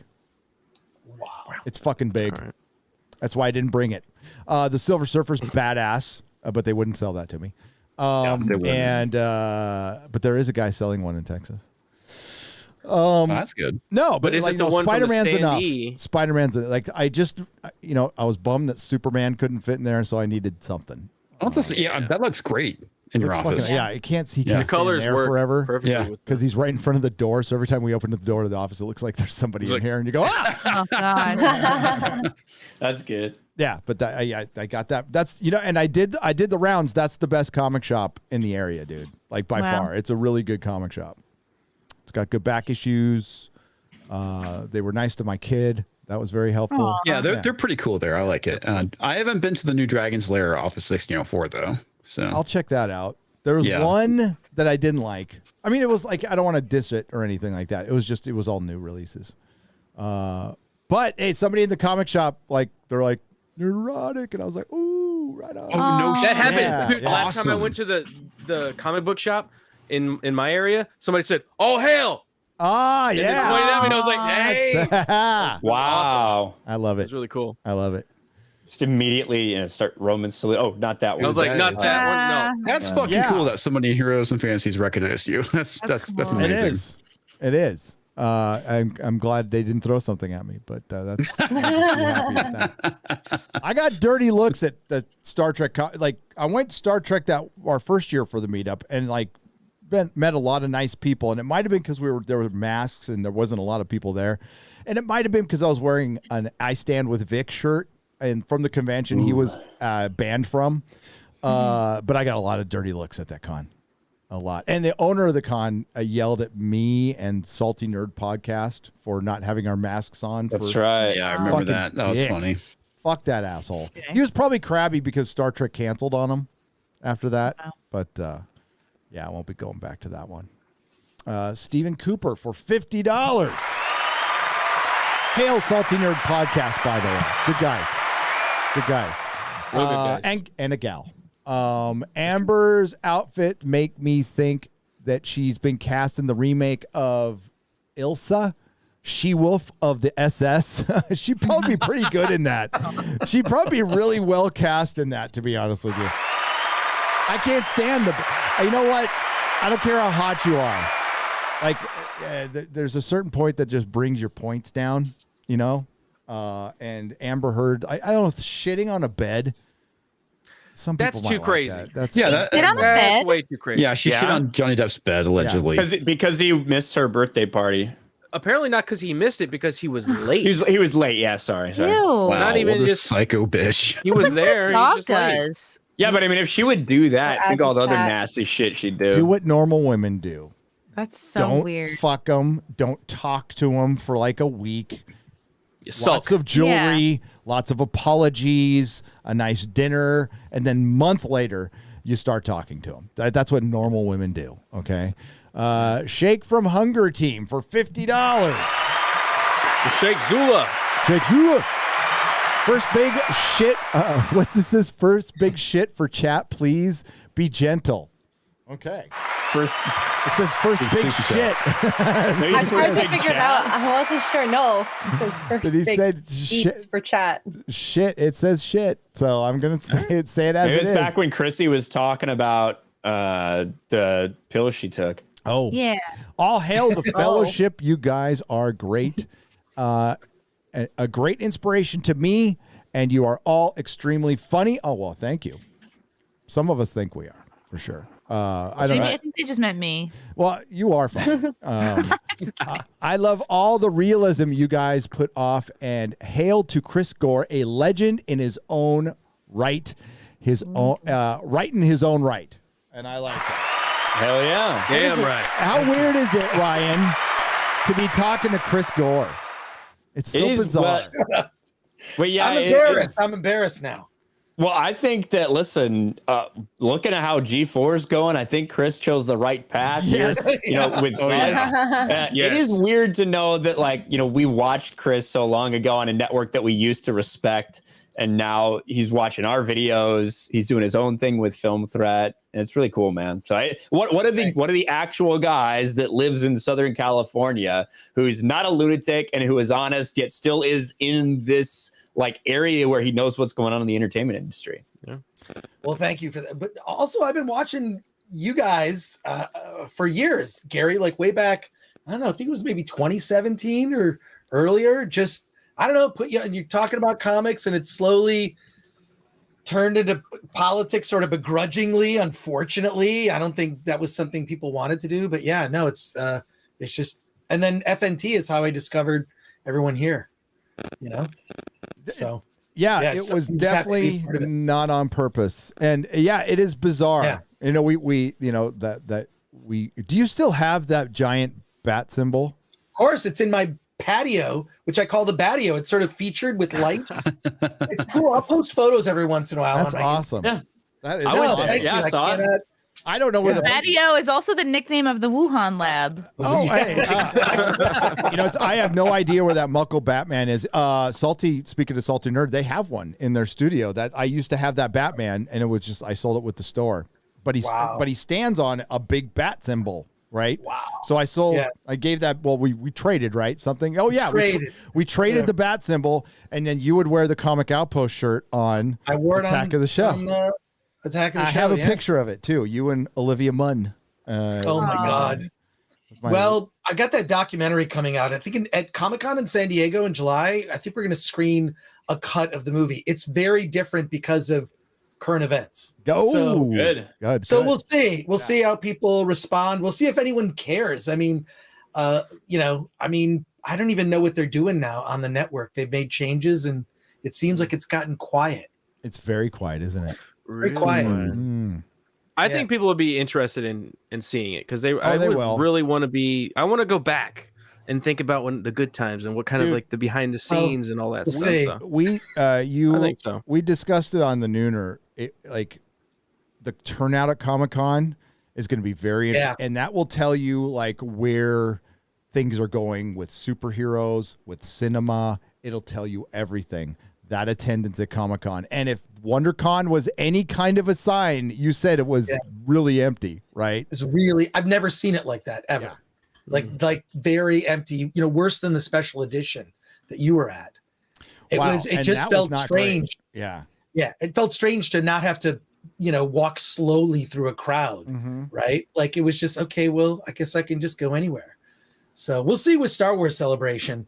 I don't know. I think, I'm going to be I'm basically going to be hanging out with the 501st and probably Anna, that Star Wars girl, in the parking lot tailgating and drinking, I don't know, some form of hard seltzer. We've been debating in the private chat about what's the best, evaluating hard seltzers. I want that new Mountain Dew, like it's like called Mountain Dew Hard or some shit like that. That it's fucking alcoholic Mountain Dew. They inject that sounds like I'm gonna die. My fucking veins, dude. Yeah, that's what I used to like when I drank, which was 105 years ago. That's what I did: is Cuddy Sark and Mountain Dew. I used to do Mountain Dew vodka. That sounds like all the heart time. attack. That is a heart attack. It got you fucked up. But they got it's like zero though. They have like Mountain Dew Zero hard. So does that mean no calories at all? That can't be fucking possible. Yeah, no way. No but, way. I mean, always has calories. If it's as low as I mean, I'll drink the fuck A out lot of of them that. have like just 100. Yeah. Yeah. No. But it makes me wonder what's going to happen with Comic-Con because you guys heard that they canceled E3, right? Yep. Yes. Yes. E3. No, but it's because they couldn't get any big like Sony and Microsoft. They were just and Nintendo. They're not going. Comic-Con has to be big. It has to be big. They can't afford that convention. The San Diego Convention Center is one of the most sought out things on the planet. The hotels have been trying to get Comic-Con out of there for years. It's been a big fight. They don't like it. They don't need it. Really? The hotels have to cut deals with it, with the city and all that shit. Yeah. They fuck that. They can get $2,500 for a suite or a normal hotel room in the middle of summer in San Diego. Outside of like Orlando that has a Disney World, San Diego is one of the most traveled to tourist spots on the planet, or at least in the country. It doesn't have any big parks or anything. It's just fucking nice, or it used to be. So yeah, they don't need it. They don't need it. Those and they've always. I don't want to go down the rabbit hole, but the hoteliers had a lot to do with the Chargers not getting their stadium. They tried to cock block the Padres from getting their stadium. Yeah, they're fuckers. I don't like them. But if they don't have a packed Comic-Con, it will move. It will have to move. Now they just re-upped for I think a couple more years. I can't remember. Maybe 25, maybe 2025. But after that, it might be over. It might be over now. I think it's over. It's a nonprofit, so it doesn't need to make money. How it's a nonprofit, I don't know. No, I know a bunch of people from the team there, and it's a seasonal job, is what it is, right? It's not like it's not a total year round. And their team isn't huge. Chris, it used to be 12 people.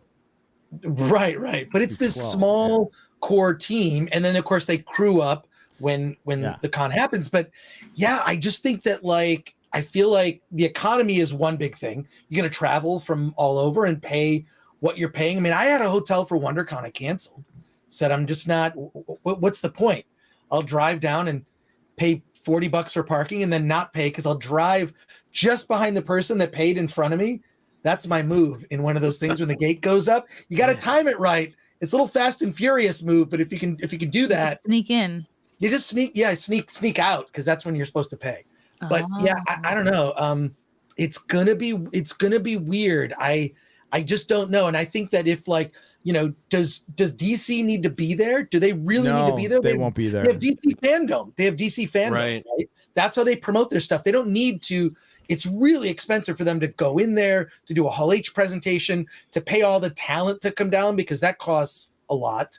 So I don't know that they think that they need that anymore when they can just do a overproduced show and throw it up on YouTube. You know? Yep. It's cheaper that way. I don't think there'll be anything Hall H that'll be that spectacular this year. Marvel DC will not be there. This is I don't know if Hollywood will be there. I don't know. It may just pare back down to a great comic convention. It can't, though. Like it used to be. I mean, it would move. It's going to move. Yeah, it would. There's no comic books anymore. Well, that is true. Kind of the issue, too. True. Well, there's manga. It used to be like back in the 90s, like people would come down, the development executives would come down looking for comic books to develop into movies. That's kind of where Comic-Con, that's what they would buy, like indie comics or small press comics and go, hey, I don't know, Bob Burden, Flaming Carrot, would that be a good movie? Boondocks. Which I would love to see that movie. I mean, they made Mystery Men. It was okay. I liked Mystery Man. I like Mystery Man. It was a fun movie. I missed the. I think it was just a little over budget. I feel like if it was like a smaller indie movie, it was ahead of its time. I believe it was ahead of its time for sure. Yeah, and they're not. I don't think they're necessarily doing that anymore. For one, they don't need to go to a convention to do that. That's true. That's what I'm saying. Yeah. So, I mean, like, hey, remember when music festivals there was Ozfest and Lollapalooza, and they were traveling the country, and now they just went down to one, and now it's just Coachella, and nobody knows who the fuck is playing. Like, I don't recognize a fucking name outside of Danny Elfman and Harry Styles.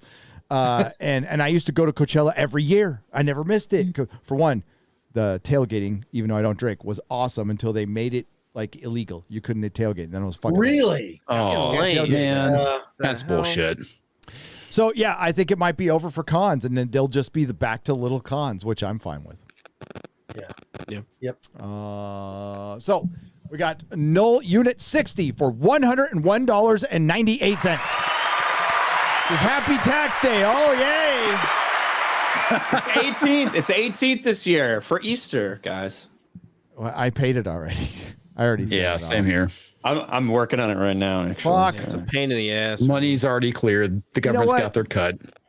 Yeah, after summer 2020, I just feel like a sucker. That's all. It is the time to reflect on all that your hard-earned coin is paying for, and don't forget to commit suicide after the cameras go off. Oh yeah, I'm really happy to be like free needles, prisoner transitioning. Right on. I'm contributing to an addict's death who will probably die today. Awesome. I feel so fucking good about it. Mm-hmm. Yeah. Well, prisoner transition. Well, last year though, your tax you're money is free going after. towards that. Yes, it is. That's fucking ridiculous. Yeah. This is my last year I'm paying California tax money. So Nice. free cash to homeless, free needles, phones, prisoner transitioning, immigrants get phones, get food, the ones who didn't go through the process that you're supposed to go through. Fuck that. Pregnancy wards for the female prisons where they're getting pregnant. Who knows why? Oh, my favorite article. Couldn't be the guards this week. Well, it couldn't possibly be the trans women that are now in prisons. My favorite article this week was the the women getting pregnant in the female prison. Mysteriously. Mysterious. And the prison said it's going to launch an investigation. How did this happen? I think I know. Well, I guess you could say an investigation as to how the inmates got, if they weren't supposed to be there or whatever. I guess they. Well, could see it was the trans Jenga inmates who were men who had a male has sex with a female and then a baby comes. I think I'm pretty sure. You're not a biologist, Gary. How do you know that? Give it a grab. Yeah. You find out what it is. Yeah, there you go. It's not a Sheila. Investigation. It's a Gila. Gila monster. Gila monster. Jay Schwalbach on the Streamlabs side. Schwalbach. Circumventing Hey, what's Mama up, man? Susan. What's up? 167.17. Is there a significance to that number? I mean, it's big. He super chats very random numbers. I love that. So. Yes. That's awesome. Casting a spell. Jay. I just sent the IRS 10 grand. I feel oof. Oh, no. Dude. Thought it was going to be more, so I have some extra for you all. Wow, that's good. Yes, I did claim super chats as a donation, as you Nice. should. Told my accountant I'm trying to keep an ex-con from going bad. So And good. his corrupt If it works, friends it works. from turning him. Love you all. Bless you. Thank you. Thanks for remembering that for next year with the super chat as Nice. donations. That's great. I wish mine was 10K. I'll say that. Yeah. Fuck. Yeah. I remember when it was 10K. That was the comic shop. I remember when I used to get money back. What a fool I was. Oh, the comic Not shop anymore. days, I could write. I mean, I still can write everything off, like movies and comic books and all kinds of stuff. The problem is I'm not buying new stuff anymore. So I'm just buying secondhand stuff, which I can still write off, but it's just sometimes it's not much, sometimes it's more, but sometimes it's not as much. And yeah, it's just not like the old days. Oh, and Biden's in office. And I'm getting taxed a lot more because of it. There's that too. Leif Erikson for 1,000 Argentinian pesos. I think it's Argentinian. Here's more inflated currency from another Argentinian. Happy Easter and beware of inflation. That's how it all starts. And I'm sorry to say you would know. Thank you for the warning. We appreciate it. And we love South America. Even Dan Vask. We love our South Americans. We do. We love the best South We Americans. love the best South. We have the best South American over Americans. there. Yeah. Bobby Brimstone. Ooh, I like that name. For $50. Happy Friday to the Friday Night Tights gang. I'm a firm believer that Ryan is not a racist. He's simply an equal opportunity hater. Love you guys. Yes, Chrissy and Xray Girl too. Hail and hail to you. That's what I've been saying for a long time. It doesn't matter. I firmly believe that, much like Ricky Gervais, I guess, that everything is open to be made fun of, right? Every single thing. There's not a single thing that's out of bounds. Yep. And, you know, jokes are jokes. It is what it is. Like what we're doing here, the vast majority of the time, my goal on this show is to make everybody laugh. That means everybody on the panel and everybody in the chat. And then obviously my voice will be a little bit different, you know, when I'm actually getting very serious about a subject, you know, even if it does maybe have a punchline at the end, but that's the way it is. We just saw a dude go up in front of like 10 million people and slap someone in the face over a joke, right? And we've seen people get killed over jokes, which is just nonsensical. So it's humor. You might not like the joke. You might not like everyone. You might not like certain subject, but at the end of the day, that's the goal, is to make you guys laugh. Yeah. We just saw our president shake hands with an invisible man. Yeah. Yeah. Something's going on there. Where are the conspiracy theories? I am looking forward to watching that video. Oh my God, it was weird. It was really weird. Weird. It was Weird. like there was It was somebody weird. there. Maybe there was somebody there. Ooh. Oh Can't read my mind. Space aliens. I can't wait to go on BitChute and like watch. a Rockefeller ghost or something. I got the video. You want to watch it? Yeah. Yeah. I go on Sure. BitChute and Odyssey and look for my weird conspiracy channels. They'll probably be talking about it. Mm-hmm. And Salty Cracker. We love you, Salty. Hail, Salty. Hell yeah. So good. Programming is off. God bless you all. You don't believe in God. Ugh. Oh my God. Oh no. He looks so confused. Oh my God. Happening? Where am I? Where am I? This is like, I think, a robot. Look at, they're all checking their phones because they feel awkward. Everybody's looking away, checking their phones. Yeah, don't look at him. My favorite part is the music kicking where in. he was at some event with What Obama the and nobody was talking to him. Oh my God.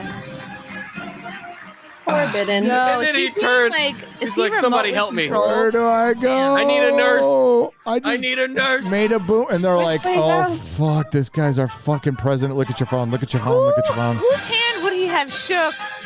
Like, nobody. He shook there. the ghost of God bless the ghost of. I'm trying to think of an old-timey Democrat. Franklin Delano Roosevelt. No, he would have been in a wheelchair even as a ghost. How about that guy from the Klan that used to be good friends with? Strom Thurmond? Jimmy Carter. No. Jimmy Carter. Is he dead David yet? Duke? No, Jimmy Carter's still alive. Robert Byrd. Robert Byrd, thank you. that's it. Yeah. Robert Byrd, yes, yeah. His mentor, Robert Byrd. Yes. My Yeah, old Democrats friend. like to hang out with like really fucking weird people. Jimmy Carter's wife hung out with not only Jim Jones, but John Wayne Gacy. No shit. Jack Buck, is that his name? Buck? Some guy named Buck just got arrested sentenced because he was luring young black men off the street, giving them a bunch of meth, having sex with them, and he killed a couple of them. And he's like a huge Democratic donor. What was his name again? Come on, Ryan, help me. Not. Can you say it again? Sounds familiar. I don't The big Democratic donor who just got sentenced to 30 years. Yeah, so you're right. It's a guy who I saw the story, but 30 years basically for murdering two black men by like injecting them with drugs or something, right, Gary? Yes. Ed Buck? Here it is. Ed Here Buck, it is. that's it. Yeah. Ed Buck. That's it. Found it. Thanks, chat. Huge Democratic What donor the of like fuck? recent Democrats, like Democrats who are currently in office on their first terms, got a lot of money from this dude. oh damn. Go They to gotta be behind bars, Razor like- Fist has been all over it. Like, go to his Twitter. He's on. And Posobiec. Wow. Jack Posobiec was tweeting all Like about it last Hannibal night. Lecter. Yeah. That's so sick. So yeah, he was like, okay, so amongst the gay population in San Francisco and Los Angeles in particular, I think it's probably the same way in New York. Meth is a big problem to where there's billboards made and everything, because some of the gay boys like to get on the meth and do gay boy stuff, but then they get hooked on it, and it's very sad after that because meth is horrible. Like it's not even the stuff I was touching, crank. which is not the kind of meth that you're doing now because they smoke it. Like I didn't smoke it that much. I snorted it because I liked my teeth. And if you smoke meth, you will lose your fucking teeth. But it fucking is so bad for you. It will fuck your life so fast. Like within, like you'll be a completely normal person, and in 3 months you will be a street urchin from meth. Wow, it's bad. Did the billboards help? I don't think the billboards helped at all, to be honest with you. Maybe they need more billboards. Maybe just spend money on billboards. Like the Say Gay ones. Or just all give over them the meth. place. It'll At this work. point, just give them the fucking meth. That's what they're doing, basically. They're giving them needles. They're making it easier for them to find drugs. It is really sad, actually. The Common Nerd for $20. Oh, no, $40. This is a 2-part super chat from the Common Nerd who just became or re-upped his membership. So thank you very much, Common Nerd. We love common sense. And I love that other people are starting to say common sense more too. Starting to hear it from DeSantis, and I'm starting to hear it from Russell Brand, and like it's a term that's being introduced back into our vernacular, and it needs to be. Yeah.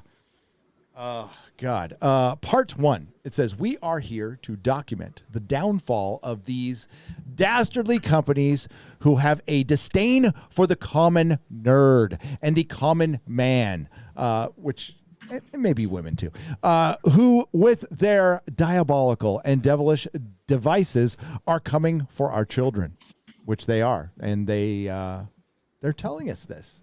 They feel comfortable enough to tell us.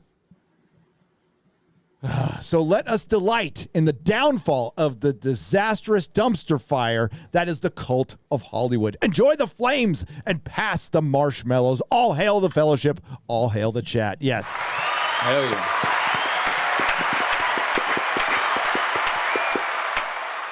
And as we see more people talking about common sense and talking about it, Russell Brand, we got Chris Gore's out there. We got, people are talking to me. I think more people will feel comfortable to talk about it in Hollywood. And once that happens, once the people who are not psychotic child grooming weirdos in Hollywood, which is, I'm hoping the vast majority of just regular people working there, start speaking up like over and over again. You're starting to see stars leave, like Wahlberg's talking about leaving. Ryan, did you do a video? I know I heard you talking about Father's Day. I did mine about cancel culture. Yellow Flash did a video the other day about him kind of leaving and bailing Hollywood. So I'm probably gonna look into that. Yeah.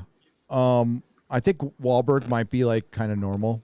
And especially since he's based. He is. Yeah. He is. So yeah. I mean, anybody who screams racial profanities at people, typically pretty based. He had a hard life. For one, like, when I saw that shit is from when he was literally 15. when he was 16 and 17. The fact that people try to bring that shit up to cancel him is insane. Something that happened in the 80s when he wasn't even 18 yet.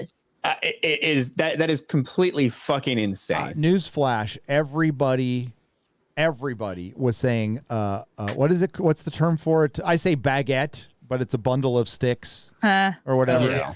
Everybody was calling each other that word. Oh, I said it this morning. Yeah, first of all, not everybody was. Everybody is. Don't get it fucking twisted. That's right. If it never I went, changed. If I went to work and hadn't called 5 people that or been called that by 5 people, it was a weird fucking day. That's actually like normal. That's the way normal people speak. Yeah, it's called being fun. It's called fucking banter. It's fun. That's what it is. It's not insulting. It's not derogatory because it's not meant that way. You're literally just shit talking people. In the same way, if I call you an idiot or a moron or a retard, I don't actually mean that except for a select few cases, right? When I'm talking to an actual retarded you make person. it clear.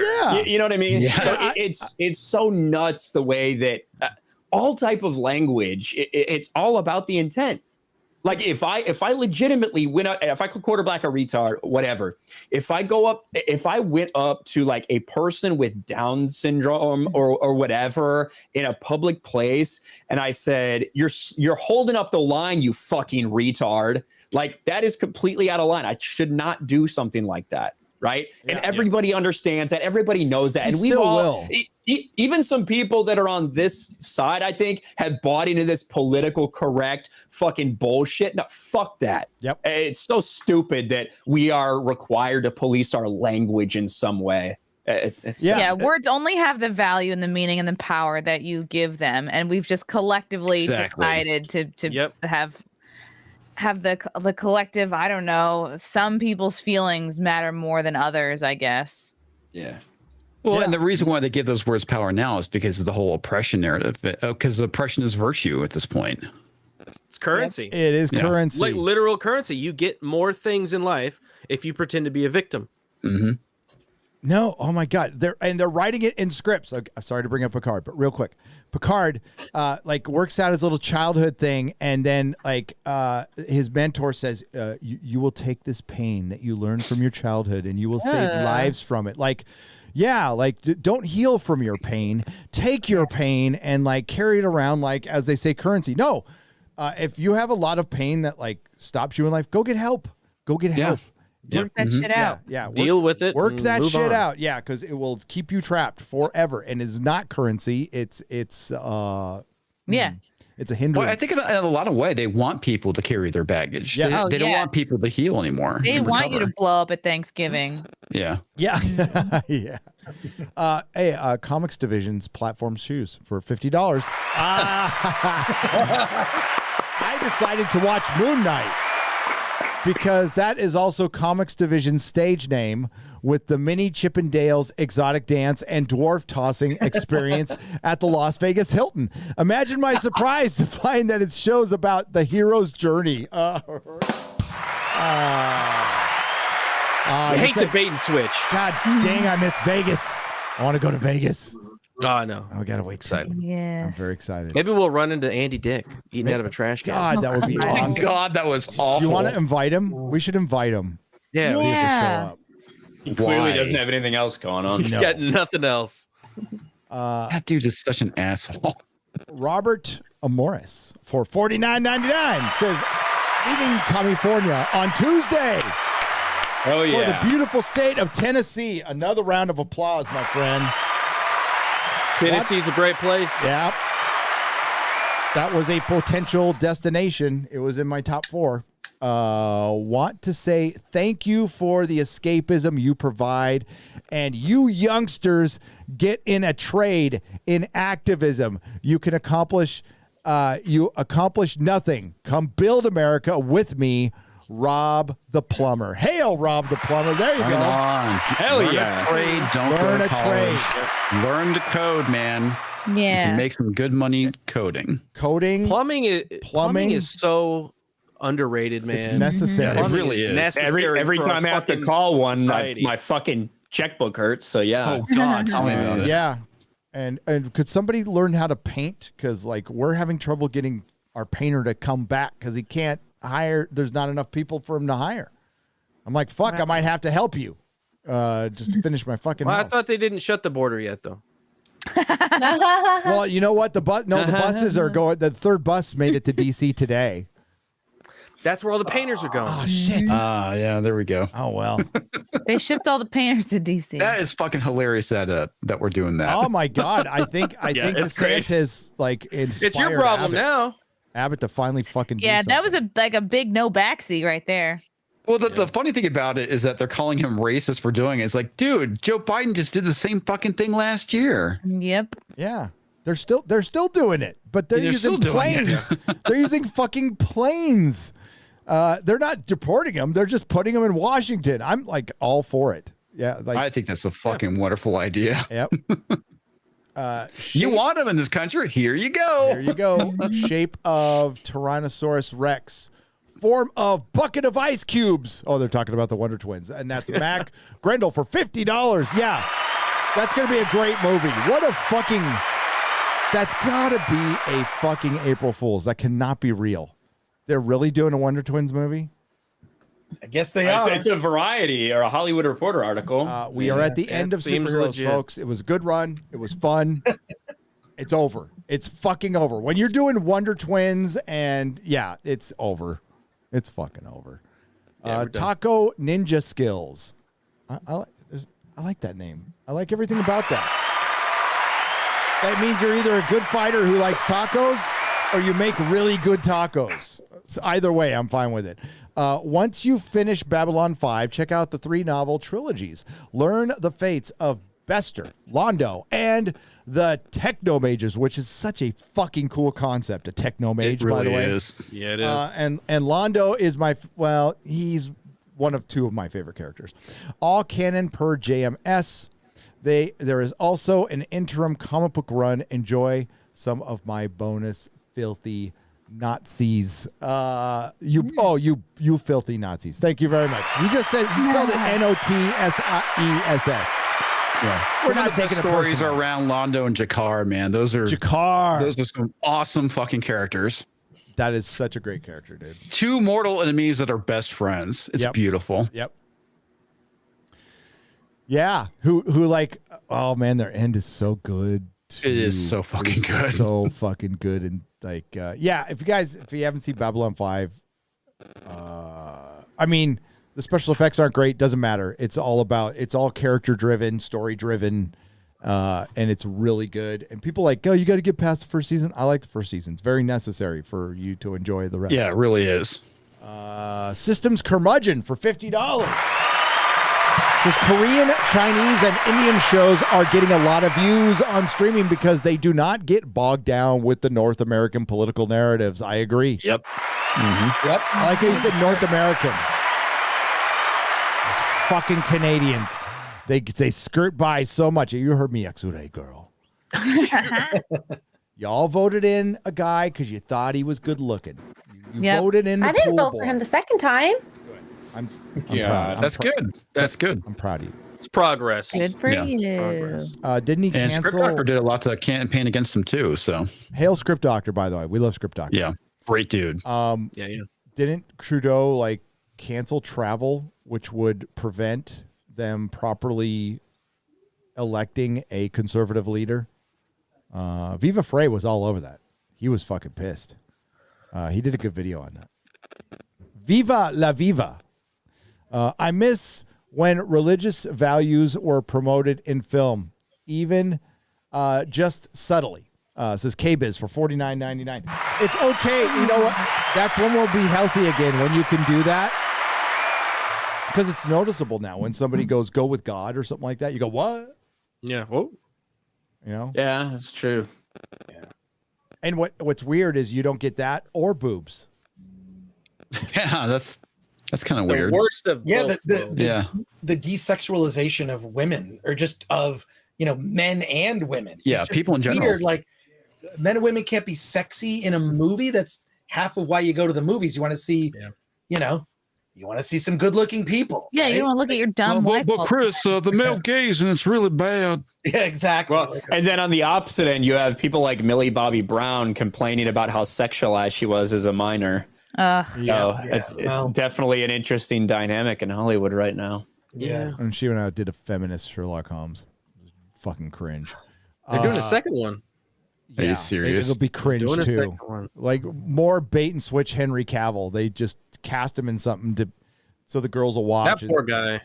Dude, he should be the biggest star in Hollywood, period. He really should. Yeah. Mr. Wolverine 0085 for $100. Yeah, born in the wrong time, that guy. The fight scene in They Live about at the point do you figure we're in right now with the average person to get him to wear the glasses.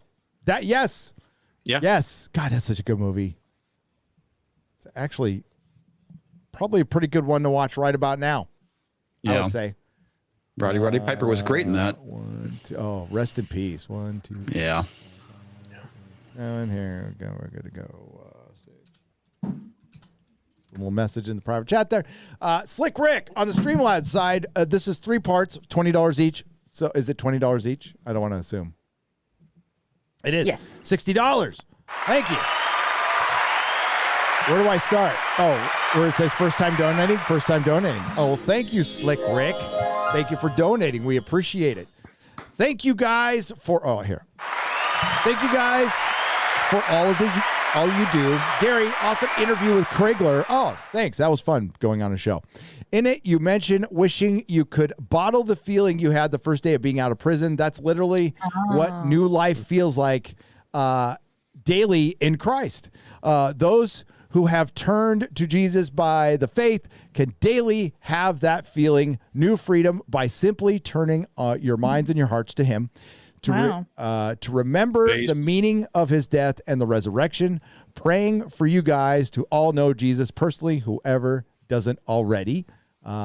And there we go. Thanks again for holding down the fort against godless nonsense in the culture. Love you guys in spite of all the darn cursing.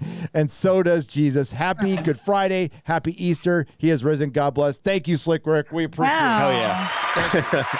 Thank you. Sounds good. Where do I sign up? Yeah. I've got a book for you if you want to take a look at it. Ugh, reading. There's a comic. They made a movie about it. Mel Gibson did one. Okay, good. He did. There's going to be another one. There is a graphic novel, too. Enoch Maman for $50. Says there is also the episode of The Girl Who Waited. Yes. Where Amy Pond's future self appeared. That's such a good episode. Still hot under old age makeup, and the mini episode where she hits on herself. Can't blame her. Okay, that's enough. Simply for one day, I'm done, dude. No, it's okay. We can talk about good Doctor Who all day. I miss it. It has been a minute. I used to watch a Doctor Who episode every day up until about up until Timeless Children. I haven't seen season 6 in a long time. I think I want to see season 6. I think I do. Blackguard 4 for $50.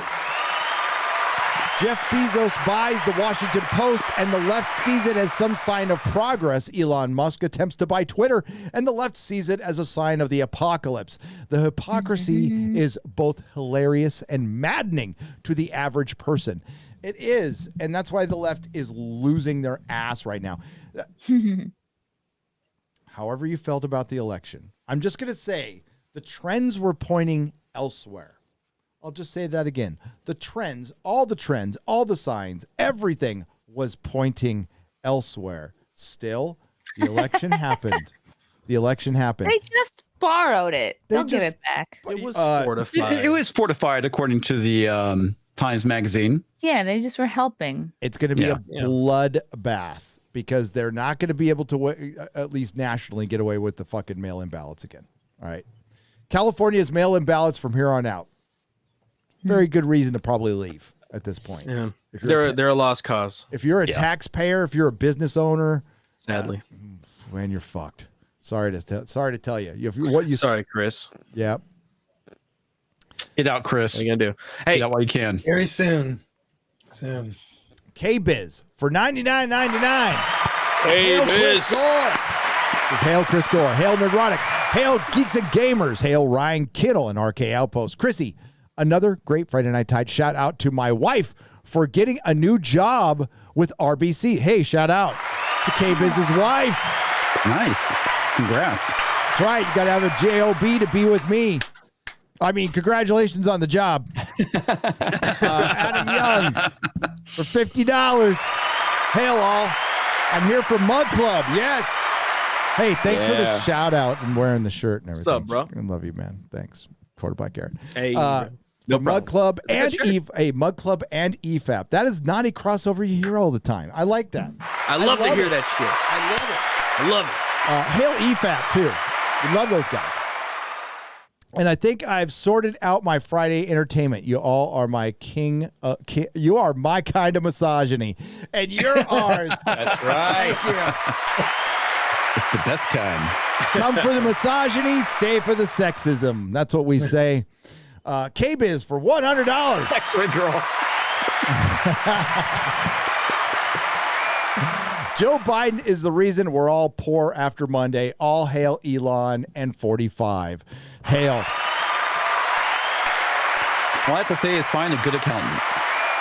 Yes. I have a damn good one, and it still hurt. Poor guy sounded exhausted today.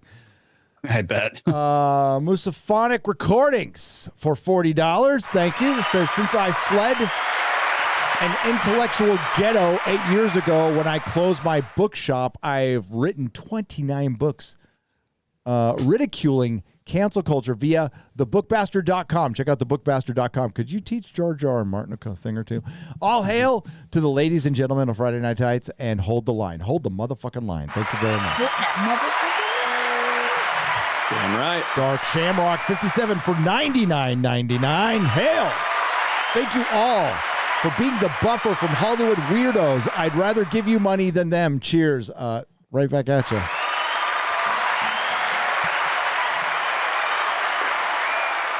I used to be the kind of guy who buy like a couple of Blu-rays a week, 2 or 3 a week. I get one like a year now.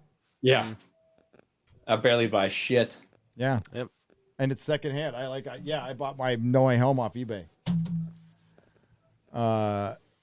Geek Grind for $50 says no bald eagles were harmed to create the new Nerdrotic Feather of Liberty vanilla coffee. God bless and happy Easter to Gary, Mrs. Nerdrotic, Ryan, Quarterblack, Chrissy, Chris Gore, and Comics Division, and of course, Xray Girl. Did he say it like that, or did you say it? I like did. that? I did that. That was me. I added a little bit. That's my Anthony Cumia impression of, because that's how he does it. So that's who I stole it from, is Anthony Cumia. He's fucking awesome. MM for $50 says, I need to shame Gary some more. You tweeted a picture of 4 female heroes and it wasn't appropriate. No, it was their boobs. I didn't show the entire female. I didn't even show their face. I zoomed it right in on them titties. If you're going to post Power Girl or post Connor's PG, Amanda's PG is the definitive Power Girl. Yeah, I agree. But the boobs, okay, if you go back to the picture, there's glistening. There's glistening on the cleavage, and there wasn't on Amanda. So that's why I chose that picture. But I understand what you're saying. I do. Details. In both design and characterization, make Power Girl Connor again. No, Amanda Connor. I agree. I just used that one because it was a better, shinier cleavage. It popped. I respect the Frank Frazetta. Did you? That was just for me. I mean, the kids are probably not going to like the 1970s boobs that I put up there, but they were like authentic. That's my pick. Authentic Frazetta boobs. I mean, Frazetta's more of an ass guy. Let's be real. Okay. He got hips. You know, his lady's got a lot of hip. Yeah, birth and hips. But yeah. Ruben, I'm glad you're doing better, buddy. Ruben Christopher Haynes. We love Ruben for $50. Ruben. Hail, Ruben. Hey, Ruben. Let's take words back. In this clown world, I really identify as a trans hero. Yes, it is ridiculous, but enough is enough. I am currently at my weakest. It hurts, but I will rise. Everyone here listening now, you are amazing. I pledge my heart to all of you, and we pledge our heart to you, buddy. Feel better. Ruben, take care, man. Yeah, man. Hope you're feeling better soon. He will be. He's a tough motherfucker. He's a fighter. Ruben's a tough motherfucker, man. He is. I would not be that tough. Derek M. for $150. Have you seen the video from the Saudi TV mocking Joe Biden? It's worth a watch. Yes, we have. Funny. Yes. Oh, God, Funny yeah. as hell. Yes. That's funny. For one, I mean, the other guy looks like Kamala Harris and Michael Jackson, kind of a little bit. Yeah. But yeah, when you're getting clowned by the fucking Saudis, the ones you just called, by the way, to see if you can get an oil deal done, they didn't even take your fucking call. That's so fucking sad. You look weak, man. That's pretty rough. Absolutely. Yeah. That's the biggest thing. If we look weak as fuck because of him. If They just left you on red. Dude, yeah. Mhm. It's I mean, like, I mean, it'd be right to point out that you can't like make fun of the king of Saudi Arabia or the prince, like they could. So our country's still better. But the fact that like they're clowning our president, and the fact that if Taiwan, it's about to fucking be Taiwan. Taiwan, which is a country, is not invaded by China within the next year or so, I'd be surprised. And they're making moves, by the way. They are. Damn. Yes, they are. Do you see all those military trucks go? I mean, for Shanghai to keep it locked down, but there's a lot of military trucks going in there. And it's weird how much video. It's weird how much video is getting out of Shanghai, right? Imagine the shit we're not seeing. The bags of fucking cats, though. That did it for me. That's scary. No more cat bags. The empty refrigerators is pretty crazy. Yeah, it's a mess. It's horrific. And Disney does business with that company. Like they'll open up Disneyland when it opens back up. They'll be back doing business with them. Not a fucking word. Not a word, but yeah, we don't want trust China. China is asshole. China is asshole. It is asshole. All right, we're gonna wrap it up, folks. It's been well over 4 hours. We gotta let these people go. Let my people go. Happy Easter, everyone, to our friends, our religious friends. Have a very good Easter. Friday. Good Friday. Take all your things. Happy Easter. Happy Easter, everyone. Cadbury eggs. Enjoy your Cadbury eggs. Stocking up on those, man. Those are good. They are. I remember when they first came around. God, I'm old. But we're going to wrap things up. We will do a square up. There is one recorded, so we'll do another one. And we really do have to do appreciate something, you guys. Gary.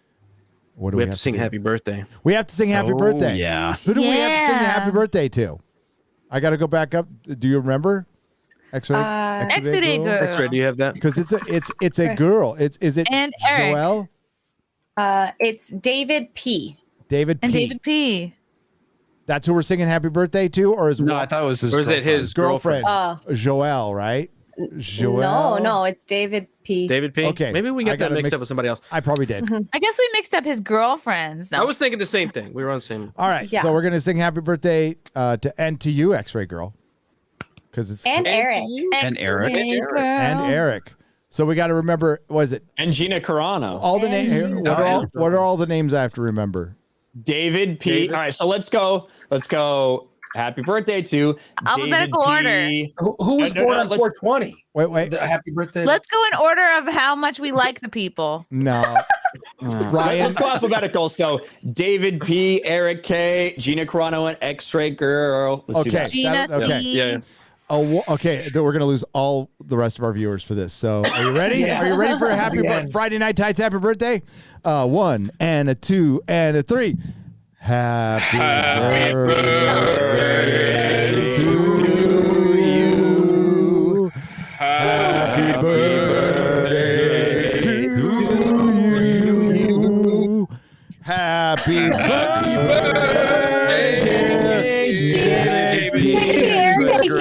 birthday, Gina Carano.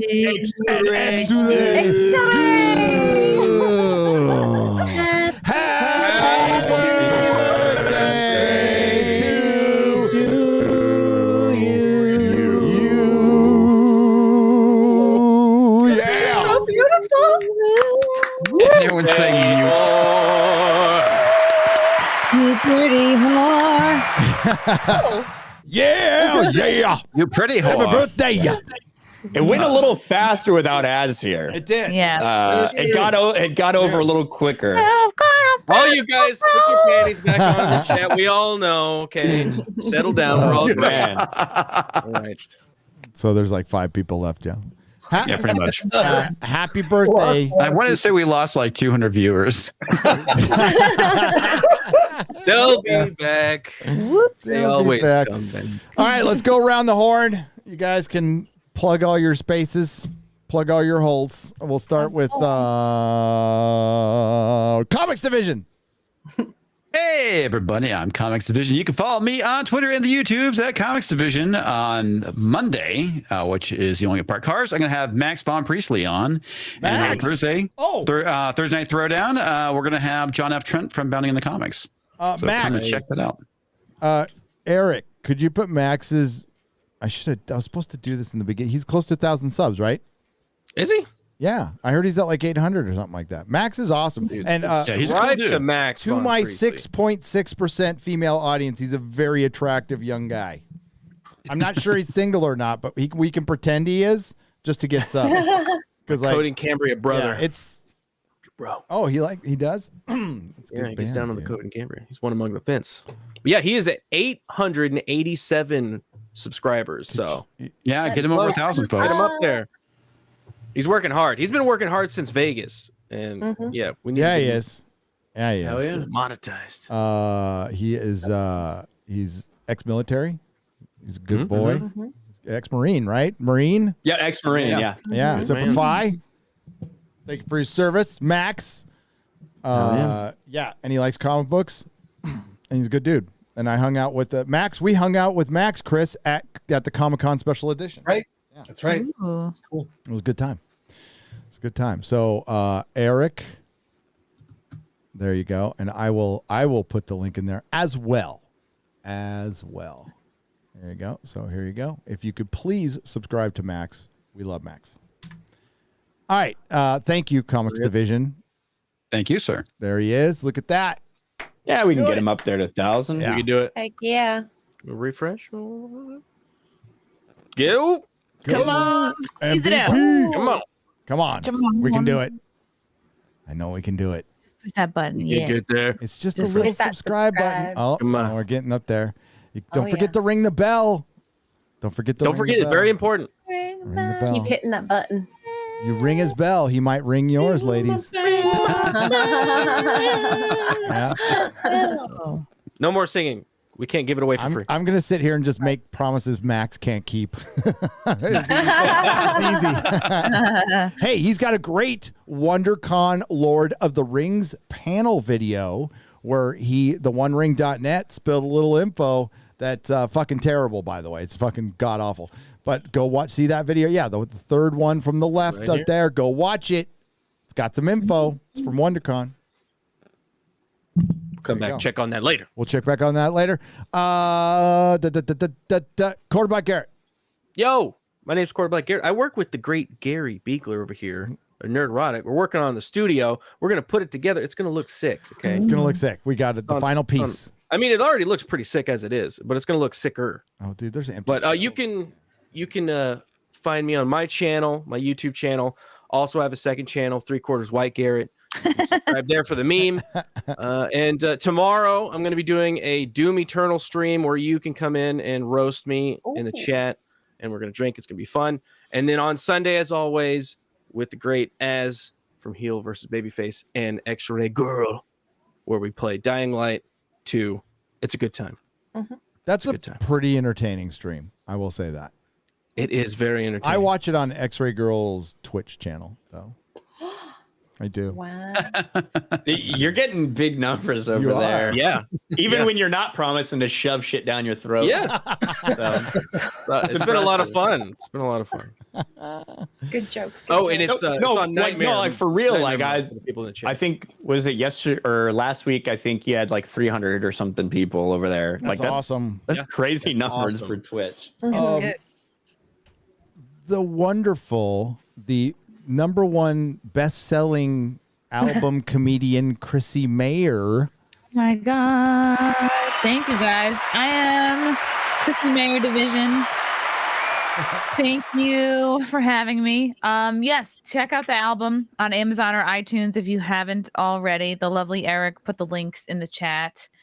A big show in Atlantic City next weekend, April 22nd and 23rd. Comedians of the Compound, myself, Anthony Cumia, and the rest of the gang will be there. If you're in the tri-state area at all, come on out. This is going to be our last show with Aaron Berg. He is leaving Compound Media. What? No. Yeah, Really? It's been a little bit of drama on the network, and I got really pissed at him because he put the tickets on sale to just live stream the show without telling anybody, and I was like, I'm out because it cheapens the whole thing. But they agreed to like not live stream my set or Anthony's set, so there's that show. And then I'm headlining in Jersey at Tiff's in Morris Plains on May 14th. And I got a bunch more dates coming up for the fall. Gonna come back to Texas for sure.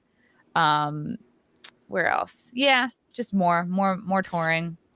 And that's it. Watch Simpcast on Sundays. And that's it.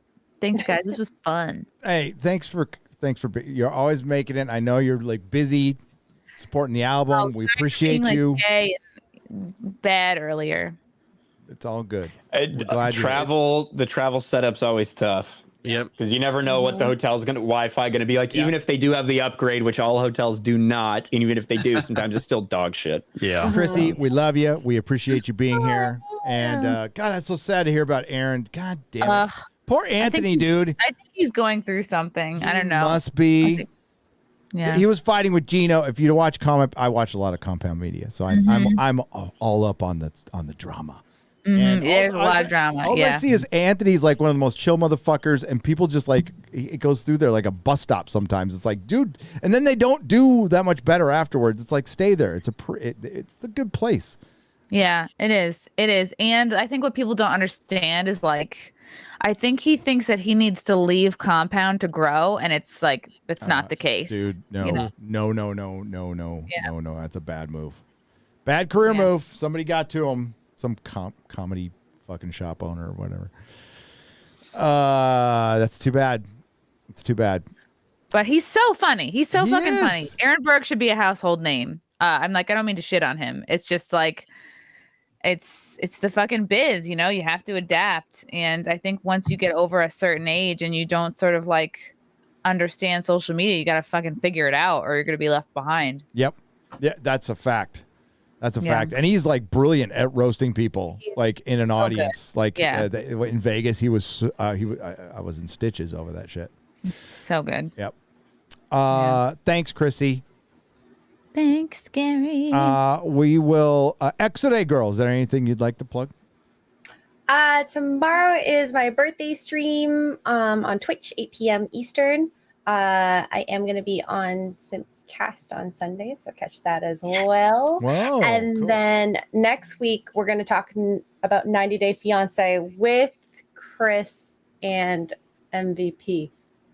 There you go. Oh, Max. I'm outed. Max is going to be on that. What? Yes. Oh no! I rescind. No, I'm just kidding. It's too late. It's too late. He's already passed. He's passed it. Oh, that's awesome. No, Max is good people. There we go. No one unsubscribes after hearing that news. Yeah, I don't know. That'll probably help him. Dude, Max's female audience is gonna be like 75%. You kidding Dude's me? jacked. Eat all of us. They're all there for the meat. If he does a there for the man Johnny Depp video, it'll be at like 200%. Like he'll invent new women to His subscribe. his fans are called MVP Ness. Oh, they're not MVPs? MVP. Yeah, the MVP. Yeah. All right. Ryan Kittle from RK Outpost. Thanks for having me on, Gary, as always. It's always great to talk to Chris, who I've actually got to hang out in person with and grab some beers, watch Suicide Squad, do a review with the Batio right behind us. Right. So it was awesome. A drunken review. It was a little bit drunken review, not too drunk, but yeah, I mean, I'm grinding out videos, doing sports wars. You'll see me a little bit more on Geeks and Gamers as well. We're actually going to start posting videos back on that channel. Shockingly enough, it's almost like something that you need to do when you have a YouTube channel. So me and Josiah are going to start making more videos. You'll see us on the Geeks and Gamers main channel. Is Jeremy going to make videos? Well, you never know. You know, if Jeremy does it, we need to just make sure we replace him with other angry white men. So we figured me and Josiah are the best replacements. That's a really good replacement. Hollywood has completely lost its mind. Fucking love Josiah's videos. It's so good. Josiah's I'm glad he's killing it. back. I'm glad he's back. Like to go from not making videos for like 7 or 8 months to go to a month where I don't know, he's probably gonna have 6 or 7 million views or some shit like that. That's crazy. That's insane, dude. There's people with like dead channels all everywhere. That's like everyone's fear, because you see these channels all over YouTube that have like 500,000 subscribers and can't get 1,000 views. And you're like, what the fuck happened? And why did that happen? And nobody really knows. We assume maybe they fell off and stopped making content for a while. Josiah did that, and boom, he's right fucking back. No, it's crazy. It has nothing to. Well, it depends on how long you go, but he was also very consistent. So the reason channels die most of the time is when you betray your audience. Ethan Klein. So when you build an audience based on being anti SJW and then you go full on woke, sucking on Mama Susan's titty, that's or you get caught lying, or you admit that you were never about being anti SJW. I mean that's what Matt's downfall was. Where someone finds your porn, or somebody sees you jacking off. No, that didn't hurt DSP. No, that made him more powerful. Yeah.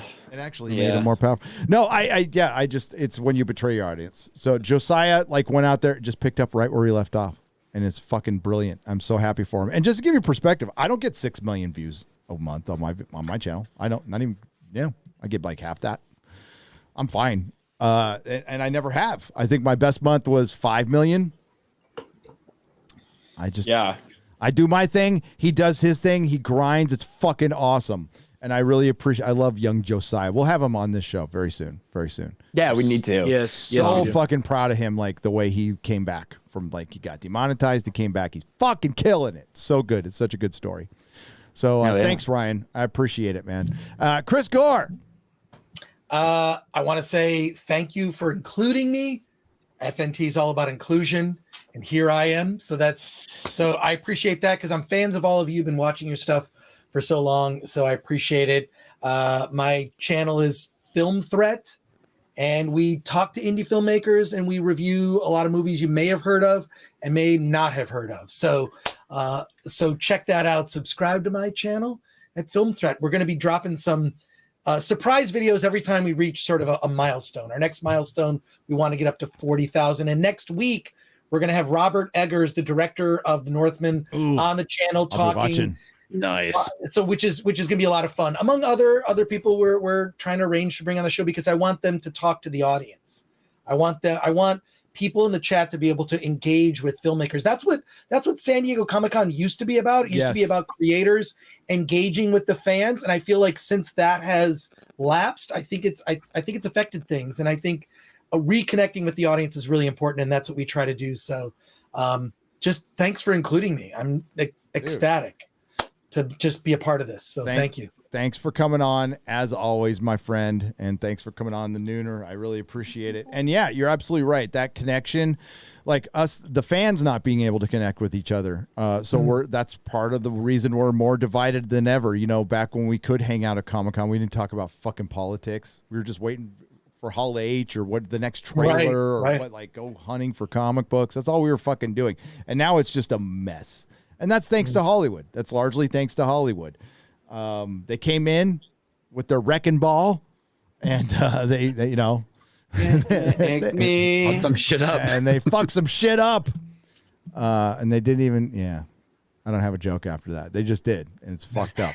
So all right, so I still make videos too. I haven't made one. Well, I've been making one for a while, and I finally mostly finished it. Perry's working on it. I have no idea when it's coming out, but it'll be out soon.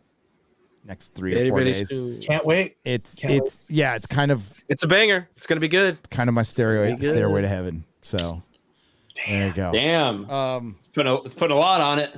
It is. It could totally fail, and that's fine. I've failed so much that I'm used to it. So those who try the most fail the most. I think that's what we're in right now. That is correct. Yes. Thanks, Eric K, for your work. Thank you to all the Nerdrotics for your fine work. Really sorry, that sucks, Eric K, that there's no RRR near you. That's weird. You're in California too. Dude, you got to see it. RRR. It has been out for a couple weeks, so I don't know. Okay. And it was only like playing 1 or 2 times a day as it was. It's in the bigger theaters. Weird times. Yeah. All right, and again, thanks to the Nerdrotics. Thanks to everyone who left a donation or a super chat of any kind. We truly do appreciate it. You help keep the lights on here. Thanks to anyone who participated in the chat and just simply spent time with us. We appreciate you all. This is the highlight of my week.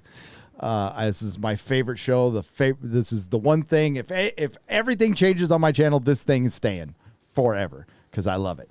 So we will see you next time. So remember, not all who wander are lost, and may the wings of liberty never lose a feather. Bye. See ya.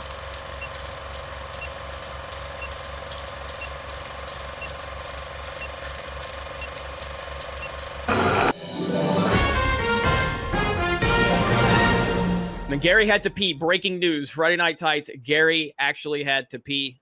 This is a big moment for us.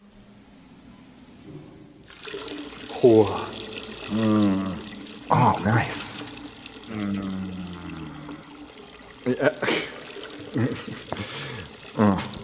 That's good. No. Oh. Evacuation complete. Evacuation complete. Oh. Complete.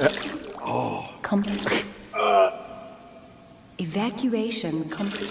Jaloja! Fucking fuck! Are you frostbitten? Well, drink Geek Grind Coffee with the special Nerdrotic All Hail Private Blend. GeekGrindCoffee.com for all that ails you. Use discount code Nerdrotic at checkout for 20% off. Huzzah!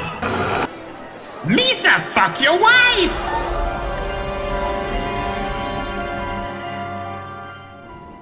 I'm right.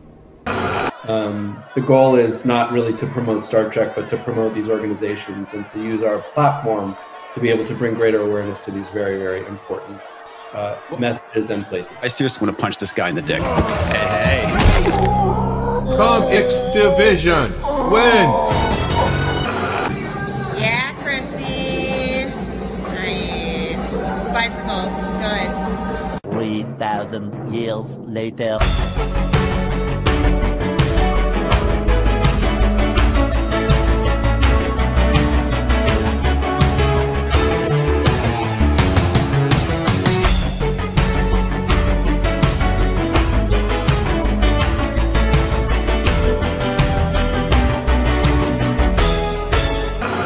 Oh, it's on. It's on. Okay. Hi. Hey. Hi, I love Nintendo. Nintendo's my favorite game ever. I love Nintendo. Nintendo is really good. Oh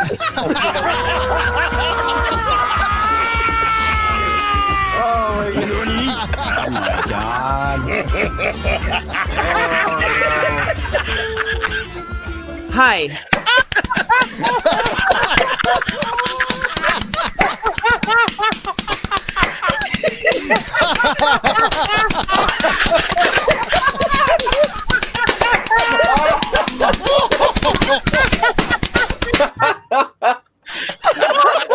I just knocked a bunch of shit down in my room.